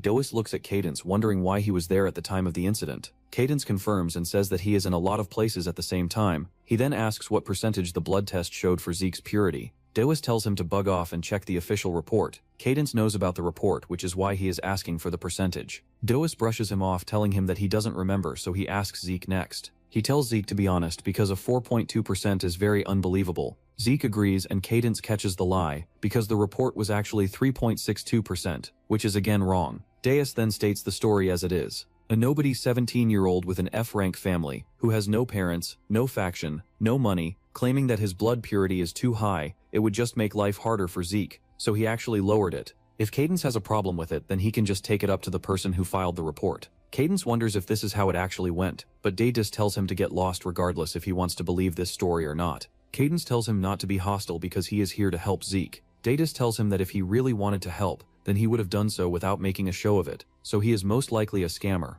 Diaz then advises him to send 10 gold coins to Zeke every month so his life can change for the better. Yuljum joins in and says that the dude has enough power to revoke Zeke's status all on his own. Even as the lord of the castle, Zorix cannot treat him so recklessly. Cadence says that he just wanted to make sure Zeke is treated properly because with all he is capable of, he is best rank G or D. This case is definitely rare since Zeke is only 17 and there's a lot of room for his growth. Diaz says that all this is thanks to the weapon he sponsored for Zeke. He doesn't even have the physical ability to endure all this yet. Cadence catches a flaw in Diaz's story. Most hero mentors want their heroes to be as high level as possible. Diaz is the only one who is hoping for the opposite. Diaz simply states the truth. If Zeke becomes to high level, then Diaz won't be able to control him anymore. He then explains that Zeke is a hero with no money or faction or support. He cannot even receive a rank assessment which is free after high school, but Zeke never finished high school so he would forever be stuck in F rank. On the other hand, Diaz himself is a man with money to throw around, and the fastest way for him to increase his status is to become a hero companion.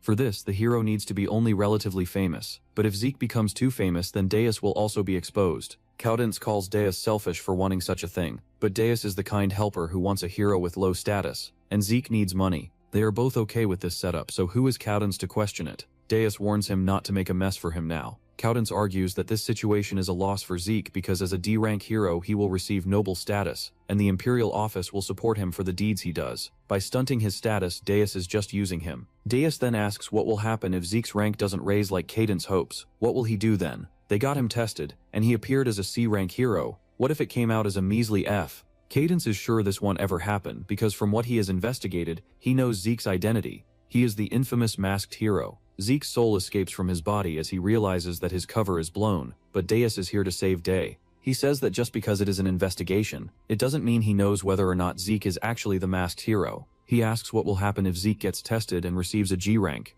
Maybe he just got lucky at the previous blood test, but if he ends up with a lower rank, what will happen to him then? Cadence argues that Zeke will be given a life suited for his rank, whether that be G or D, but such a thing is not going to happen. Diaz turns to Cadence, fully invested in whatever crap he is feeding himself. He asks if Cadence is this sure of his investigation because Zeke's future depends on it. He asks if Cadence is from a wealthy family, to which Cadence agrees. Diaz keeps slandering him, saying that the rich brats think that with enough effort, anyone can achieve anything. As long as you keep trying, success is guaranteed. Cadence asks if Diaz is mocking hard work, but Diaz is actually not. He is mocking the man himself for not realizing that he has enough privilege to fail without any consequences. Zeke has a life where failure means that it is the end. He even chose to willingly fail so his siblings have a chance at a better life. He spent his life in constant fear, always thinking whether or not his failure will pull through. The people around him only made him a lesson for others to not live like him. Every time this happened, Zeke would have to apologize to people he didn't even know. All this for Cadence to say that Zeke doesn't work hard enough, and because he didn't try. The very Zeke standing before them is because of his failures. His failure pulled though because he traded something very precious.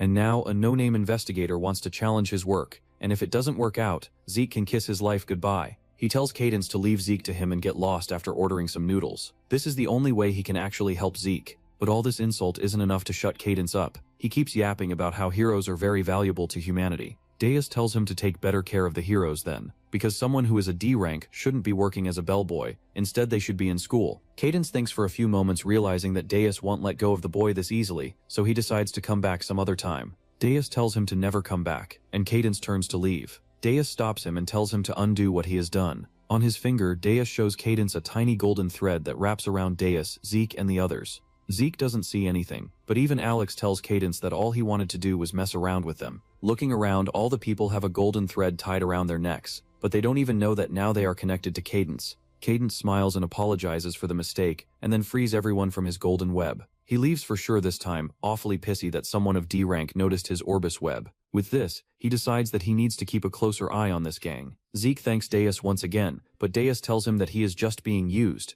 Later, Deus carries Yulgium to the house because she passed out. The others made up excuses that they are too busy to carry the sleeping woman, leaving Deus to handle her all alone. The ship is definitely floating. Deus tosses her on his bed, but Yulgium doesn't move one bit. He has a flashback where Yulgium was very happy that he retired. Then it shifts to when they fought, where she was sad that they had just gotten closer, and Deus was out to end her. He remembers when she first invaded his bedroom, reminding him that everyone will know the Demon King is hiding here. He remembers her smile when she called him an idiot for doing something totally stupid. The flashback ends and Deus finds himself standing at the edge of his bed looking at the defenseless woman. He whips out his sharp claws and goes for a straight strike, but Yulgium doesn't even move. This makes Deus even more mad that how can she be so calm in front of the Demon King. He crashes on his couch, ready to go to sleep. He looks at the ceiling and closes his eyes, but someone makes an entrance in his room. The twins sit across from him on the love seat. He stares at them while they yap, complaining that he ditched them without a single word at the funeral. When he was a kid, he used to cling to them. Deus asks what these two are doing here. The twin asks how long he plans on pretending on working like this. There are only 20 years left, and he is busy playing the hero. He tells the women to get to the point and let him sleep. The twin tells him to stop digging into whatever Daurosh was doing. Deus looks at them wondering who they think they are to ask their king to do such a thing. The twins bring it up as a request, and Deus asks them to convince him. The twins stand up from the love seat and make their way to Deus because they are the best at convincing someone. They make their way to Deus and start climbing over him, telling him to have some fun. Deus asks what these women think they are up to, and he realizes he is the idiot for even wanting to have a serious conversation with these two women. He wonders if there is even a single decent person among his 6 remaining dukes. This is why they keep losing to the humans every few centuries. He screams at them to tell him what happened to Daurosh. The twin confirms what Deus already had his suspicions on. Alex was the one to get rid of Daurosh. Deus's jaw hangs loose as he weighs in the gravity of the situation. Deus asks whether she has any evidence or is she just guessing all this. Chantina admits that it is a guess, but all the other dukes think the same way. Deus asks why they all think of the same thing, but Chantina flips the question on him, asking him why he stopped Daurosh from his plan. Deus wonders what Chantina is on now, and she tells him everything. They know that Alex and Deus took care of the dragons that Daurosh had corrupted. Deus looks at them surprised that they know all this. Chantina keeps pushing him about the matter and then asks why he ordered Alex to get rid of Daurosh. She blames him for meddling with the demons' affairs, especially after leaving the demons. Not only this, but he is also siding with humans. Davesius looks around for a way to escape this awkward situation because Chantina is absolutely right. He makes an excuse that the dragon matter is too complicated to explain. He then asks what grounds she is claiming that Alex disposed off Daurosh. Chantina says that the last person Daurosh met was Alex. He was there when Daurosh was declared dead. Only Alex came forward to say that Daurosh offed himself, but no one knows how he had died. And now Alex is acting like he is Deus's personal maid. Deus tries to free himself from the allegations by saying that Alex is acting on his own accord. Chantina realizes that Deus did not order the execution, but this just makes things way more confusing. Deus asks if they have been investigating them both. Chantina agrees and says that from what she has noticed, the King of Demons is living without much thought. To investigate this matter, they decided to ask Deus directly if he gave the execution command. Deus asks to confirm if Alex betrayed the demons, and Chantina agrees. Deus tells her that the dukes are getting along really nice, so they should spend all this energy on each other. Chantina explains that all this is happening because Deus abandoned his post. Deus then tells her to close the demon realm and give it all up. The demons can learn to adapt and live among the humans in peace. Chantina asks if this is what their king wishes, but Deus denies it because then he will be held accountable for this. Chantina tells him to come back and stop resisting the demonic call. He is the master of billions of demons. But before Chantina can change his mind, he tells her to shut up because Alex already yaps about this way too much. He tells her to do whatever she wishes, whether that is more investigation or fighting the others. Chantina understands what this means and prepares to take her leave. She tells him that she will come to see him again. With this, she disappears through the walls. Deus looks at the empty seat, then cusses himself. He stands up and jumps through the window. In the demon realm, Deus makes his way inside Alex's office.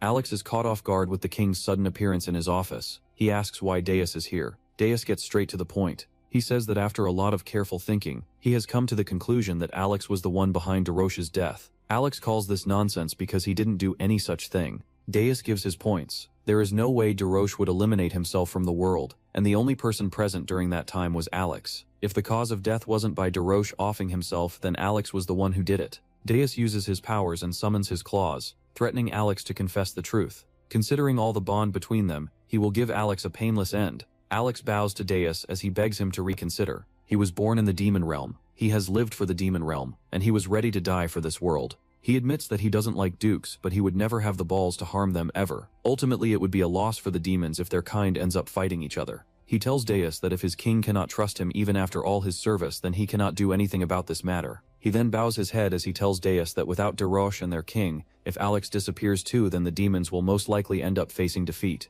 He tells him that he cannot end here no matter what happens. Deus looks at his best man bowing towards him and in the moment of his death promising to serve the demons. He puts away his claws and tells Alex he has passed his little test. Alex looks at him with disbelief. So Deus explains that everything he said is so typical of him. Someone like him who only thinks of war would never cause another demon any harm. Alex screams at him because he came here in the middle of the night just to test him. He tells Deus to use his time on something good like learning new powers instead of coming to test his own best man out of boredom. Deus tells him that Chantina came to him earlier and blamed Alex for the death of the Duke. From all that he has done so far, they are bound to misunderstand that Alex caused Darosha's permanent disappearance. Once they catch the man behind the Four Seasons Society and the Golden Law, they will know who ended Darosha's life. Alex asks whether or not Deus has ended the Mother of Dragons himself because he said he was only rounding up the henchmen. Deus remembers the lie he told Alex about Yulgium's death, so he makes an excuse that the whole matter with the dragons was a misunderstanding. Alex asks him again that ending the god of another realm was just a misunderstanding and a mistake. Deus laughs it off because he can't do anything now. The Golden Law is already dead. Deus tells Alex that the other dukes are suspicious of him now, so he doesn't know what will happen to him.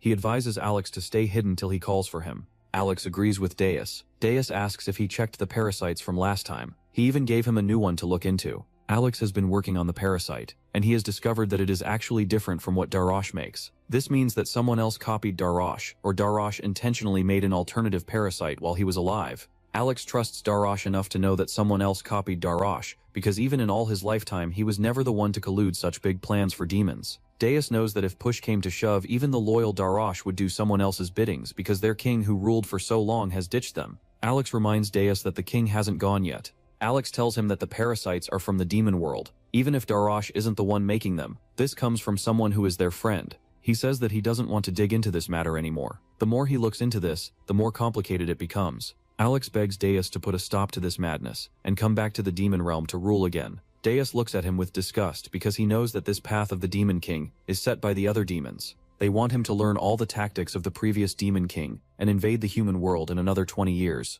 Alex agrees because this is the Demon King's destiny. Deus questions this destiny because he knows only he will be the one to die in this great war. Alex shouts at him that he is different from all the other kings before them. This time the demons are sure to win the war. He keeps begging so Deus can come back and help them all prepare for the inevitable war. Deus wonders if he is just a waste of time to all of them. He tells Alex that any one of the 6 dukes, including Alex, are in the position to become the Demon King. They should hold an election and choose a new king already. They can do all of this without him because unlike them, he doesn't want to join his death parade. Alex reminds him why this isn't possible. Deus is the only one who has the Demon King's demonic aura. Deus asks if he wants the demonic aura back, because without that he will become your everyday demon. He asks again if Alex wants it back. Alex tells him that he is the strongest being under the heavens, and he has power over everyone and everything. He can even have everything he wants. He doesn't understand why Deus is willing to throw all of this away. He asks why Deus rose to the top and wants to fall down so desperately. Deus stretches as he says that this Demon King job is really boring for him.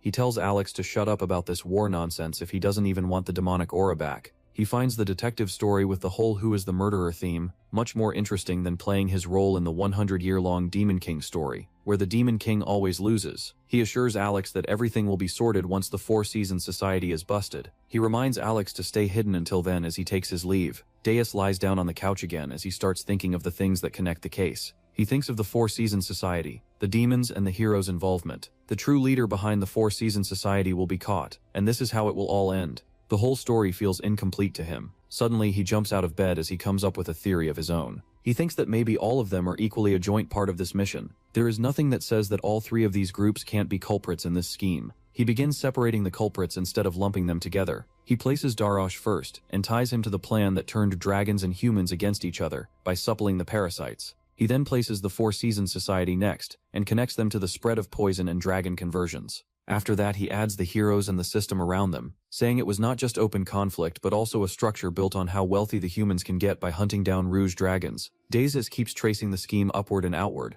He wonders whether there was some larger power above the visible players, and whether central authority, local power, or both were involved. The more he tries to fit it together, the more gaps he finds. He finally gives up on forcing the answer, and snaps that thinking about it like this is just giving him a headache. If all of this was true, why did Darosh have to die? This makes this entire theory of his wrong. Before he can settle himself, he goes towards the bed again, and starts dragging Yuljima with him out. She demands to know what he is doing. Deus rushes her instead of explaining properly, and tells her they need to move right away. Yuljim complains, but he keeps pulling her along anyway. They enter a prison area packed with cries for help. Voices beg to be released. Some call for parents or family, and others insist they have been there too long. Yuljim goes silent while Deus keeps moving. The noise keeps stacking up as they pass cell after cell, and Yuljim realizes that this place has been used to hold living prisoners, not corpses or abandoned experiments. Once they are deeper inside, Yuljim asks who these prisoners are. Yuljim answers herself only partway, and Deus cuts in with the practical point that the captives are still alive.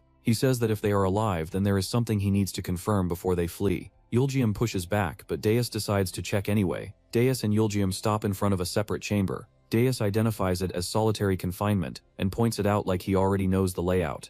Yuljim looks in and recoils when she sees a woman bound upright in heavy chains. The woman is none other than June, who is now begging for this torment to end. Yuljim freezes, and the chained woman opens her eyes wider. Deus says that he would have liked to tell June sooner, but it is already too late for that now. Yuljim takes a step forward anyway. June realizes that the mother of dragons is still alive and well. Not only that, but she is also conspiring with the demons now, totally abandoning the dragons. The prisoner says Yuljim must have believed there was some reason for all of this, because otherwise it would have been impossible to endure it. She asks how Yuljim managed to survive while keeping that hope. June screams at the woman about all their fallen comrades and how the humans and dragons joined hands to fight the first war. She asks what happened after that, because now the humans hunt down the dragons for their skins and scales, using them as trophies. Even the mother of dragons, their god, told them to silently endure this harsh reality. Deus makes fun of June because what she has done also involved hurting her own comrades. June screams that they were all waiting for a spark to happen. The spark will cause a war soon, she is sure. Yuljim sympathizes with the hurt woman. She lists it directly. Yuljim knows the prisoner lost her home, her family, and even the child she carried, and that this all happened while Yuljim stood by and watched. She admits that she did not stop the attack on that place, even when listening or force might have been enough. If she had chosen to intervene, the prisoner explodes at that point. She says listening was not enough, and that Yuljim is speaking like someone who still thinks one more clean answer could have fixed things.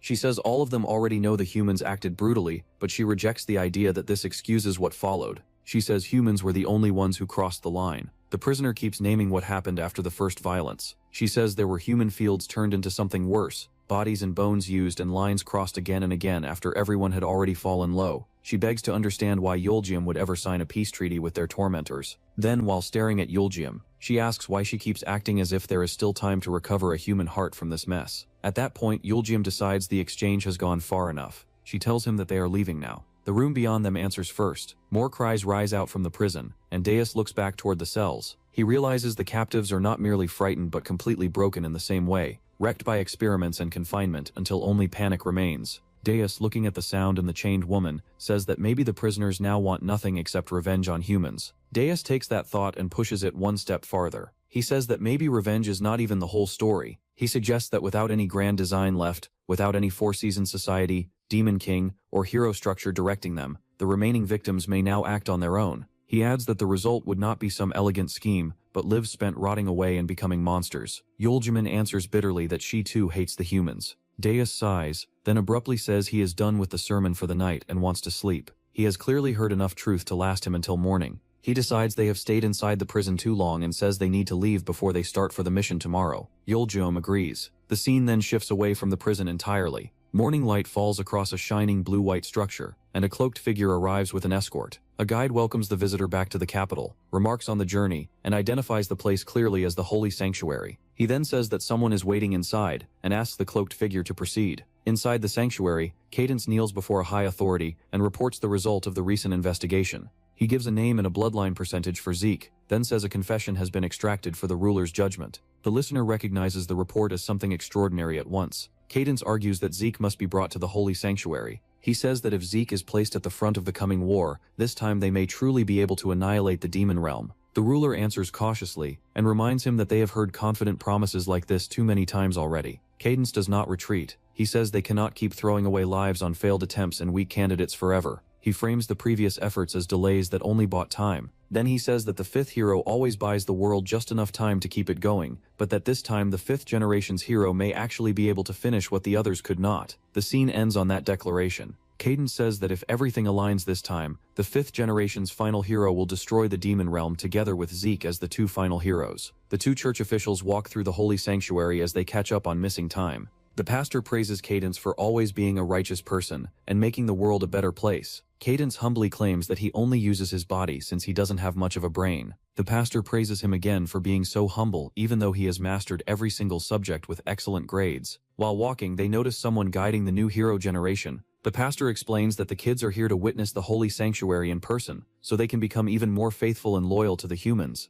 He adds that these children belong to the fifth generation, and that the lead candidate among them is said to come from an unusually promising bloodline. The group of children and adolescents then crowds around Cadence, calling him the Zodiac Knight. The officials present him as the man who has protected the world and held the front line in place. The children greet him all at once, clearly excited that the Zodiac Knight has appeared in person. He answers them politely while they circle him and try to get closer. One boy introduces himself as Callius Pan Holy Sword and says his grandfather was a hero from the previous generation, so meeting the Zodiac Knight is an honor. Another introduces himself as Alara Pan Holy Spore and says it is nice to meet him. A younger child blurts out that his mother says their family produces little prodigies. The Zodiac Knight compliments the child for his parents' freaky behavior. More children crowd in and start praising themselves and each other. One proudly announces that his ancestry goes back to a famous hero. Another flatly says there is no need to boast because everybody there already has impressive lineage. Then a girl is introduced as Signy Pan Holy Buche. Yup, this is Zeke's sister, if you couldn't already tell. She tries to brush off the attention, saying that they aren't all that special. Neither is their family. But the younger brother Regan shouts out how Zeke recently got certified. The others laugh at the kid's flex because Zeke is a mere C-rank hero, while they are talking about final heroes and saints. They make fun of them because for an F-rank family, a C-class hero must be something to boast about. The people make fun of Zeke for buying his way into C-class by bribing someone. The kids laugh at Zeke and his siblings, but one of them tells everyone that Signy is a sign of hope for them all. The Zodiac Knight steps in before the children drift any further. He says that he knows the two kids as Zeke's siblings. Signy asks how the man knows her brother. Cadence then tells them Zeke has already bragged about the group to him several times and adds to Signy's relief that he is a regular customer at a food stall. Signy answers that she is happy they are friends. Then there is nothing for her to worry about. Regin boasts about everything Zeke can do, from missions to making money to washing dishes. Cadence kneels down to face Regin, asking if they really admire him this much. He says he cannot stop bragging about him, and calls Zeke a powerful hero, the family's local pride, and even a possible Zodiac Knight in the making. He tells Signy and Regin to hold their heads high and be proud of him. He keeps smiling and says Zeke may become more famous than any of the families standing there now. Then his tone shifts to give the kids some words of wisdom. He tells the children that they live in an age where the world claims heroes are not real main characters, the people who become the center of the era. He immediately undercuts that ideal and says heroes are just support characters who exist for the world's sake. He pushes the point even further. He says heroes are stepping stones, though he calls them the noblest stepping stones of all. Then he tells the children to remember that idea well. The group falls silent, staring at him after that blunt lesson. The Zodiac Knight dismisses them and says that is enough for the day. He thanks them for listening. As he walks away across the hall, one final voice praises him as the perfect example of sacrifice for the world, and someone nearby agrees in awe. Then the scene cuts away. Later, Zeke rides in a boat through a narrow canyon with Dias, Yulgium. Dias compliments Zeke's rowing skills, who confesses that he used to go fishing when he was 9. Dias lies back as he wonders why the dragons have taken over the humans yet, since they are far more powerful. Yulgium explains that dragons are friendly creatures who only wish to spend time in peace and leisure. Dias then asks what the boundary of the realm is. The realm is a passage that connects the dragon's resting place and the Horsens continent. It is some sort of a magical passageway. Dias simplifies the point by says that it is a channel that connects the human world to the dragons. He then questions why the dwarves don't come to the surface. Taking over the human world is much more profitable than digging the underground for gems. Yuljium reminds him that always thinking about war is a bad mindset to have. The then annoys her by asking why the demons want to come to the surface so bad, and Yuljium tells him that only a demon would know that. He argues that the demons don't really have a solid reason for the war. They say that they miss the sun, but they have done fine without it for hundreds of centuries. What he finds odd is that everyone has their own specific spaces where they have been living for so long. Surely there must be some point in history where it all changed. Yuljium gets pissed off at his constant questions and tells him to row as well, since his empty hands give him plenty of time to think. She asks what he finds strange. He asks how it is possible that even after 600 centuries, no one has ever overlapped their zones. Something is bound to change in this time. Zeke joins in the conversation and admits that even the human kingdoms have remained the same. The borders have remained intact even after the succession wars. Yuljium notices that even the mountains and rivers haven't changed since then, which is something that happens as time progresses. She then dumps it all on the gods that they have created the perfect world. Deus thinks of the meaning of the perfect balance. After a pause, Zeke suddenly asks where Alex is. Deus answers first with a joke and says he killed him.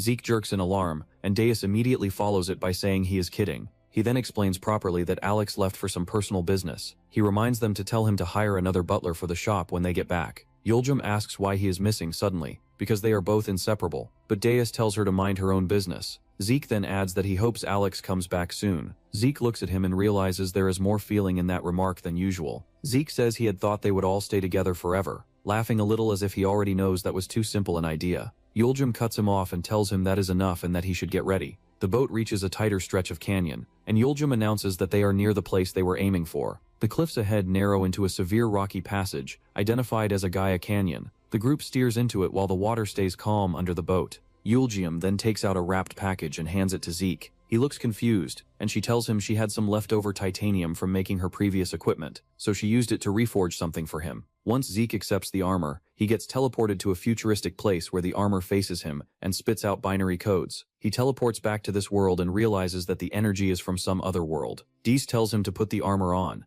Zeke asks how the armor looks on him, and the two compliment him. Zeke comments that in this armor he feels like he can take down a dragon. Right on cue, a huge dragon emerges from the water. The dragon warns them to turn around if they want to live another day. Deus points at the dragon and tells Zeke to fight it since he was feeling awfully strong just now. Yuljium grabs Deus by the collar and snaps that he should take responsibility. Deus, flat on his back, answers that he was only joking, and asks why she is acting like this. Yuljium fires back that he has already had enough time to talk, and that now it is time to act. She then leans in and asks whether he really thinks a dragon is some weak puppy he can casually hand to Zeke. She keeps pressing him. She says an entire squad would need at least a D rank just to face one, then reminds him that Zeke is the one he shoved into this mess. She warns him that if he does not want to see Zeke get himself killed, he needs to fix it personally. Deus answers that he should be able to manage something at this level. He adds that it is still within the range of what he can tolerate. That answer only makes Yuljium more furious. A dragon sweeps overhead as Yuljium shouts for Zeke to take the item she gives him. Zeke catches it and stares at the new armor in confusion, blurting out that he has no idea what this thing is. Yuljium tells him that she cast every buff she had on it, and says its power should be enough to let a small castle defend itself with it. Then she fixes him with a hard stare, and tells him not to kill that child. Zeke, somehow still smiling through the panic, answers that the child will be the one to eliminate him. A beat later, Deus lets out a stupidly cheerful remark about becoming super buffed. Then he launches Zeke into the canyon air toward the dragon. Zeke is flung through the air while the dragon closes in on him. He screams as the dragon opens its jaws and hurls a water attack straight at him. The dragon follows that with a direct killing order, and unleashes Hydrostorm Breath. As the torrent surges toward him, another force erupts upward from below. A narrow pillar of power shoots through the water column and carries Zeke straight at the dragon. The water splits around him and the dragon's eyes widen when it realizes the boy is cutting through the breath instead of being swallowed by it. Zeke calls out Moonlight Sword Style, 5th form. The next technique lands. Zeke completes Moonlight Sword Style, 5th form, Moon's Shadow, and slices across the dragon at close range. The dragon jerks back in shock and snaps that it cannot believe a mere human attack would work. Zeke is knocked away by the recoil and tumbles downward, yelling as he falls through the canyon air. He crashes toward the canyon wall and the river below. Before he can recover, chains whip out through the air. They lash around the dragon's body, loop over its wings and torso, and suddenly yank tight. The dragon jolts with a sharp cry when it realizes something has latched onto it. Zeke is the one holding on. He grits his teeth and drags the chains hard while the dragon thrashes and growls. The tension tears rock from the cliff face and sends debris flying as the dragon tries to rip free. Zeke keeps shouting through the strain, refusing to let the chains slip. The dragon's strength begins to overpower him anyway. Zeke feels his arm giving out and thinks that if Deus and Alex were there, they would never let go so pathetically in front of everyone. He bites down on the thought, rejects the idea of dropping it, and says he needs something else to use as a weapon. Then his eyes land on the frying pan. He remembers that the thing is still inside his subspace. In one absurd but very committed motion, he draws the frying pan overhead like a sacred treasure. He mutters to himself that this has to be the one and only time he will ever use a frying pan like a sword. Then he swings it at full force. The frying pan flashes with a bright spark when it strikes. Even Deus, watching from below, looks up in surprise at the burst of light. Zeke is hurled again as the dragon surges, and the beast crashes down into the canyon river with a huge splash. Zeke keeps screaming as he is dragged along in the chaos. The dragon dives under the water and drags him down with it. Zeke chokes immediately, realizing he cannot breathe. He feels his consciousness beginning to fade while the dragon cuts deeper through the river current. The dragon's long body moves cleanly through the water while Zeke trails behind it like dead weight on a line. His vision keeps dimming. He thinks he is blacking out and can feel himself fading. Then the dragon abruptly bursts back upward, tearing out of the river and throwing spray everywhere. It arcs through the canyon and drives itself back toward the surface battlefield. The dragon whips around, circles, and lines up another attack. Zeke is still bound and being dragged around while the dragon prepares its mouth again. It tells him he has been a nuisance long enough and then releases another breath attack, this time calling it Maelstrom Breath. A huge mass of water and pressure blooms outward beneath it. Down below, Yahello sees it and yells Zeke's name. Deus stays silent, watching. At that exact moment, Zeke's body ignites with red power. He jerks upright in midair, surrounded by a burning aura, and a red cross-like flare forms across his chest and weapon, as strings of binary-looking numbers flash through the scene. The change is immediate. Zeke tears free of the water pressure, rockets upward, and starts moving through the dragon's attack instead of being crushed by it. Red crystal-like spikes and blazing trails rip through the air around him. The dragon stares straight at him in alarm as the charge comes in fast and head-on. Then the first red strike lands. It blasts into the dragon's upper body and detonates across its scales. Another red beam follows and punches across the dragon's side. Then another, each one bursting like concentrated lances rather than normal sword swings.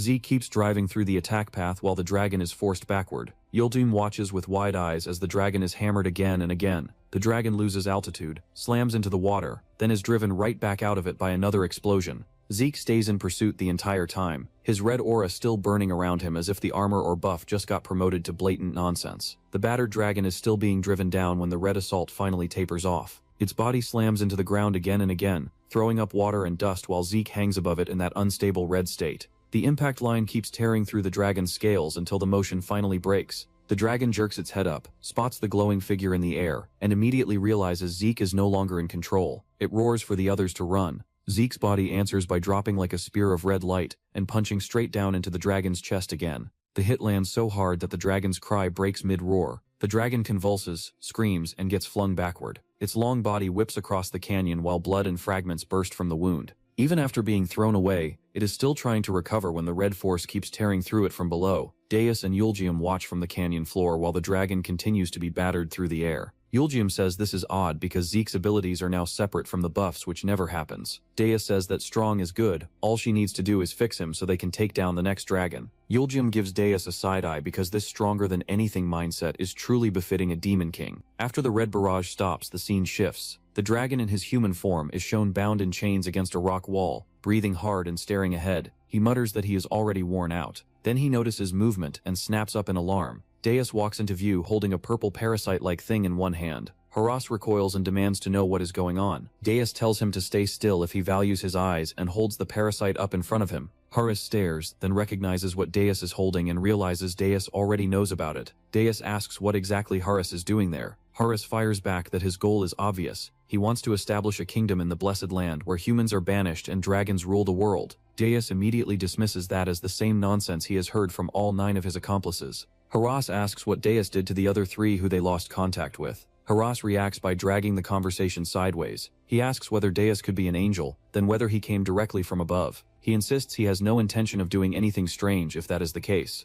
Haras then says he only desires himself in the Creator's blessing and selection. Deus answers with a flat refusal and says Haras guessed wrong. He introduces himself as the nightmare of all living beings, then states it more plainly and calls himself the Demon King. Haras freezes at that title and blurts it back in shock. Deus tells the delusional fool to stay calm and join the conversation properly. Haras keeps shouting anyway as he gets absorbed into Deus. likely being sent to his internal prison. While Yulgium kneels nearby with the injured Zeke, he yaps to Yulgium about the nonsense the dragon was on about, and then praises himself for solving such a major crisis of the world. He tells Yulgium to pay her more for his works. Now, since he did so much for her, Yulgium doesn't answer his nonsense. Instead, she chooses to heal the fainted Zeke. He pauses, looks out over the canyon, and mutters that she needs to wake Zeke up soon because they need to leave. Deus looks at the canyon, muttering at how pretty it looks. Zeke calls him out for this odd moment of sentiment. He adds that Deus is probably the only person he has met who would willingly walk into a dragon's lair. Zeke answers that he cannot think of any sane person who would do it otherwise. As the camera pans out, we see Deus getting carried on an obviously injured Zeke's back, using the poor boy as a camel. Deus tells Yulgium to buff Zeke some more because he wants to get carried. Yulgium yells at him to stop using the boy. Deus asks Yulgium and Zeke how many dragons will show up next. Yulgium argues that 3 will pop up because dragons always come in 3. If 1 isn't enough to deal with the threat, 3 will show up next. She struggles walking as she entertains Deus's foolish questions, realizing that she messed up by using all her energy to buff Zeke. Deus wonders if this is why there are 12 members in the 4-season society. Yulgium nerds out about how the number 12 is important. There are 12 archangels, 12 months in a year. Deus locks in her answer and tells Zeke to bet on the number. Zeke bets on 2, and so the bet is placed of 1 gold coin. Zeke argues that he doesn't have that sort of money, but Deus is lenient enough to start an installment system for him. Deus himself bets on 7 dragons. When asked why, he claims that there are 7 dragons chasing them right now. The dragons roar at the trio, demanding to know what they are doing here, and where Sept is, who was guarding the canyon. Deus tells the dragon that he will soon meet Sept. Deus tells Zeke to go again, but Zeke chickens out because 7 dragons are a bit too much for a weakling like him. Deus gets off his back, deciding that it is his time to shine. He tells Zeke to leave him alone and not watch the fight. Zeke refuses to obey the order, and brings out his own sword to help Deus. He tries to act like some noble hero, but Deus just yeets him away into the water to go look for the ship. Yulgium opens up a portal using her life force because she used up all her mana. She tells Deus that she will go look for the last missing dragon. She tells Deus to not be too hard on her children. Deus smiles because all he wants to do is show them the power difference between the 2 species. He laughs at the idea that 12 stupid dragons thought they could accomplish what his entire army has been trying to do for the past 600 centuries. It is quite humiliating to him. Yulgium jumps in the portal as Deus turns his attention to the dragons. Within the half-second that Deus moved, all 6 dragons fell. In the next half-second, 4 were bound by his void chains. In the next 0.8 seconds, all 6 dragon forms were obliterated. A red light flares in Lord Deus's hand, and the force around him sharpens. In the next instant, a dragon-shaped mass of spikes and flesh is driven upward, and then pinned under a descending red beam. The beam spears down from above with Deus at its center, and the impact keeps dragging the target lower.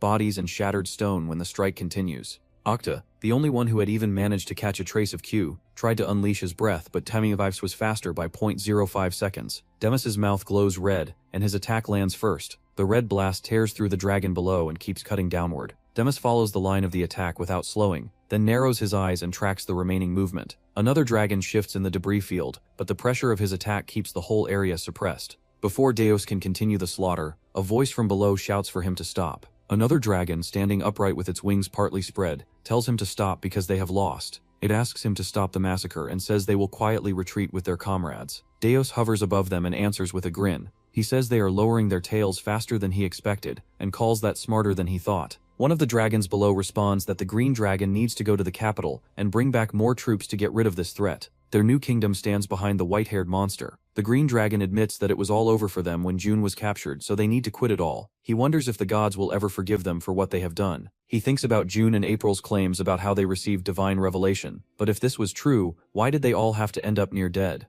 The dragon argues that what if June and April lied about the prophecy? How will they ever be forgiven then? The fallen dragon attacks his own friend, saying that they do need someone to doubt their ideas and plans. Deus steps in and reminds the dragon that he has eliminated his only hope of surviving this battle. The red dragon falls along with the green dragon. The green dragon starts yapping about how someone took down Yulgium. He wonders if it was the Demon King who faces them now. He wonders if this even is the Demon King or a messenger of the gods who has come to punish them for their ignorance. Deus stays quiet and listens while the dragon launches into a longer accusation. The dragon says humans always destroy worlds that were not made for them, and that they treat species outside themselves as targets for extinction. Then it adds that it has never heard of humans apologizing to the squirrels they crush underfoot, making the comparison as contemptuous as possible. The dragon keeps talking. It says even humans, who call one another parasites, tear each other apart over bloodlines and invented ranks.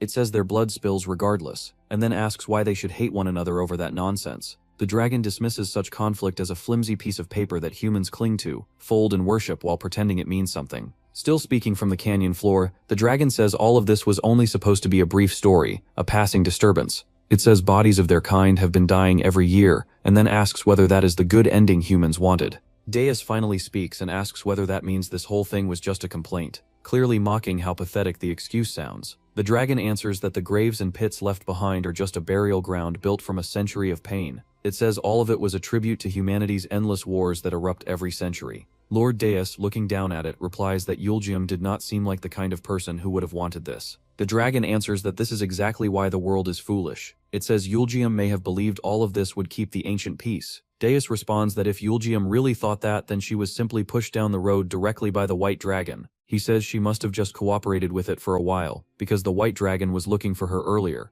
The dragon reveals the next fact plainly. It says April is like Yulgium's own daughter. Lord Deus asks where April is now. The dragon answers that she is on top of the mountain. Deus immediately decides to leave and says that since he was told where she is, he will leave this place. But the green dragon refuses and answers with a flat no. It says they have failed. They have even lost Yulgium, and that all of this is their fault. Then the dragon adds one last piece. It says that if it goes back like this, its name, its humiliation, and its tears will be written down as their perfume. As a proud dragon, it says that is unbearable. With that, it charges power into its mouth. The canyon erupts in a blinding explosion. Fire and force burst outward, and someone below cries out to Deus. The blast tears a crater through the rock, leaving smoke and dust hanging over the canyon. When the smoke clears, Deus walks away from the impact site and heads toward a large tree where Yulgium is waiting with someone in her arms. He approaches quietly, inside the magic circle, an arresting figure at the base of the tree. The woman remarks that she needed to deal with the thorns in Yulgium's sides. She asks how good her villain act was. The woman asks with effort whether she did well. She says humans have become so corrupt and weak that they no longer want to lose anything, and she tells her that it is not her fault.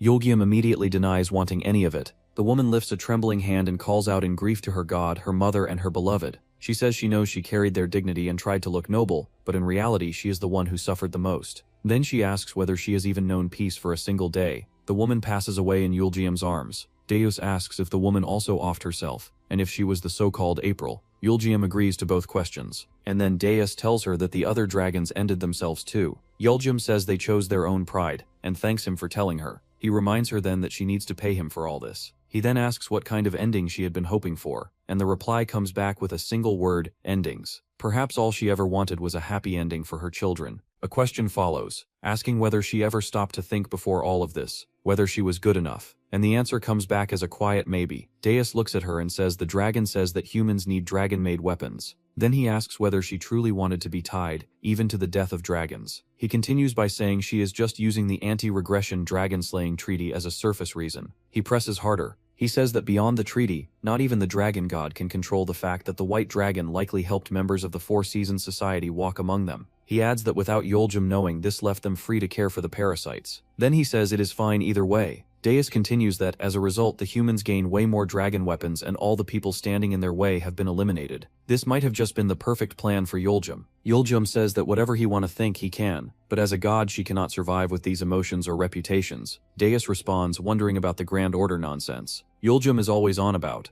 Yulgium answers that it does sound grand. Deus looks at her for a moment and then says plainly that she is crying. She asks him to wait just a moment. Then, with tears running down her face, she says that 60,000 years felt too short for her. Lord Deus watches in silence, while her final thought follows. It was too short to forget the children who died. Deus tells Yulgium that it is time to go. Yulgium answers simply that she is ready. A small glowing fragment drifts down nearby while April remains laid out beneath the tree. Deus stands over the body, and Yulgium kneels beside it for a moment before rising. April's body starts breaking apart into light. The glow spreads through her chest and limbs, then lifts away from her in thin streaks. Deus stays standing under the tree while Yulgium watches the body vanish piece by piece. By the time the light finishes dispersing, nothing of her remains except the fading traces under the sunset. Yulgium looks up through tears and says that next time, they should meet as better people. After that, Yulgium stands and says she is done, and that they should head back down now. Deus answers that she does not seem happy even though everything was resolved, and Yulgium says it simply turned out that way.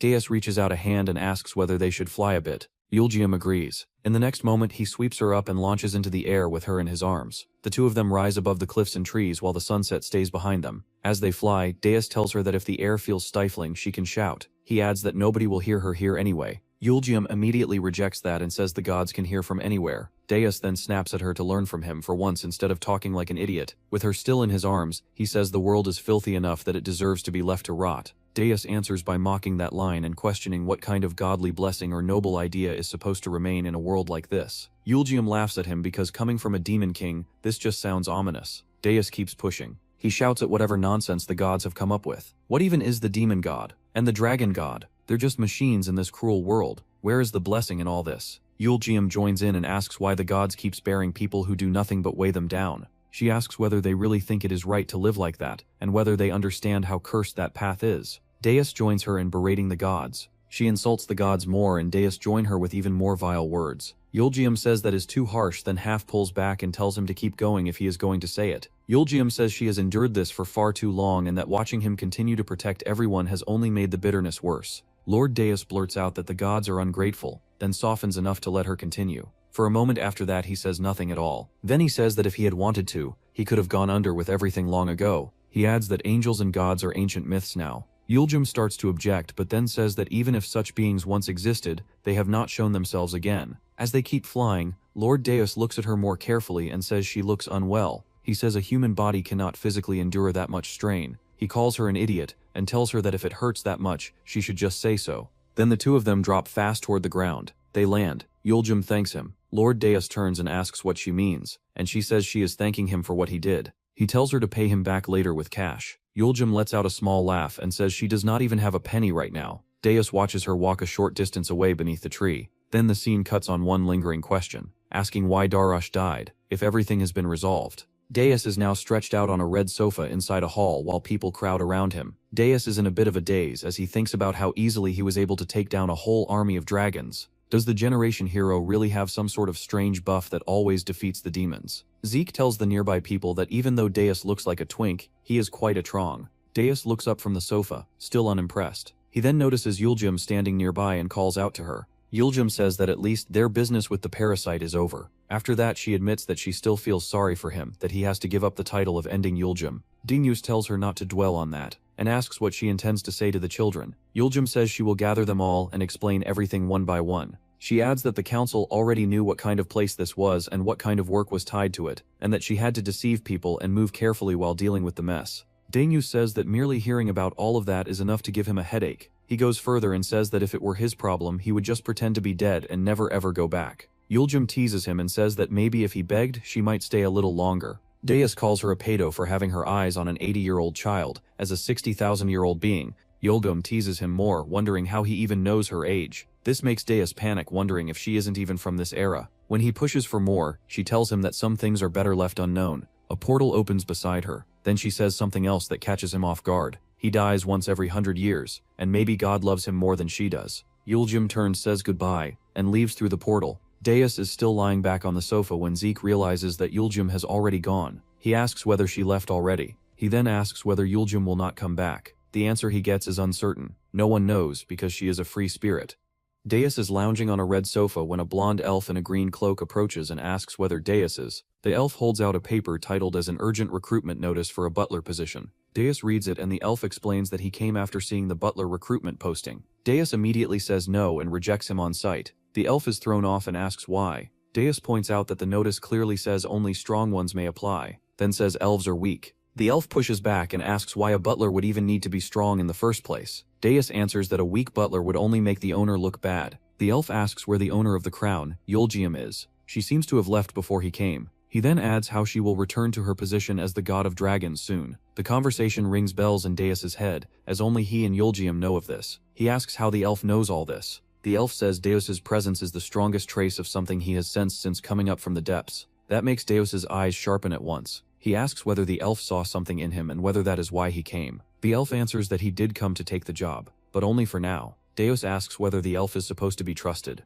The elf says yes, at least for the moment. He adds that he came because he needs someone who knows both the upper world and the abyss, and because his own circumstances require him to move quietly for a while. Deus says the explanation is interesting, and asks for a name. The elf introduces himself as Scatchul El Tora. Then he adds almost lazily that if Deus tries to pry into his past, his goals or his private matters, he will quit immediately. He even frames that as the sort of thing one says before starting work. Deus answers that if Scattle keeps serving as his butler and does not do anything suspicious, he will tolerate it. Scattle then sets his own condition just as clearly. He says that as long as he remains the butler, he will serve faithfully, but the moment he decides to leave the job, that will be the end of it. Deus watches him, says that sounds like the elf is trying to bully him, then admits he does not hate that attitude. He accepts, and Scattle bows and calls him master. Later, Zeke is eating at a table when Deus tells him to come out and says a new butler has joined, so he should make a greeting at least once. Zeke answers with mild surprise, then turns. Scatchel greets him first and introduces himself as the new butler. Zeke smiles brightly and says it is a pleasure to meet him. The scene shifts to evening. Zeke walks alone out of town and heads toward a quiet field. He arrives at a clearing full of grass and flowers, and stands there in silence. Then his eyes close for a moment as he settles himself. He draws a black twisted sword and begins training. Strange musical note-like sounds and a low, eerie hum seem to come off the weapon as he raises it. The blade looks heavy, ugly, and hostile in his hands, but he keeps holding it steady. Zeke starts the form by calling out Moonlight style. He then moves into Dawn form, Demon King's Cry, Glacier. He swings in a clean sequence, stepping through the motions one after another and carving a shining arc through the field. As he trains, his thoughts turn inward. He says that the gap between himself and true F ranks is not something he can easily ignore anymore. He admits he cannot match the experience they have built up over years. Then he grits his teeth and says that at the very least he has to carry the baggage that the families, his age, and his circumstances have put on him. He ends that thought by saying he needs to improve. A voice suddenly cuts in behind him and says his movements are not bad for someone his age. The voice then says the sword aura feels full of rage. Zeke whirls around and recognizes the green-haired Zodiac Knight, Cadence. Zeke is startled and asks what brings him there. Cadence answers lightly that it is nothing much and asks how about a little sparring. Before Zeke can properly react, Cadence moves. He flashes forward in a blur and tells Zeke to show him his true strength. The strike lands immediately. Zeke takes a hit to the torso, chokes out a pained sound, and is knocked backward. He falls hard, scrambles, and yells out, asking what kind of warning that was supposed to be. Cadence answers from above that battles always come without warning, and tells the hero to show what he has got. Cadence attacks again and again. Green slashes whip through the air while Zeke twists and ducks under them. He keeps retreating, barely escaping the cuts as they pass his face and shoulders. The pressure keeps mounting until Zeke finally shouts at him to stop. Instead of stopping, Cadence drives him harder. Zeke roars and throws himself forward with the black sword raised high, but midway through the charge his body jolts. His eyes widen. He realizes he cannot move properly. Cadence tells him not to overdo it, and says Zeke might end up with his limbs torn apart. Zeke staggers confused while Cadence explains that the dagger was only a distraction. The real issue is not the thrown weapon at all. Cadence says that a true weapon should never be pointed directly at the opponent in such a simple way. Then he states the lesson plainly, and says that this is the difference granted by divine power. Zeke stares, still trying to process what just happened. Cadence then asks whether the technique Zeke used was the sword style passed down in the Holy Bishi family. Zeke answers that it is, and says his father has been teaching him since childhood. Cadence immediately begins evaluating him in detail. He says Zeke uses unnecessarily large movements, ridiculous forward heavy balance, completely untrained foot control, and a form that is basically just swinging a sword without real combat experience. Then, after tearing the style apart, he adds one strange compliment. Zeke is a single flower that bloomed in the mud of Holy Biche. Cadence says this place does not suit Zeke and that he deserves proper hero training. He then makes the offer directly. He formally proposes that Zeke come with him and become a Zodiac Knight like him. He seals the offer with a title and says that he is the 44th Mirror, the god's blessed star, side-by-side hero of the pinnacle. Zeke can only stare back in shock, speechless as the offer hangs in front of him. Zeke rejects Cadence's offer at once and says it cannot happen. Cadence asks why Zeke is so determined to refuse such a blessed chance. He adds that if the matter is really that simple, then the holy sanctuary will come for Zeke anyway.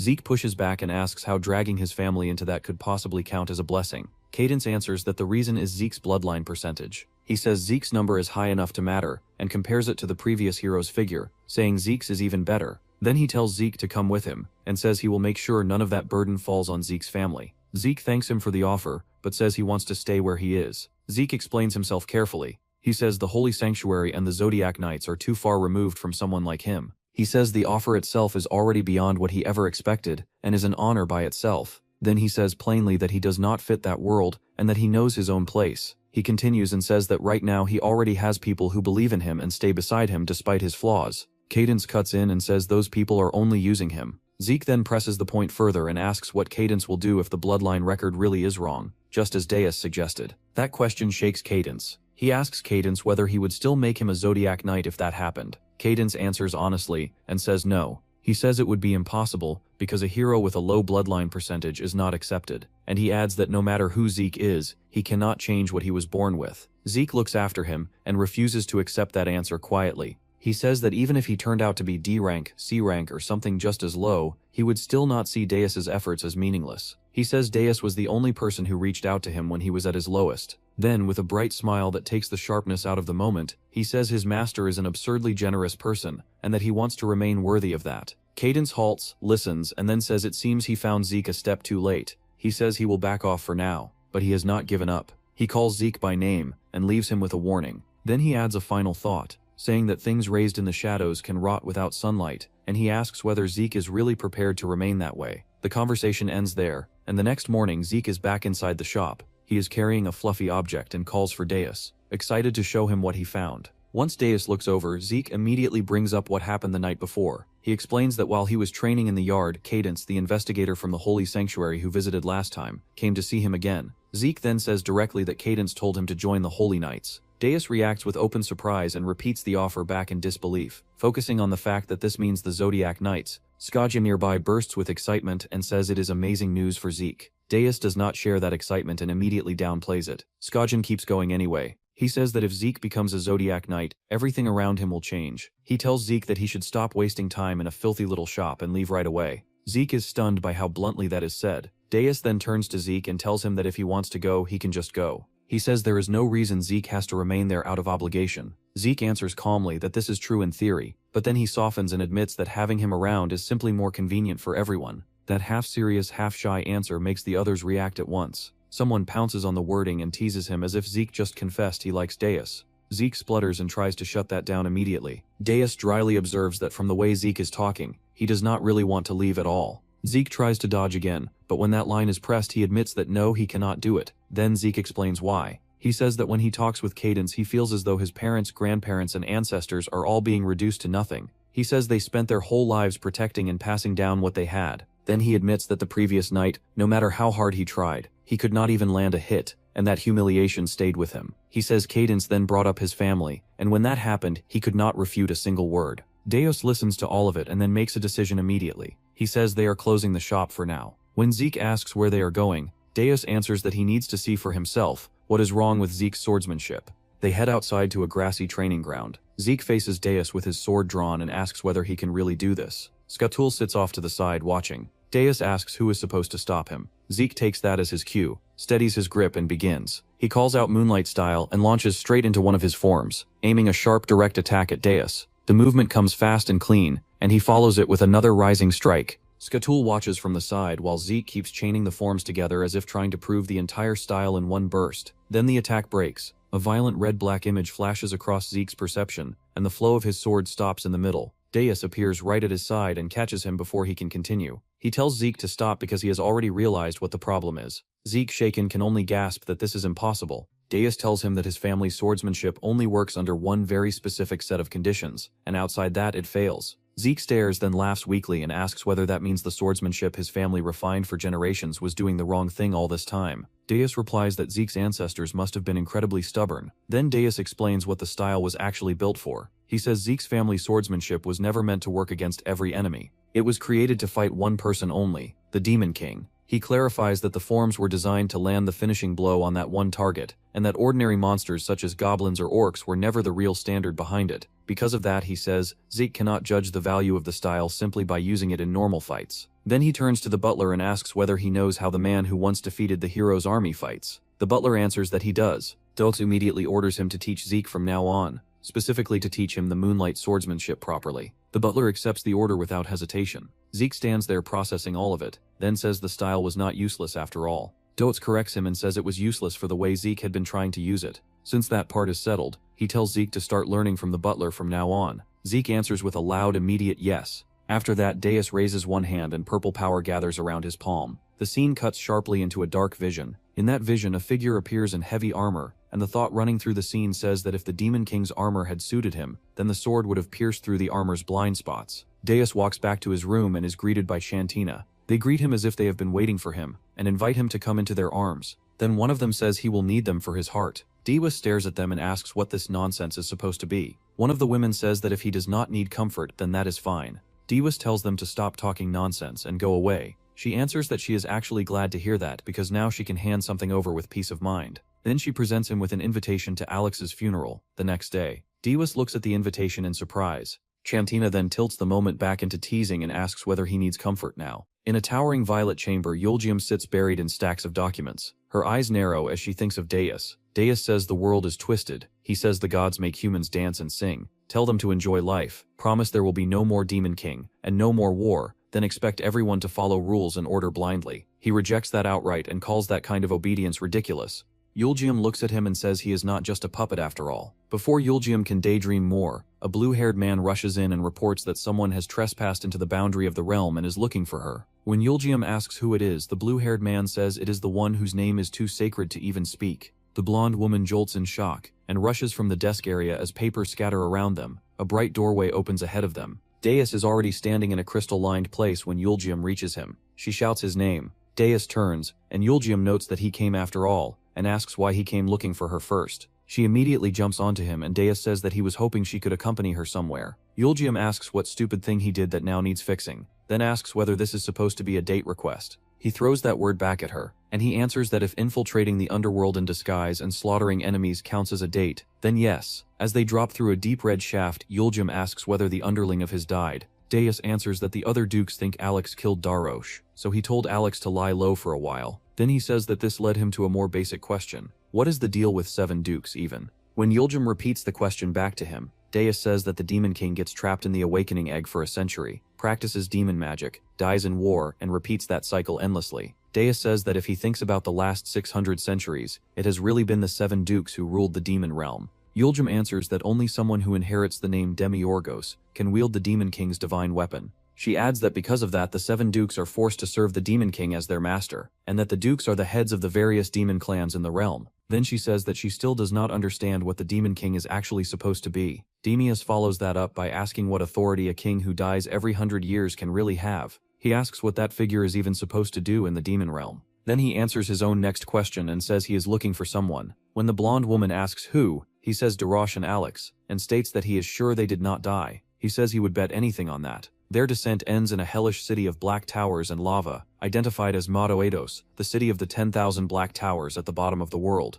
The blonde woman complains that the smell of sulfur is overwhelming and says she already misses the surface. Deus urges her to hurry, and she tells him not leave her alone in enemy territory. They keep flying forward over the burning landscape. Yulgium asks how far this place extends. Deus says they are almost there. Then she suddenly sees something below, a vast green-lit region. He says it is outside the demon realm, and calls it the territory of the worms. She says they cannot cross it. Deus answers that they already arrived, and tells her to look at the ground beneath them. She looks down and freezes. Deus says this place is called the Demon Realm's Golden Territory, and asks whether she knows why it is called that. He then answers that it is because this is where the morning star first fell. She names that fallen being directly as Lucifer. Deus reacts in surprise that she knows that name at all. Then she says of course she knows it, because Lucifer was the first of their kind, the first of the Demiurgos. After that he tells her they are going down. Below them lies a glowing green basin. Deus identifies it as the pot of evil spirits. She says the first Demon King was supposedly created by pulling the demon realm up out of that pot. He then says that afterward he gathered goblins, dragons, giants, and beasts for 100 years and invaded the human world. Yulgium listens while the old war is shown in full ruin. He adds that they were ultimately all defeated. He says the first Demon King devastated half of the human realm, but died at the hands of a hero. Then she continues the pattern and says that 100 years later, Demiurgos II challenged the humans again, but was defeated by a humanity that was fully prepared this time. He says that in that later clash, at least half of the demon race was slaughtered instead. Yulgium then says Lucifer was said to be exceptional, and to have reached a thought that led to one question, why he could not become a god. She answers that herself too, and says it was because of pride, and that he was cast out. She adds that the whole thing is ancient history, and happened 600 centuries ago. Deus asks whether that means she was alive back then too. When Deus asks whether she knows Lucifer personally, she says she would rather pretend she does not know any of those old stories. Then Deus returns to the terrain itself, and says that the area is called the Golden Territory. He adds that for dwarves it has another designation, and that for dragons it is known by a different name, like Agaya. Then he gives the important point. This is a place where demons cannot come. The two keep descending. Yulgium asks how far they are going and whether this could be some sort of trap. Then she points below and says they are here. What opens up beneath them is a vast red chamber centered on a black star-shaped mass, which she identifies as the singularity of the fallen angel. Deus stares at it at once. Deus says this is the first time since coming to this world that his sense of space itself has been so disturbed. Yuljium calls the object the karma vortex, the whirlpool of karma. She explains that karma is the collection of relationships and links that build up between existence and the world. She compares it to gravity gathering around mass, and to a magnetic field forming around a star. She says that a being of immense power becomes a center that attracts everything to it. Then she says this thing is a flow of energy so dense and so powerful that it has remained undisturbed for 600 centuries. Deus answers that he does not understand all of that completely, but says one thing clearly: she knows a disturbingly large amount, even about demons. Yuljium says she has been fighting for a very long time. Deus then points out that she also knows about the Age of Silver, the era when there were no demons, and that she even knows about the technology of the Age of Gold.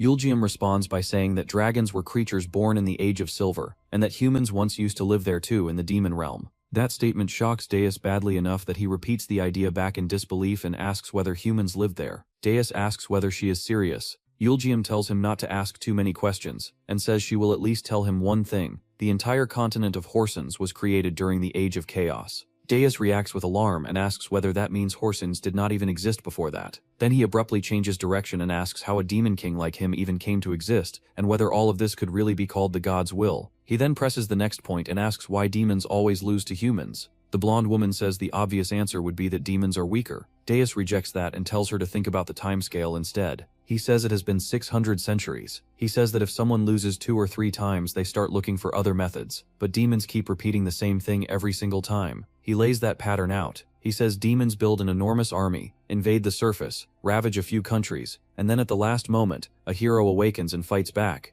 He says the demon king dies, the hero dies, peace returns, and then the same cycle repeats again. He says this has already happened 600 times. Then Yuljium asks whether that is why he ran away. Deus immediately says he did not run away, and that he is not stupid.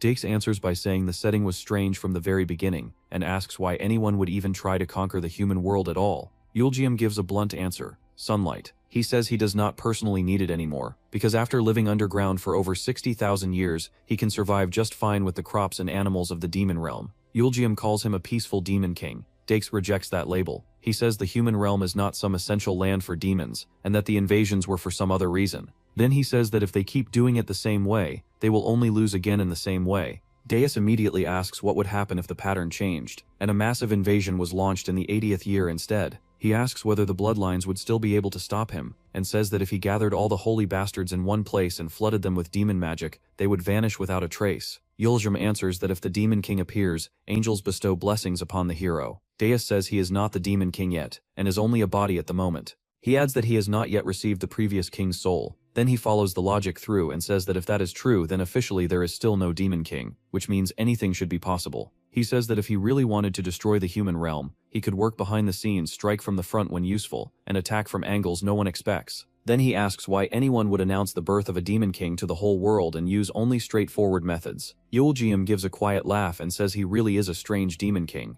Then she says she wonders what kind of expression the gods are making while they watch him. Deus falls briefly silent.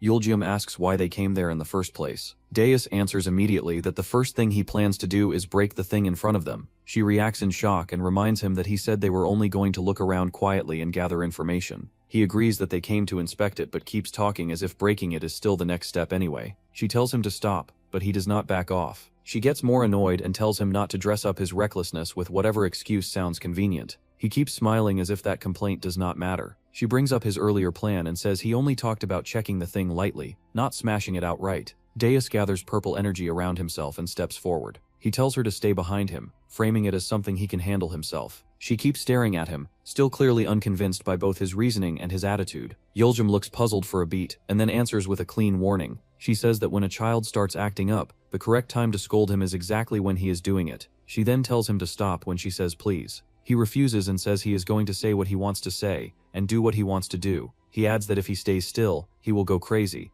She answers that this date really is exactly like him, and he shoots back that it is their kind of date. Then he launches Dark Spiral as his purple-black power surges outward. Yuljium answers immediately with Moon Butterfly, and then Moon Circle. Golden ribbons spiral around her body and expand outward. Their powers collide in the air, and the collision leaves the whole space twisting. After the clash, Deus says that was a failure. He says that by now Alex would have forced himself out of hiding and stopped him. Yuljim questions what kind of result that was supposed to be, and he answers that he expected something to respond because the singularity of the demon realm is involved. He says he told her the thing would not stay quiet if the singularity and the demon god were connected. She asks how he can laugh after nearly getting killed. He suddenly shifts tone, asks whether she really thinks he is going to die peacefully anyway, and says they may as well eat first. She accuses him of finally showing his true colors, and he mocks her by asking how much longer she plans to live, calling her grandma. She shouts at him, and the scene abruptly cuts to a table piled with food. Strange demon dishes appear, including eyeball-like and monster-faced items.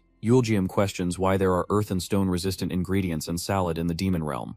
He shrugs, says they will eat what can be found there, and starts naming what he wants to try, including fish-fed delicacies, roang and demon eye coffee. Deus says that the longer he stays there, the more the demon realm feels less like a distant abyss and more like a place pretending to be one. Yuljim sits quietly across from him, while the table remains spread between them. Then the view opens to the lava-filled landscape outside. Deus says the peak ahead is right there. She identifies it as Io, says it is the highest peak in the center of hell, and gives its immense height above sea level. A long creature swims through the lava below. Yuljim identifies it as a primal dragon and asks whether he knows that species. She then adds that it is an ancient branch or race of dragons. She explains that those dragons remained hidden in the demon realm, and that their survival there reaches far back into older eras. Deus says that is not surprising. He says he guessed as much and ties that thought to the older structure of the demon realm's surface. Yuljim then points out the horseshoe-shaped terrain around them. He asks if it is like a continent that formed later, and she says that description is close enough. Yuljim turns the conversation back to Alex and Darosh. She asks him to tell her more, and reminds him that he said both of them were pretending to be dead. He answers that the Four-Season Society was wiped out, and that it was precisely because the Dukes knew Alex had survived that Alex now has to remain dead to avoid risk. He says that no matter how much he thinks about it, Darosh's self-elimination still makes no sense. He adds that something is also wrong with the Spore incident. Then he says Darosh's death is something only Alex fully knows, and that Alex is not someone who dies easily because he is the kind who thinks carefully and piles up advantages. He says the whole thing smells like a chess strategy. Yuljim asks what the Dukes are planning. He answers that before asking that, they first need to ask from whom Alex is pretending to be dead. When she asks who he means, he lays out two possibilities. Either the two Dukes are planning something against the Demon King, or the opposite is true. He then says those snake-like bastards will move once they are pushed into a corner. Yuljim says she knows a way to return things to how they were. Then she tells Deus that he is going back home, that he will sit by the Demon King's side, and that he will accept her role. When Deus asks whether that means all this trouble is his fault, she says yes, naturally it is.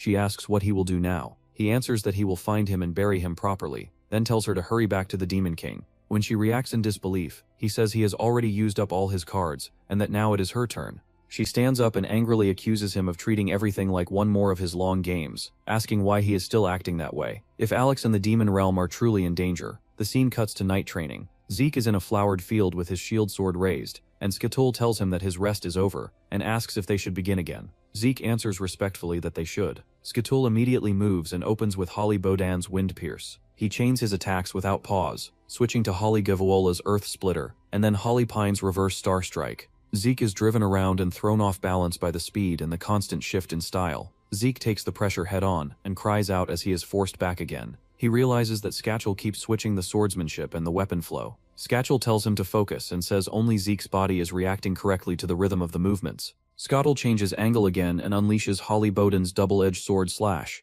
Zeke is thrown down to the ground under the blow. Skatul lands above him and tells him to be careful not to lose to the sword first. Then, after watching Zeke's recovery, he says the result is actually not bad. Skatul says he is genuinely surprised by how quickly Zeke is picking things up. He says the difficulty of the exercise should have been around 10, so lasting this long is impressive. Zeke, still sitting on the ground and breathing hard, says it is thanks to the weapon he uses. Skatul immediately says that is not a compliment. He says he heard Zeke even defeated a dragon with that shield sword, but that anyone who uses such a weapon without knowing how to face large beasts will eventually hit a wall. He then adds that the holy swordsmanship may have been made specifically for dealing with large creatures, which shocks Zeke. Skatul continues and says that if Zeke adapts the weapon to his own body and swordsmanship, he may truly be able to wield it properly. Zeke thanks him but then adds that it is also because of something else. He says he does not know why, but whenever he looks into an enemy's eyes, courage wells up inside him. He says that feeling makes him think he can defeat any strong enemy. Skatul answers that it is not an easy thing to understand. Skatul asks Zeke if he wants to know Deus's real identity. Zeke is weirded out, asking what Skatul means. Skatul tells him to think about it. Deus is able to fly freely and takes down dragons without any effort with a single hit. Even the dragon breath does not leave a single scratch on him. Skatchel asks Zeke if such a human could truly exist. Zeke starts to question his reality, that Deus may not be a human. Suddenly he clutches the grass and shouts out that he does not want to listen to this. He says that if Deus wants to keep it hidden, then Zeke will also pretend to not know. Skatchel is amused and realizes Zeke trusts Deus a lot. Zeke tells him that for someone as unimportant as him and his younger siblings, Deus has bestowed countless miracles upon their holy beach family like a savior. He says no matter what past Deus has or what he truly is, the fact remains that Deus helped them out. Skatchel remarks that this almost sounds like faith. Zeke claps back that he would not dare say that Deus is above God, but unless God commands it, he will never do anything to disappoint Deus. Skatchel smiles and tells Zeke that he is a good person. Zeke replies that he was merely doing what he has to do, avoiding a direct answer. Skatchel turns back and starts walking, asking if they should call it a day. Zeke stops him and asks him if he could teach him more. Skatchel says there is no need to overdo it on the very first day. Zeke admits that he wants to grow stronger as soon as possible, specifically so he can surprise Deus. He is basically glazing his master at this point. Skatchel asks Zeke if he knows how to use magic at all. Zeke does not understand what he means, but Skatchel says he could become a magic swordsman, since he would learn it quickly. He decides to start with a simple spell. Skatchel is out here under the silver moon with his silver hair, while he tries to teach Zeke the basics of magic. He tells Zeke to imagine a flame inside his head, which sounds simple, but Zeke is struggling for his life trying to find that spark. Skatchel stands calm, watching Zeke's concentration. He instructs the young man to focus that internal image specifically at the tips of his hands to trigger a release. Suddenly Zeke blasts a nearby rock with a small fireball, illuminating the surrounding trees. The day ends there with Zeke having learned fireball. The night is short-lived, as the scene shifts to the following morning, outside the stone walls of Zorik's castle. The people go about their day as normal, when suddenly the guards see a giant metal weapon tower over them. The weapon smashes into the tower as the people begin screaming in panic. Some are crushed by the debris while others run to safety. A kid looks up in shock to see huge giants standing outside the tower. Inside the castle's grand meeting hall, the air is heavy with the weight of political and military responsibility. Canadan Pan Holly Oak, the stern father of Lexia, stands before the Lord of Zorix with a look of determination. The man says that this honestly is above his beyond his ability. Mondanu, the Khan of Zorix, sits at a large tactical table. He points out the harsh reality that Canadan is merely an A-rank hero, which is mid compared to the incoming threat. He gestures to the maps, noting that the creatures currently approaching Zorix are G-rank giants, monsters of a completely different level. The discussion turns toward the possibility of offering tributes to the giants in a desperate attempt to appease them. One advisor suggests that paying off the monsters might be the only way to save the country from total doom. One of them reacts, slamming his fist down. He insists that no amount of tribute will work against monsters that live only to see the world burn. Canadan reports that he has already sent a telegram to the Sanctus Populi, requesting they dispatch the army immediately to handle the crisis. He says that in the meantime he will lead the troops and hold the giants off somehow. He then tells everyone else to evacuate. Canadan orders the soldier to summon the entire army. Mondanu calls out to him in an attempt to make him reconsider. Canadan says that his limit was a rank even when he was active. Now even though he is older, he is still a hero. Canadan requests Mondanu not as a fool but a fellow former hero that if anything happens, Mondanu should protect Canadan's daughter Lexia. Meanwhile, chaos erupts in the city as people scream that the giants have invaded the Zorix castle. They worry that if the castle falls, then their village will be next. Skatchel wonders, giants are supposed to be at the world's end. How did they suddenly appear in Zorix? He looks at Zeke for an answer, but Zeke is already preparing to face the enemy, even though the giants are G-rank monsters. Zeke says he is a hero too, and since Deus is not here, he has to go and save even one person and stop at least one enemy. Lexia barges in, telling Zeke that the giants have invaded so they should run away. She realizes Zeke is getting ready to fight. Zeke rushes past her, saying that he represents the Holy Beachy, one of the two hero families in Zorix. Skatchel follows behind him, saying if the warrior goes out then the supporter should follow too.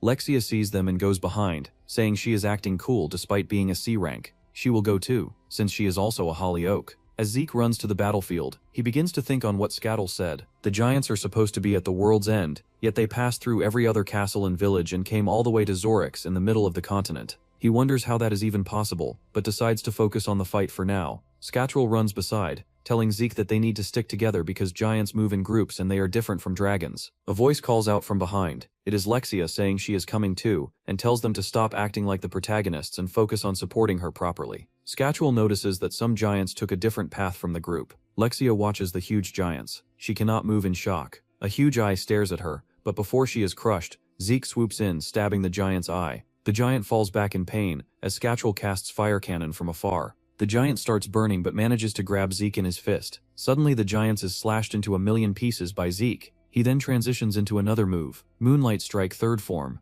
Demon King Stab. Zeke hits the giant in the chest, easily defeating it as it falls into the river. Zeke stands tall as Lexia is on the floor, still in awe of how well they fought. He lends her a hand, smiling like nothing happened. Scatwell watches from afar, taking note that even without a trigger nearby, Zeke is activating G-rank techniques. He worries that if he does not move faster there might not be space for him in the party. The village is looking like a literal dumpster fire while giants run wild. Zeke stands in the middle of a burning street, looking like he's trying to remember if he left the oven on while smoke and rubble fly everywhere. Suddenly Grandma Zero grabs his arm, because the situation has reached the worst it can. She is sobbing about her grandson, the real Zero, who went to help with the castle wall construction just before the giants decided to crash there. Zeke looks at her with a worried face that looks like he is trying to process everything. He grips her shoulder, promising to find the boy at the wall, and tells her to get to the shelter before it gets worse. Scatchel jumps in, saying they should hurry to the castle because the soldiers there will not be able to hold out on their own for long. He orders the village people to go and tie up the giant because it is not completely finished off yet,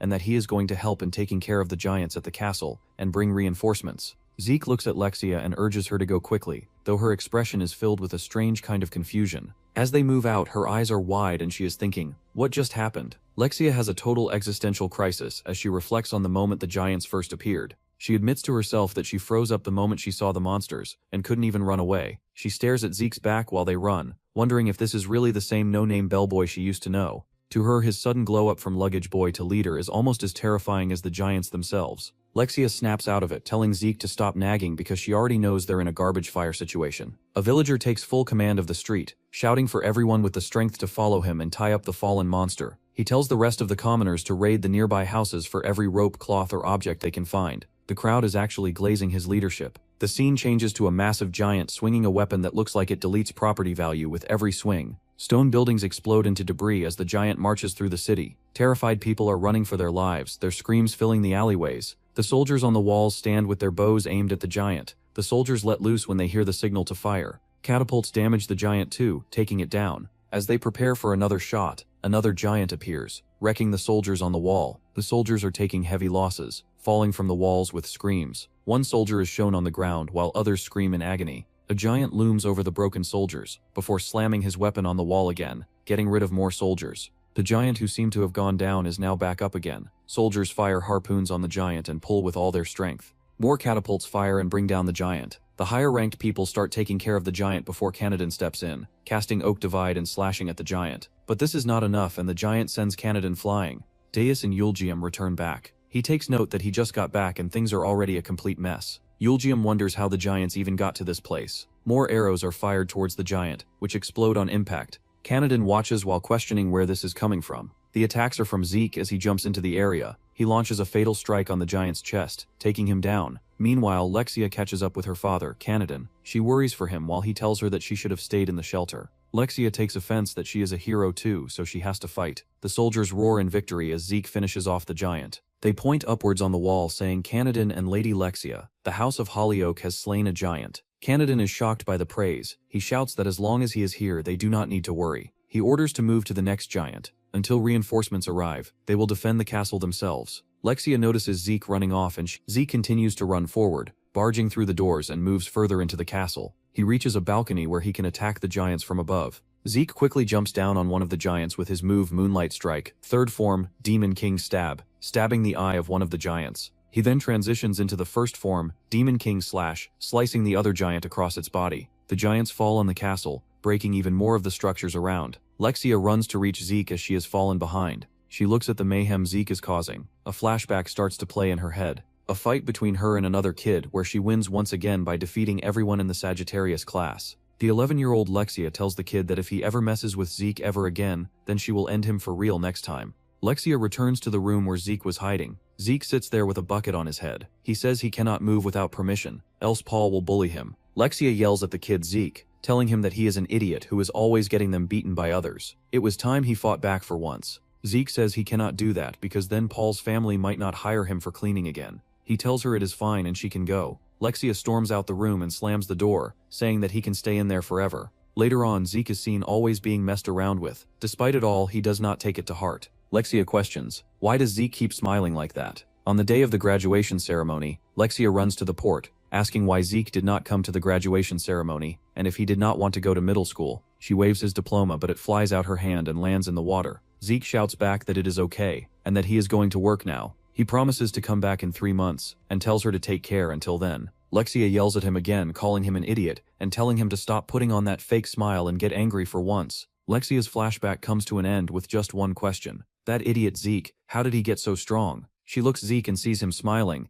Zeke is definitely enjoying this. He slashes the giant, but the giant punches back. Zeke defends himself with his shield and falls on the roof. He quickly gets up but sees that the giant is being pelted with catapult stones. Just then Skatchel appears behind Zeke. He begins to cast, praying to the guardian of life Eldranis. Skatchel asks to restrain the enemy by the ancient covenant. Suddenly portals open up and arms come rushing out, restraining the giant in place. Skatchel then casts Horn of Eldranis to pierce through the giant. Another portal opens up with an arm holding a spear that goes straight through the giant. Skatchel shouts at Zeke that now is the time. Zeke quickly grabs his sword and jumps at the giant in order to end him. Before he could get there, the giant grabs him mid-air. Lexia swoops in, slashing the giant's hand clean off. Really protective of Zeke. Zeke loses focus and becomes happy that Lexia is there. She calls him an idiot again, telling him to keep moving forward. Zeke understands and strikes the giant on the head like a bolt of lightning, instantly ending it there. Lexia screams at Zeke to keep moving forward. Zeke stabs the giant's head. Just then, another giant jumps down to help his ally. Lexia and Zeke are thrown away from the impact. Skatchel quickly casts his magic, but before he can finish, the giant flings him into a building. Zeke is on his knees, recovering, as he sees giants towering over him. The look on the giant's face is menacing. Zeke is in shock. He can handle 1 or 2 of them, but handling this many is next to impossible. Kanadin roars, slashing at the giants and telling them to get out of their land. Zeke calls out to Kanadin to warn him, but it is too late and a giant grabs Kanadin. Kanadin's bones seem to crack as the giant brings him towards its mouth. Zeke screams in helplessness. Suddenly, a projectile is fired into the mouth of the giant, exploding on impact. The giant lets go of Kanadin while Zeke looks in confusion. Several blimps are seen, carrying soldiers armed with bows. The soldiers fire on the giant's blow, taking them down. Zeke gets excited when he says Cadence entering the battlefield on one of the blimps. The ground soldiers rejoice when they see that the Holy Sanctuary's army is here, as reinforcements. Cadence orders another round of fire of the Hellfire Oblivion. The giant is down, and the soldiers drop down with their swords to finish the job. The soldiers land on the giant and attack with Holy Pierce. The Sky soldiers fire even more Hellfire Oblivion down. Zeke watches in awe and is amazed at the power of the Holy Sanctuary's army. Deus and Eulgium watch the battle from afar. Eulgium takes note that this wraps things up for now. She says that Zeke is definitely not a C rank anymore. He is growing at an unnatural rate. Deus feels an unfamiliar excitement and burning urge within his chest. That feeling sharpens into a desire to confront Zeke directly in battle. As the fighting winds down, one of the giants collapses into the ruins as the last waves of attacks end. Soldiers on the walls raise their weapons in celebration, while the city below lies scattered with the smoking bodies of fallen giants. The green-haired Zodiac Knight lands and immediately issues orders. Aerial squads are dispatched to search beyond the mountains for any remaining giants, while others are instructed to begin handling the corpses left across the battlefield. Kanadin approaches and introduces himself as the head of the Holly Oak family. He explains that his household held the line as best they could until the Holy Sanctuary arrived to finish the battle. Though he wonders how an F rank could possibly fight against a G rank, discussion shifts toward another noble family, rumored to exist in the region. Kanadin dismisses them as insignificant and claims they were only a hindrance during the fight. Instead, he emphasizes the achievements of his own daughter and suggests she could become a valuable ally to the Holy Sanctuary. While Kanadin speaks confidently, the Zodiac Knight quietly observes the battlefield and the people involved, clearly considering the information being presented to him. A messenger arrives with word that the local wishes to host a victory banquet to thank the Zodiac Knight for defeating the giants. Kanadin encourages the knight to attend. The knight accepts the invitation. Zeke looks at the damage caused by the giants. With the giants defeated and the battlefield secured, the group prepares to leave the ruined courtyard, while the airship remains stationed nearby over the devastated city. The city of Zorix is holding a grand festival at night. Lanterns glow across the streets while crowds gather around tables filled with food and drink. After the devastation of the giant attack, the atmosphere has shifted into celebration. Music, laughter, and conversation fill the streets as citizens and soldiers alike share the relief of survival. On a high wall overlooking the city, several figures watch the festivities from a distance. Their attention remains fixed on the aftermath of the battle rather than the celebration itself. Below them lies the enormous corpse of a fallen giant embedded in the stone courtyard. Mondonu quietly evaluates what happened during the fight and begins questioning how the giants were actually defeated. He notes that the damage inflicted on the giant does not resemble the results of ordinary attacks. The wounds appear unusually severe, suggesting that someone far stronger than expected struck the fatal blow. The discussion turns toward the possibility that an individual outside the known forces may have been responsible. Mondonu thinks it might be Lexia's doing. He says that she might even be a better fighter than Kanadin soon. Cadence calmly states that the wounds could not have been caused by ordinary fighters. The pattern of destruction indicates the work of a powerful swordmaster. His conclusion points toward a single possibility: the mysterious fighter who fought the giants during the chaos. Kanadin attempts to steer the conversation away from that conclusion.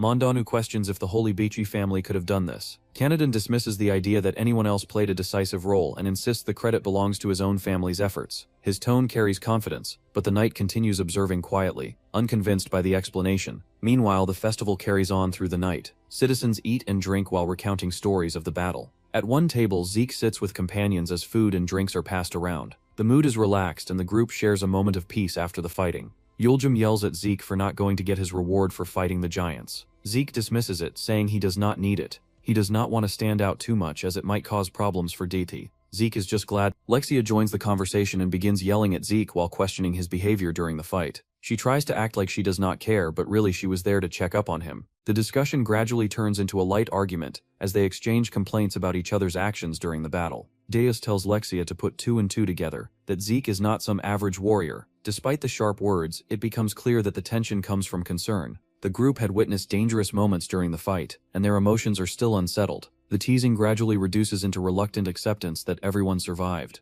Yuljum teases Lexia that her and Zeke look adorable together. The conversation is interrupted when Grandma Zero approaches their table. The old woman carries a staff and steps into the circle of light cast by the lanterns. Her voice draws attention from the nearby crowd. She asks what happened to Jace, who she sent Zeke to save. Zeke tells her that Jace could not make it. She yells at Zeke that he could not save her grandson. Grandma Zero keeps yelling at him for laughing and selling noodles while she lost her grandson. She blames him, saying that it was her fault to trust a no-name hero like Zeke. The surrounding crowd falls silent as the old woman continues. The atmosphere shifts from celebration to discomfort as people watch the confrontation unfold. Lexia stands up in anger and tries to defend Zeke, but he stops her and claims it was his fault. Grandma Zeroro storms away, saying she never wants to see his face again, and that he should stop calling himself a hero. Just then, Cadence steps directly towards Zeke's table, ignoring the surrounding noise. Zeke greets him, asking why he is not with the nobles. The Zodiac Knight just says it does not suit him. He asks what happened to the dude with the curly hair beside him. Deus casually says that he is long gone. The knight stops in front of Zeke and studies him carefully. After observing him for a moment, he asks a simple question about whether Zeke feels satisfied with the outcome of the battle. The knight explains that he witnessed the battlefield himself. From his perspective, the destruction of the giants could not have been accomplished by ordinary soldiers alone. The evidence suggested someone fought the giants directly with overwhelming strength. He reveals that he saw the marks left on the giants' bodies and understands what kind of power would be required to create them. According to his observations, a single fighter managed to strike down multiple giants during the chaos. Zeke answers cautiously, explaining that the battle was not his victory alone. He states that many people fought together to defeat the giants, and that the city was saved through their combined effort. Cadence further, asking if Zeke is truly satisfied with that explanation. His tone suggests he is less interested in the battle itself, and more interested in the way Zeke views the result. Cadence explains that in this world, strength determines who receives recognition. Noble titles, rank, and wealth often overshadow true merit. Because of that system, someone with Zeke's abilities could easily be ignored or pushed aside. Zeke listens quietly and reflects on the situation. He acknowledges that recognition and status exist, but he insists that they are not the reason he fought. His focus remained on protecting the people around him. Cadence watches Zeke carefully as he speaks. Rather than dismissing the young fighter, he seems intrigued by his attitude. Zeke's refusal to claim credit appears to strengthen his interest rather than weaken it. Cadence says he is not fine with this at all, but Zeke says otherwise. His answer does not change, and he does not want the credit. Cocklet tells Deus to think carefully as well, because there are plenty of other heroes too in this world. He says money is not the only thing Zeke needs, and he says he can give him something more than that. Deus remarks that this only applies as long as Zeke is D rank. Cocklet begins to leave and remarks that the world often overlooks true ability when it appears in someone of low status. He suggests that Zeke's power may one day become impossible to ignore. The knight departs into the night as the festival continues around the square. Zeke remains seated with his companions, the conversation lingering in his mind, while the celebration carries on in the background. Deus sits at the table eating noodles while Zeke stands nearby. Deus asks Zeke why he wants to become a hero. Zeke is caught off guard for a moment, and Deus narrows the question by asking whether Zeke wants to become the kind of hero the Holy Sanctuary would acknowledge. Zeke listens and lets Deus keep talking. Deus tells Zeke that someone from a poor background usually has no path to glory. He says people born low are normally expected to live quietly. receive nothing, and disappear without being remembered. Then he turns that logic around and asks why Zeke, who should know that better than anyone, still wants to chase the title of hero. Zeke does not answer immediately. He waits until Deus finishes laying out the question. Deus then starts explaining his own view of the world. He says the world does not run on ideals or noble words. In his eyes, ordinary people survive because somebody stronger protects them, and that protection is usually not given out of kindness. He says that selfish people, ambitious people, and ruthless people are often the ones who actually rise. He speaks as if this is a rule Zeke should already understand. Zeke answers by looking at the people around them and bringing the discussion back to the lives in front of them. He says the people in the tavern survived because others fought to protect them. He says that even if someone dies doing that, the act still has value if it allows others to keep living. He does not dress it up as glory. He describes it as a simple reason to fight. Deus challenges that answer right away. He says people who live by those ideals usually end badly. According to him, the world does not reward sacrifice. It uses it up and moves on. He pushes Zeke further and asks whether Zeke would still cling to that belief if it meant throwing away his own life for people who might never repay him. Deus asks him what he would do if the Demon King appeared right before him. Zeke answers without wavering. He says that if protecting others required his life, he would not hesitate. That response makes Deus stop and study him more carefully. He can tell Zeke is not boasting and not trying to impress anyone. Zeke is saying exactly what he believes. Deus responds by saying that the real problem is not making that promise once. The real problem is living with it forever in a world that constantly betrays such thinking. He says the people who speak about justice and protection usually end up broken, discarded, or alone. He calls it a beautiful belief with an ugly ending. Deus stares at him, then the tension breaks when the others nearby react. Yulgium, sitting quiet beside them, watches while the table erupts into laughter. Lexia joins in from the side. After that, he tells Zeke that a person with that kind of stubbornness may actually become something significant one day. Zeke brightens at that and tries to take it as approval. Deus immediately cuts that off and makes it clear that he is not praising Zeke's ideals so much as recognizing how persistent he is. Deus says that the final hero he always imagined would be someone like Zeke, someone with such an unbreakable conviction that it almost seems stupid. He says this is why in the end the Demon King will never win.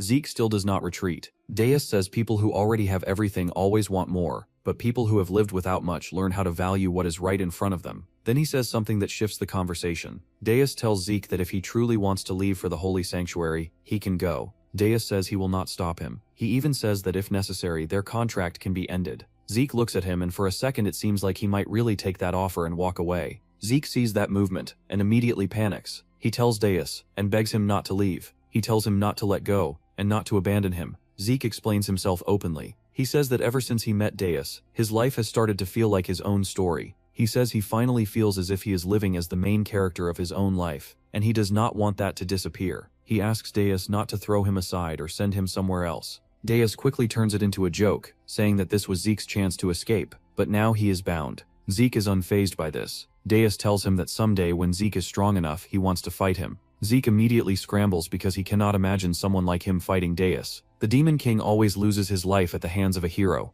As if it were some kind of unavoidable law, this record has remained unbroken for 665 centuries. It seemed like the defense against the giants was concluded. In reality, it was merely the small beginning of a way bigger disaster. The next morning, Zeke is summoned to appear before Mondo. He kneels in the audience hall while Mondo sits above him and questions him directly. Mondo confirms Zeke's identity and then tells him that the Holy Sanctuary has already heard of his actions. Zeke says he did what he needed to do as the hero of Zorix. Mondo reacts awkwardly and does not seem comfortable hearing that title attached to Zeke. Mondo explains why Zeke has been called in. He has a mission for Zeke. Beyond the mountains lies the giants' territory, and an extermination mission is being prepared. Mondo says he wants Zeke to join that mission. The monster is a lich in the Forbesby village. Zeke is stunned and immediately tries to object. He says he is only F rank, and asks why someone like him should be included in a campaign of that scale. Kanadin beside Mondo steps in and explains that the Holy Sanctuary is already investigating the mysterious person who killed a giant during the recent battle. If the truth comes out in the wrong way, then Zorix and the Hollyoak side will lose face. Kanadin explains further that if people learn too easily that their celebrated hero is just an F-rank noble, other houses will mock them.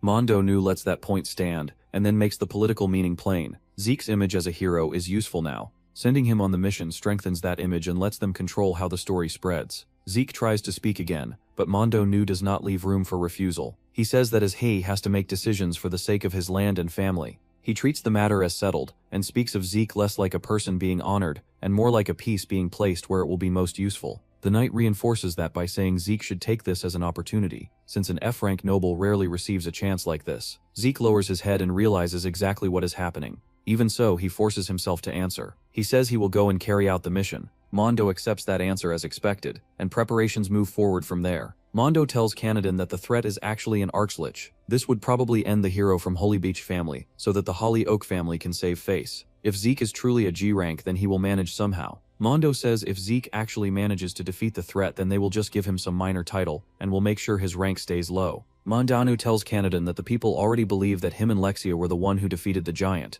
If an F-rank family is given credit for this while an A-rank family stood by, the Holly Oak house would be finished. Mondanu hopes that the Holy Bisht family will disappear quietly, not like they had much of a presence anyway. Afterward, Zeke travels out with the others in a carriage. Dois is with the group, along with Yulgium and Skatul. Deus says a measly 5 gold as compensation is not enough for Zeke. Yulgium says it is not about the money but the acknowledgement. Deus says it should be shown through wealth. What is Zeke going to do with simple words? Yulgium claps back saying Deus barely pays him anything either. Deus quickly scrambles and says it is not about money. Meanwhile, Zeke ignores the conversation and focuses on the task at hand. He is fully determined that he is going to succeed no matter what. Zeke looks around the village outskirts and says he thinks this is the place. As the wagon enters Forbesby village, a dark figure watches the group from the shadows. Then Deus calls Zeke over, points at him and tells him that he is the one going out to catch a lich. Zeke stares at him, asks if he is supposed to do that by himself, and then immediately panics and admits that he is scared. The village itself is full of corpses.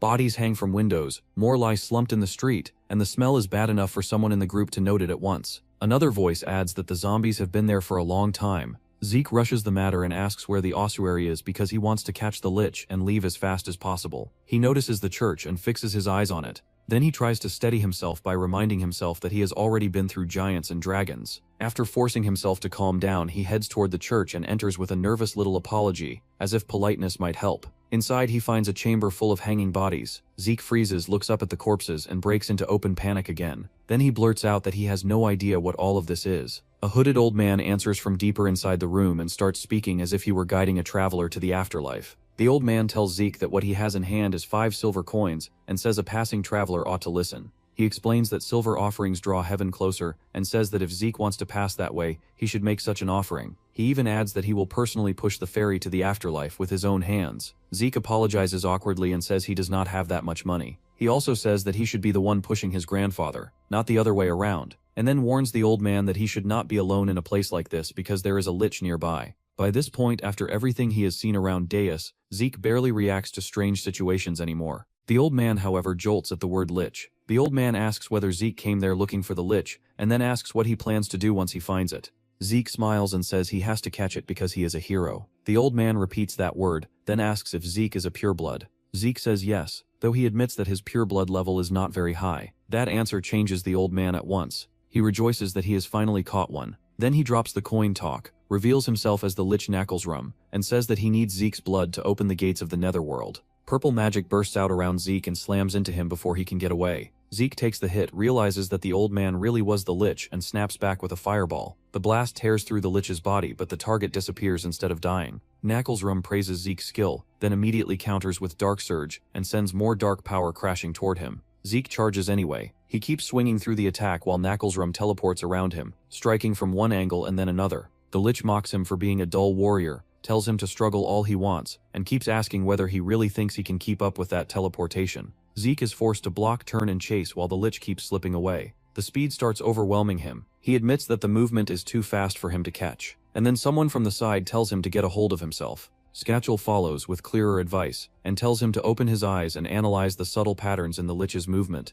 Zeke does that, narrows his focus, and then says that he can see it. Knackelsrum throws a dagger-like attack and taunts him again, insisting that he will never catch him. Another voice cuts in and says that the dagger is only a distraction, then adds that the throw was fake. Zeke adjusts in time, lets the fake draw pass, and commits to the real opening instead. He then drives upward with Moonlight Sword style, 6th form, Demon King Pierce. The strike goes straight through the Lich's center. For a second, Zeke can only stare. Then black sludge erupts instead of a clean body, splashes across him, and knocks him back. Even while complaining about the black mess and the smell, he still realizes that his attack connected and says he finally caught the Lich. That does not end anything. The hanging corpses around the room begin to rattle and twitch. From the collapsed mass, Knuckles says that Zeke has passed the test, starts appraising his entrails, flesh, brain, and bones, and then declares that Zeke truly is a pure-blood carrying chosen blood. After that, the Lich orders him to offer his blood for the revival of the great Sadamus. A thin cut opens on Zeke's neck and a drop of blood falls to the floor. The moment it lands, red veins race out across the stone and spread through the whole chamber.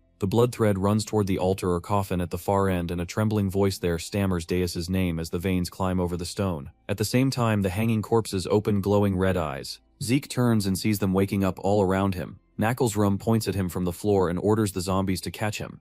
Red-eyed corpses crowd around Zeke from every side. Their faces are twisted, their mouths are open, and they keep closing in as if they can already smell blood. The title card appears over them. Then the swarm surges again. Creatures rush down from above and from the sides while Zeke stands alone in the middle of the chamber. More of the corpses drop into the room. Zeke looks up in alarm just as the first line reaches him. He immediately swings his sword in a wide horizontal cut and knocks one aside, but another one crashes into him from the side and forces out a pained cry. He tries to recover his footing and shouts as he slashes downward again. One creature gets split or driven back, but the others keep coming without pause. Bodies press in around him from the front and rear. Even while he cuts through one, another leaps toward his blind side and the pressure keeps building. A corpse grabs at him from close range and Zeke yells as he is nearly dragged down. Then a glowing orb-like projectile suddenly blasts through one of the monsters at point-blank range. The effect is immediate. Red light surges through the lines on the floor, and the monsters respond to it at once. One voice screams for more. Their bodies begin changing as the ritual feeds on the spilled life fluid. Their frames swell, their skin turns darker red, their muscles thicken, and their jaws stretch wider.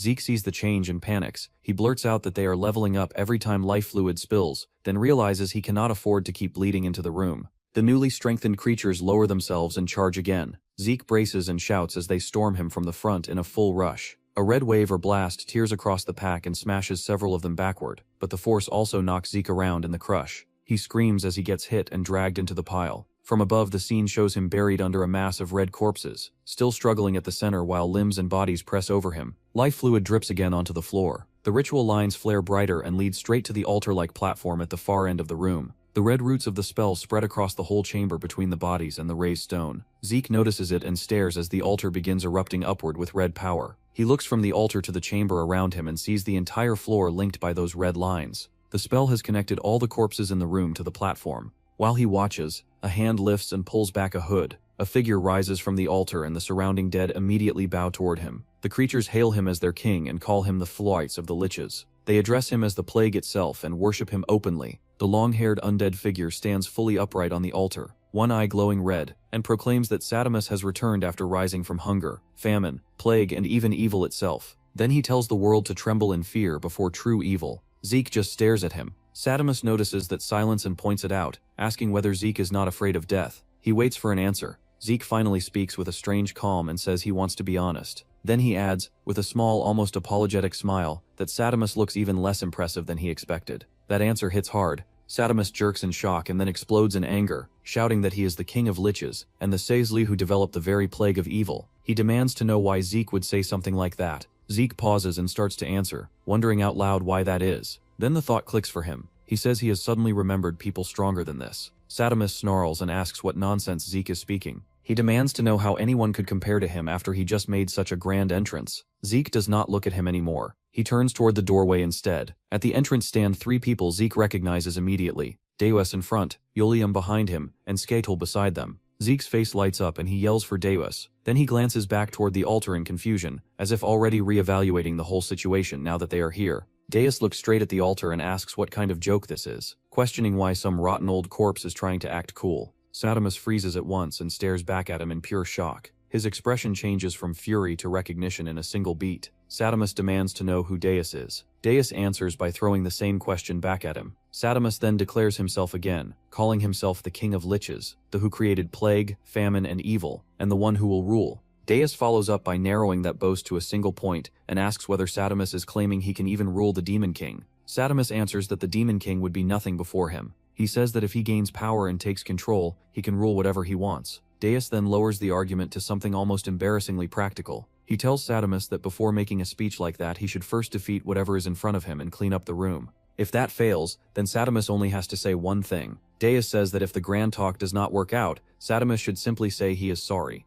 Deus breaks the chains on Sadamus and tells him to come at him. Sadamus repeats the words in disbelief, as if he cannot process the insult. Then he screams and lunges. He thrusts a clawed hand straight into Deus's chest and seems to land the hit cleanly. A beat later, Deus's body erupts outward with a red burst of force from the center of the contact point. The explosion fills, and the others can only stare. A red burst erupts from Deus's body and fills the chamber. Sadamus throws his head back and laughs through the explosion, then rises again inside the red storm and grandly declares that a new demon king has descended upon the world. He orders all living things to kneel before him, as the red current continues to churn around his body. Deus stands in front of him with his hands in his pockets, and coolly tells him that whatever trick he used, it was well done. Sadamus points straight at him, names himself the ruler of death, and gives a direct order for Deus to hit the grave. Nothing happens. The two of them stare at each other in silence until Deus flatly asks why it is not working, and whether Sadamus is simply too stupid. Sadamus snaps at once. He calls Deus shameless, says that someone who defied hell in return should go back to ashes, and launches black flame from his hand. Deus closes the distance instead of backing away and drives a blow straight into him. Sadamus is thrown backward by the hit. From the side, one of the onlookers blurts out that someone is already at the office. Sadamus stares at Deus in disbelief while Deus stands there untouched. A narration box then states that, for the first time in 1,000 years after becoming undead, Sadamus realizes something simple: getting hit still hurts, even as a corpse. Sadamus is shown holding his face, almost dazed by the sensation, while asking whether Deus is satisfied now. Then he drops the joke and asks the real question: who exactly is standing in front of him? Deus answers that Sadamus does not need to know everything, and says he can just call him Deus. Deus holds out his hand. Sadamus, still confused, looks at it as a purple contract window rises between them. He stares at the document and asks what this is supposed to be. Deus smiles and reminds him that he already said this earlier. Since he unsealed him and dragged him back out, he needs an assistant. Sadamus reads the terms and immediately says the contract looks extremely unfair. Deus answers without embarrassment that he already knows that. Sadamus can only sit there in silence while the one-sided contract hangs in front of him, glowing between them. The scene shifts to the wagon road. Sadamus rides with the group and starts telling his story. He says that he was once a great mage, and 1,000 years ago he served in the first party of the final hero. Zeke reacts at once and asks if that means Sadamus really was one of the final hero's party members. Sadamus confirms it. When Zeke asks how he ended up like this, Sadamus says everything began in the final battle, where he was cursed. The story shifts into a flashback of a terrible battlefield and a great floating curse or eye-like mass hanging over it. Sadamus says he survived that war only because he was hit by the killing intent of the Duke, and the curse turned away from killing him immediately. He says the final hero later died, while he, by sheer luck, remained alive. He then says that at the time he believed he had been lucky. By day, other mages praised him as a hero who helped save the party. By night, the pain of the curse devoured his body. He says the dark source of magic inside that curse, something no one could break, settled into him, and in agony his body slowly changed until it became suited for dark magic. Zeke repeats the words dark magic and Sadamus confirms them. He says he made a contract with demons and through that gained eternal life. Eventually the holy side learned the truth. One night the Zodiac Knights invaded, and some powerful people in the holy world hid the evidence away like a thing that should never be found. Zeke quietly says that it is a sad story. Sadamus answers that it is exactly that, because his story never made it into the hero textbooks. He says he fought to save the world, became a monster, was forgotten, and was left buried alive beneath a dark cemetery. He bitterly asks whether that too counts as a hero's fate. Sadamus adds that at the very least the final hero still remained in the textbooks, while he did not. He calls the Holy War the kind of story that is no good for the people who survive it. He says he probably once tried to tell it properly too, but in the end he just became a man buried for 1,000 years in a cemetery with nothing left but bitterness. Deus listens and then remarks that in the end all the theories come back to the same old shape. He says it even resembles the last world he knew. As the coffin continues to rattle across the road in the memory, the narration and reflection settle on the same thought. A world built as a complete system, where nothing really changes, where struggling inside it feels meaningless, and where everything moves according to the will of God. Yojium responds to that thought by saying that, if that is true, then the world itself is twisted. Deus immediately turns from philosophy to practical abuse, and calls for his assistant. He tells Sadamus that since he is a mage, he is going to be useful. He then declares that from now on, Sadamus will serve as Zeke's magic teacher. He tells Zeke to learn properly, says he will have to repay him later, and finishes by saying they should hurry back to Zorix because he misses his bed. Night falls, and the group is suddenly attacked by undead. Zeke fights them head-on with repeated physical strikes, cutting and driving them back, but the monsters keep coming. A bright burst of magic flares against one of the undead, and Sadamus points out the real issue. Physical attacks are meaningless against an undead target like this. He tells Zeke to summon holy flames instead, and says he has to purify them with holy power. Sadamus then instructs him more directly. He tells Zeke to believe in the existence of God, to open himself to that vast presence, and to feel that infinite divinity. Zeke answers that he will try again. The next shows Sadamus wounded and still standing while he continues coaching from the side, proving that he is teaching while also taking hits. From a short distance away, someone asks how Zeke is doing and whether he really has good potential for a human. Another observer answers uncertainly that it is hard to judge, but Deus immediately cuts in and calls Zeke's performance excellent. The follow-up assessment settles on the idea that when Zeke finally blooms, D+ rank is not impossible for him. Deus repeats the rank to himself while watching Zeke fight. Zeke keeps moving under the moonlight, now fighting several undead at once. He blocks, cuts, and shifts his stance while the monsters crowd him from both sides. One of them lunges in and Zeke smashes it aside with a clean strike. Another follows immediately, and Zeke answers with a second slash. Deus watches the exchange and gives a short verdict. Not bad. Skettle says he is heading off to give Zeke his swordsmanship lesson. After he leaves, Yulgium turns to Deus and asks whether he really has no intention of going back to his family home. She adds that he still has unresolved problems with his family. Deus dismisses them and says they are probably plotting something awful again anyway, and that he plans to leave all 7 of them alone until they all enter the grave. Yulgium goes quiet for a moment and then asks a hypothetical question about what the demon race would do if the Demon King were absent. Deus first reacts with a small question, then says the Great War is supposed to happen in 20 years because the demon realm has to attack the human realm. He adds that if there is no Demon King, there is no one to face the hero. From there he concludes that without a Demon King, the demons probably would not invade the human realm at all. He keeps explaining and says there is an energy source called demonic force, and that it takes 80 years just to produce it. He says that power is what the demons use to destroy the surface world, and asks how they could fight without that core weapon. Yulgium immediately follows his logic and asks whether that means the Great War might not happen in 20 years after all. Deus answers that maybe that is exactly it. Yulgium then says she has found the answer. She says this is the way to bring Alex and Darosh back. She proposes that if Deus goes back and says he will be the Demon King again, the two of them will return on their own because their motivation will disappear. Deus asks whether he should only pretend to return for now. Yulgium rejects the idea of pretending and tells him to actually go back. Deus asks whether that is because his very presence there is disrupting the order, including the Great War. Yulgium answers that for now, yes, that is the case. Deus immediately says he will go back, which shocks Yulgium enough to blurt out a startled reaction. He then starts to say that if he is about to be unalived, he will do it. This probably marks the moment as the beginning of the end. The scene shifts to an old church and then down to a coffin. A cloaked figure stands before it, while a rotten hand rises elsewhere inside the ruin. A hooded corpse-like man laughs and says that a new sacrifice has come to enter the masterless coffin. He then calls for the spirits of the unalive to awaken and crave the new flesh and soul in front of them. The zombies answer him immediately. A decayed face lifts, hands claw out from the ground, and corpses begin to crawl and leap toward the cloaked intruder from every side.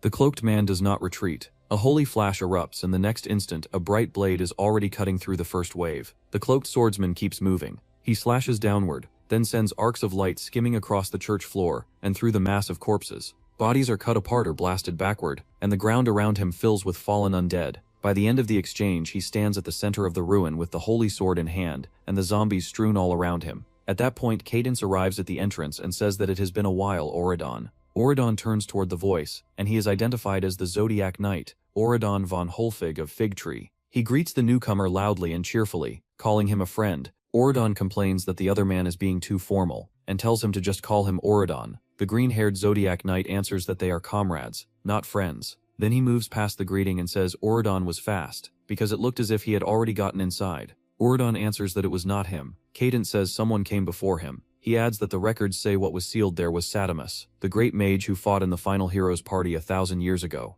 He then corrects the idea of what Sadamus is now and says Sadamus made a contract with darkness and became the Lich King. He stresses that Sadamus is not an ordinary lich, and that defeating him would normally require someone at least at Zodiac Knight level. From there, Cadence says it is surprising that somebody dealt with Sadamus faster than they did. He then broadens the conversation and says there have been too many strange incidents lately. He lists dragons who keep appearing despite peace treaties, and then mentions that giants invaded a castle only a few days earlier. Auridon reacts sharply to the mention of giants at a castle. Cadence continues and says the giants seem to have fled hastily from their mountain range. Auridon asks what they were running from. The answer is that they still do not know, and that this is why they came there to investigate. Cadence adds that lately there have been too many events that defy common sense, and that all of it seems connected somehow, especially being concerned over Zeke and Deus, and Auridon identifies him and his group. Auridon asks whether those are the people under discussion. He then says he has been hearing rumors all over the Holy See that Cadence has become strangely fixated on some kid. He pushes further and asks just how amazing the boy is if he has managed to catch the attention of someone who otherwise only cares about God. Cadence answers in concrete terms. He says Zeke has already passed G rank, and conservatively he places him at the entry level of D rank even though he is only 17. Auradon is immediately excited and says that if a boy like that really exists, he should be brought to the Holy See at once. He then accuses the other knight of hiding the boy away to keep him for himself. The answer comes back that Zeke refused. Auradon reacts in disbelief. Cadence then says that the Never throws away his tools carelessly, so the matter is not over yet. Right after that he ends the idle talk and says they should get moving, because investigating the giant's anomaly will not be easy. Auradon instantly turns the mood back into noisy enthusiasm. He says that with him, Auradon of Scorpio, and the Knight of Libra working as a duo, there should be nothing to fear. He adds that this is the first time they have moved together since their rookie years, and says he finds that exciting. Cadence answers that they have not been on the same team again since the disaster back then. Auradon then demands to know why the Holy See dispatched him there despite his objections. When Cadence gives him a cold look, Auradon says he will just take that as proof that the other man is happy to see him.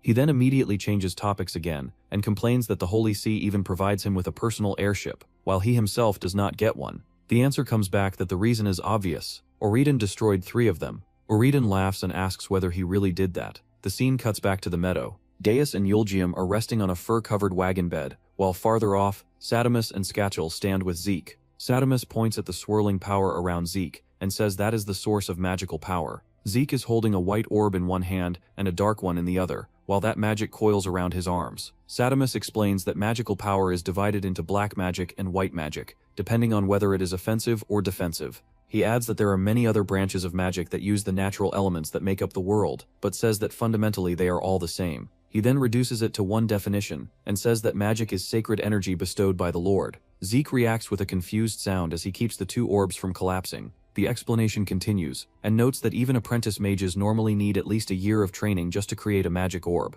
Skatchel then studies Zeke more closely and says that being able to manifest one instantly is abnormal. He says Zeke's growth rate is becoming strangely faster and faster. Skatchel pushes that thought to its conclusion. He says it is as if Zeke is being artificially manipulated for something urgent that is approaching. Zeke, still holding the white and black orbs, goes silent at that suggestion. Meanwhile, in a blood-red city of black towers at the bottom of the world, identified as Mado Eidos, a tattooed man walks forward through a chamber lit by red magic. The instant he sees 2 figures standing ahead of him, his eye widens and he blurts out in disbelief that they were alive. The tattooed man asks what is going on and says they even held a funeral for them. Alex answers that it is the tattooed man's turn now and addresses him as Ifrit. Then Alex says that Ifrit is the final piece. A view of the volcano follows, and Alex states the task clearly. Ifrit has to make that volcano erupt on the horse continent above. Ifrit protests immediately. He says that if he does that, it will mean mutual destruction for both the human realm and the demon realm. Alex does not soften at all, and says that this is exactly what they want.